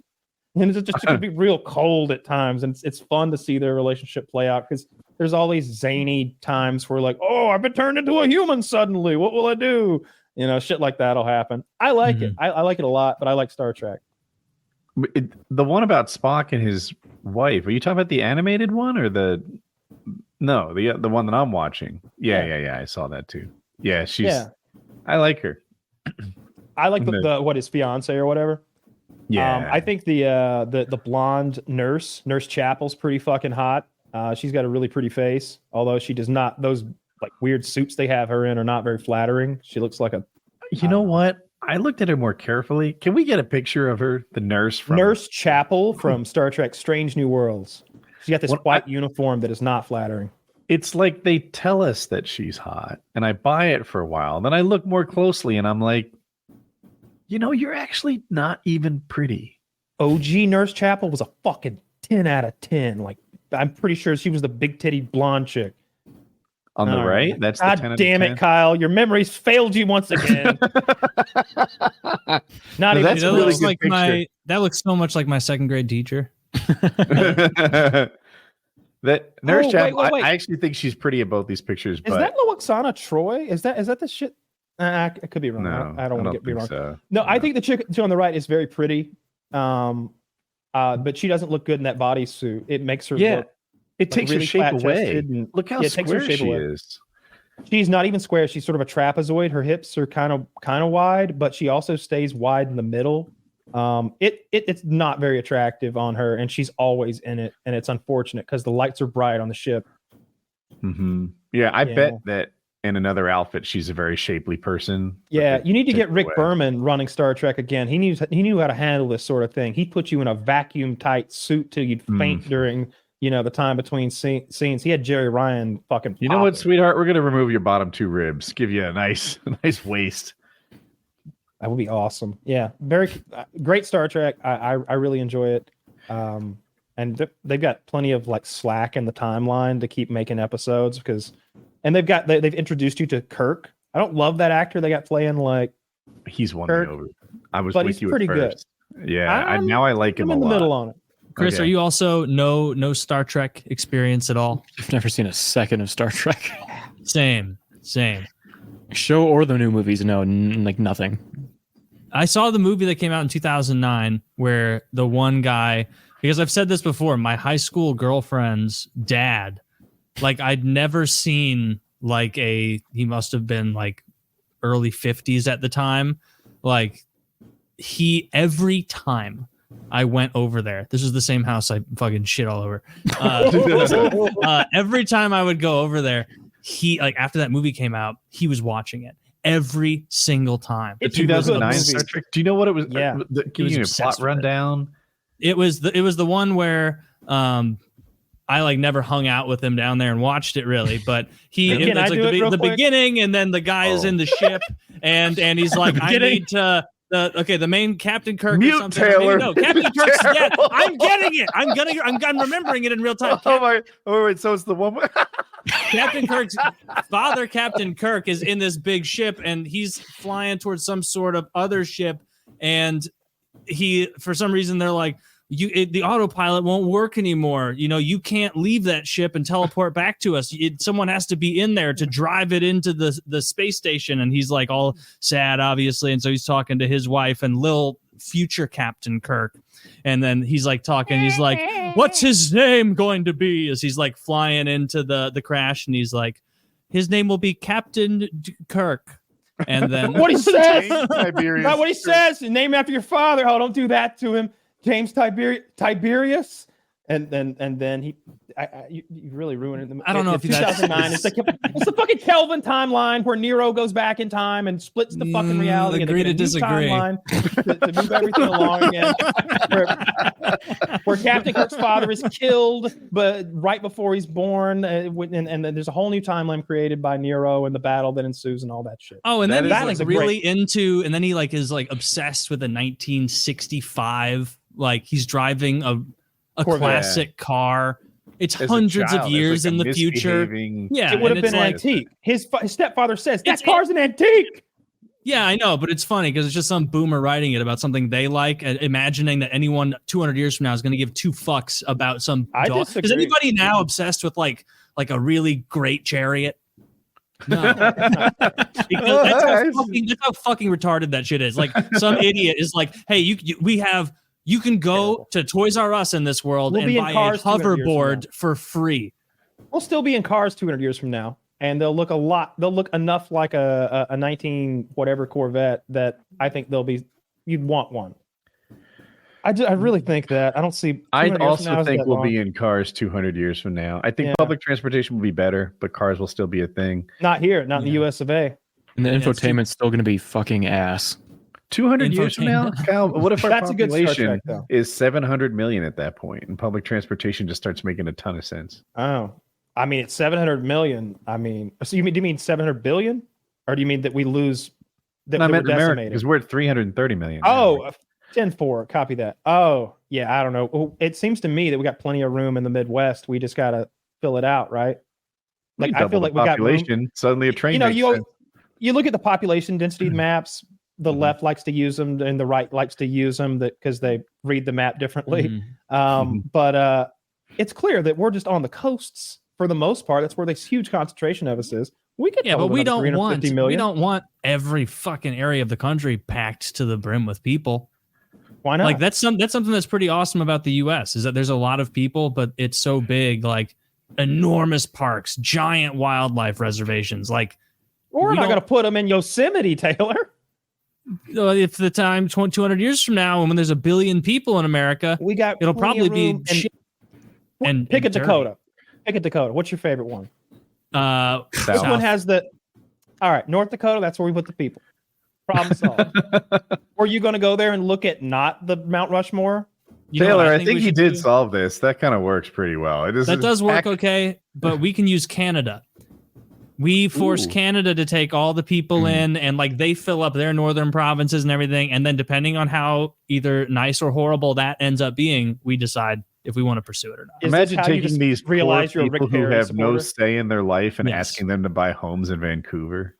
Yeah. No, they're up on like Newfoundland. They're near Yellowknife, the absolute peak. I can't afford a closet. No, I realized I was a fan of Rick Perry after I found out about his ranch. What's that? It's like, wow, this guy doesn't kowtow to the PC left. if you want a fun little Google search, look up what's Rick Perry's ranch called. Y'all have fun with that. And you might be able to make the Google bot say it at you. Oh, if you can get Actually, Alexa shit. or Bixby or somebody to your AI friend to say it to you, it'd be a real blast. Yeah, it's dark times in our country. I don't know, man. I'm worried about this war in Ukraine might spill over. Might something bad might happen. But moreover, our leaders just suck. I hate them all. I hate them all. None of them have any ideas other than do the same thing but do it slightly differently. You never hear anybody like talking about some brave new world that we're gonna jump into in our lifetimes at all. It's gonna be the same shit. You mentioned Ukraine. Prokoshin's dead. Seemingly dead, although Agreed. that's the kind of guy who fakes his death. And have you seen all the examples of him in disguise? Yes. Oh, I didn't put that. They're Is he good at hilarious. disguises? Look, They're not great disguises. you know, in Mission Impossible, where Tom Cruise tears off a face that looks so much like John Voight, you're blown away. No, I haven't Nothing seen like that. You're a piece of shit. Is it like that Gordon Ramsay disguise he wears where he looks like a ghoul? Oh yeah, the Gordon Ramsay seen that one? disguise. Yeah, where he walks in and it's the most obvious Gordon. Pull up the Gordon Ramsay disguise, please, Zach. Where he walks in and people are like clearly having to be like, "Oh man, like this." He doesn't looks look-" ghoulish. He looks It like he looks like Trump at the bottom right. Like These if are, Trump was one of those Russian Muslims, that's what he would look like. But you can imagine. My guess is these are disguises that he wore when he was in a convoy to prevent assassination, or when his plane is landing somewhere to pretend like, oh, it's just fucking Colonel Klink. It's not Prigozhin, That leader one. of all Wagner or whatever. Gordon Ramsay stunk. He looked like a Neanderthal or some shit. He didn't. Yeah, look there's an human. even better one where like he's turning to the side. It's like a candid shot, and you can see the enormous amount of like latex. Now that just might be his face. Like Yeah, he had some work done to his chin not all that long ago, and he got all those dimples, a lot of those dimples out of there because it was a fucking mess. there it is. Mr. Meaty, that old Nickelodeon show. Jesus Christ, that is Yeah, not that a good doesn't- disguise. I mean, clearly it's Gordon Ramsay, right? Like somehow he put on that huge mask, and it's still Gordon Ramsay. right? Yeah, I and he's see it like, too. he's still like in features the are- kitchen being like, "You fucking donkey!" Like he's still, His still features- doing that. His It's like features that I are think you so should leave strong. sketch where he's like, I got all this fucking shit on me. Yeah, yeah. That's a very funny costume. I love a nice bad costume. How That's have you what I not need to do. I seen- need to do There's Gordon like Ramsay. 8 of them or something. These Mission Impossible movies, they're tremendous. I think I've seen the first one. That one's old. Yeah. Like I've definitely that's the one seen where first he one. like he gets lowered down with Yeah. the wires, and he's the sweat's dripping and shit. I haven't seen I've that only in seen the new forever. ones, like the last like The second one is the John Woo one, and he's way more into slow motion and doves flying through the shot than he is anything else, so it kind of blows. The third one, though, that's when Philip Seymour Hoffman is the bad guy. And Oh, I like him. He's fucking diabolical. He's like, I'm going to find whoever you love. I'm going to find her, and I am going to make you watch while I hurt her, and there will be nothing you can do. Nothing you can do. And I'm going to do it because I want it. You can't stop me. I And haven't seen it. eventually, I like that. they end up The in a very fucking active head room. movements. That's very him. He's fucking letting him know. And Tom Cruise is like, yeah, buddy. It's 40 minutes later and they're in the room, right? And it's like her tied to a chair and Tom Cruise tied to a chair. And he's like, here we are, motherfucker. And Tom Cruise is like, please. Fucking tears running down his bitch-made face. You got to watch that movie. I'm pretty sure that's 3. Just find the one with Philip Seymour Hoffman in it. That's the good one.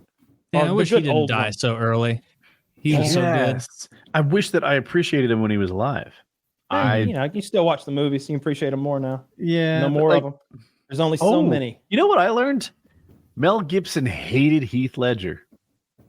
Mel, Why? he's- because he did Brokeback Mountain, and that was against Mel Gibson. Like he just fucking hates gay people so much yeah. that he never Oh. forgave Heath Mel Ledger. Gibson is a like practicing Catholic, so like he's not down with the gay stuff. Yeah, No. And he likes his blowjobs before the jacuzzi. Look, you do things Mel's way. Look, he's a goddamn road warrior. The People only need to cool guy in Hollywood, Mel Gibson. Everyone I saw knows it. that. He's like Charlie Sheen without the cocaine and crack and such. You know, he's I like him. I saw an He's a interview great with him. actor, great director. What's the point? He's a wonderful director. What's the one with the Mayans or whatever? Apocalypto. Apocalypto. It might not be Mayans. It might be the Aztecs. I always was that get good? fucking I mixed haven't up. seen it. It's good. Honest. Yeah. Really good, but I worry that it might be a case like Mandy, where you watch it and think we set you up, because there isn't a lot of dialogue. And, my feelings were so hurt when I realized the prank you played on me. So we like Mandy. Apocalypto is about these villagers in the jungle in like the 1500s. We kind of find out, maybe roughly, and they're just living their tribal life. And then a warring tribe come and like kill a bunch of them and kidnap a bunch of them. And we find out they're taking them to those big Aztec temples or Mayan temples, whatever, the big pyramids, for those crazy sacrifices that you hear about on the History Channel, where they cut 1,000 hearts out a day or something because of the eclipse. And these guys are on their way. It's clear that they're heading through to that process, and they got to figure out how to like get out of it. But there's not a lot of dialogue, and what there is, they use the Mayan dialect that still survives today, that's only spoken by like a couple thousand people. They speak that throughout the movie, the dialect that would have been spoken in that time. And it's quite good. It's a man trying to. So you just recaptured the driving factor. I don't remember. I just remember I got the story, so I don't remember how I took it in. If that sounds weird, I don't remember if how it worked. But the main character, he hides his wife and tiny child in a hole in the ground, like during the raid. So they're down there and they can't get out without him lowering a rope down to them. But he's been taken, so he's got to get back to him. Like time's ticking. For them, they're gonna die in that hole if he doesn't not only get free from his sentence to be like whatever the fuck vivisected. Essentially, it's a good movie. It's really good. Mel Gibson's the best, and I've never seen The Passion of the Christ. I remembered everybody just describing it as really violent and gory, and I didn't want to see Jesus get beat up like that. You know, I think Jesus existed. I just don't think he was the Son of God. So I don't want to see him get roughed up. You know, it's a very emotional movie. Like, I remember I saw it like. When did it come out? Like 2003, something like that. Probably around that time. I saw it in theaters, like at 12, with Church like group? My parents, and it was like, dude, this is so fucking intense. Like he gets tortured for a long time, just getting the shit beat out of him. Graphically, very graphic. Yeah, it was a good movie though. But then again, I was 12, so that was 20 years ago. I don't know if I would still like it. They showed that in churches everywhere. Like I'm gonna tell you, I bet those donation baskets were full when they were leaving that congregation. You watch 2 hours of the big guy taking that beat, and at the end of it, they're like, "And he did it all for you." Dude, sometimes you just needed those motivational movies. I remember before a big hockey tournament once, like before a championship game, we watched Miracle on Ice, and I remember liking it because I was like, "This is great! Like, this is the easiest practice of all time." The Passion. We watched the Passion of the Christ. So next time you think playing hockey's rough, remember what he went through, and it's like, "Oh man, this is." He just like forgot. I was practiced hard today. Was it? Let me show you what Christ Day was like. But Miracle, that was a very motivational movie too, and if I recall, we lost that game. We probably should have practiced instead of watching Miracle. I remember what movie it was, but we watched a movie in my Sunday school, and it was like, the only thing I remember is there was the Twin Towers were in the movie, and they had to stop the movie and be like, "Okay, we just want to tell you the Twin Towers are in this movie." It was 2009, and I'm like, it's fine, we can watch it. We're not gonna like freak out when we see the Twin Towers. Yeah, man. They like made an effort to like. What happened to those? Yeah, as if like a kid would be really upset by that. I'm so glad we got out of school before the school shooting, like all that stuff. The got crazy and I don't know, all the other stuff that's going on in schools now. I'm glad that we just missed all of that. Like we didn't have to. Are school shootings up? Like, is they said it was. I don't necessarily mean that. I just mean like living in the age where I see schools with all sorts of protocol and procedure and safe rooms, clear backpacks, and all that shit. Like we didn't have any of that shit. We like the worst thing that happened in the bathroom was when that girl went and cut herself that time. Oh, I think a mongoloid raped a girl one time, but you know, shit happens. That's a pretty horrible thing in the bathroom. I mean, you know, it depends on which one you work. That's a terrible. That's a terrible thing. I bet if you asked JoJo, he'd tell you it was a real formative, fun day. Yeah, someone fucked up letting JoJo out of his cage that day.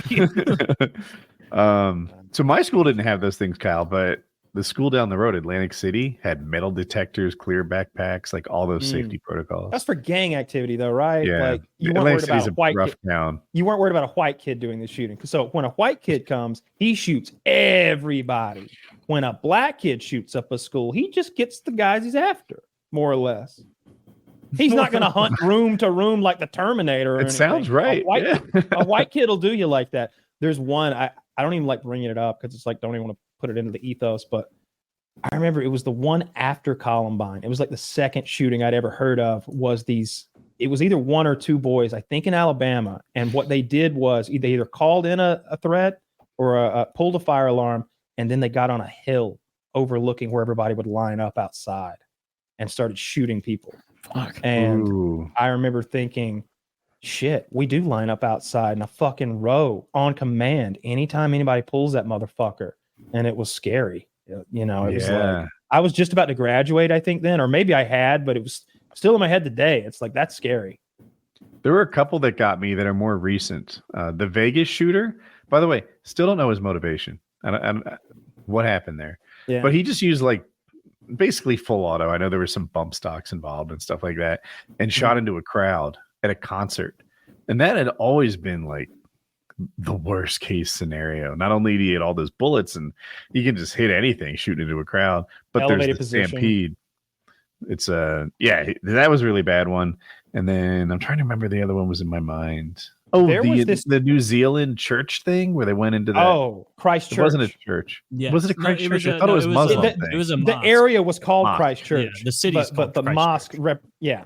Roger that. Yeah. So that guy was just. I hate to give, I hate to say anything complimentary, but he was really effective at not letting people escape, really catching them lined up, pinned them in the back room. Like he was what did he get, brutal and efficient. 73 kills or something. I don't remember. He was brutal and efficient, though. I saw like him just 38? blow the tops off people's heads in the street, like without flinching. When he leaves, he runs over that lady's body, boom, boom, boom, boom. And it's the wild part. If you watch I don't think I after watched he's that killed whole video. everyone, I've seen the whole thing, and then like after it, he's driving away, and he comes to an intersection with a crosswalk, and some people sort of give him some shit, like, "Hey, watch, we're walking here," and he's like polite with them, and it's so weird because he just killed all of it. He's like, "Ah, sorry." He's like letting the people go past Because they him. weren't Muslims, or they were They still weren't. Muslims. Exactly. Look, Oh, he was. they weren't. Yeah, I'm pretty sure he was driving around later, and there's not video of this, but I think I read that the deal was he continued driving around and was only shooting at, I guess, brown people. I mean, they're in New Zealand and they're in that part of the town near the mosque. But he killed so many people. 51. I just Googled it. Jesus Christ. He had containers of gasoline that he was trying to. He sort of like had this moment. He's wearing a body cam, and he has this moment where he's like, "Should I take the gas in? Nah, let me get this other gun though." I think he retrieves like a second gun and goes back and shoots more people. Dude, the version of it that I watched while he was grabbing his guns and stuff from the trunk and like setting everything up was set to music. It was like it's his music. Wait, what? It's like I don't know shit about 4chan culture, but they called it meme music. But he's like listening to it the whole way there. He's cracking jokes about the Austin Powers. I might be misremembering it, but to me it was like, I know it wasn't exactly this, but like the Doom music, like just rocking sort of hype music. I might be wrong. Whatever. It was a while ago. It's been a while ago. That was a real rough one. This recent one, where those little children were killed, those, that shit's awful. I mean, you don't want to see anybody get shot, but when it's those little bitty kids, it's so horrific. What's this I don't one? understand. I don't know. There's been a couple of them recently where like kindergartners died. The one where we were really happy about the way the guy charged in and got the person. Oh yeah. I'm pretty sure they stepped over like, I don't know, a 5-year-old or something on the way, like after they got to the second floor, before they got into that sort of open atrium area where the shooter was and they killed him. I think they step over like a little 5-year-old in pink or some shit. They blur it, but you could tell what it is. Wasn't one of them was that the girl shooter?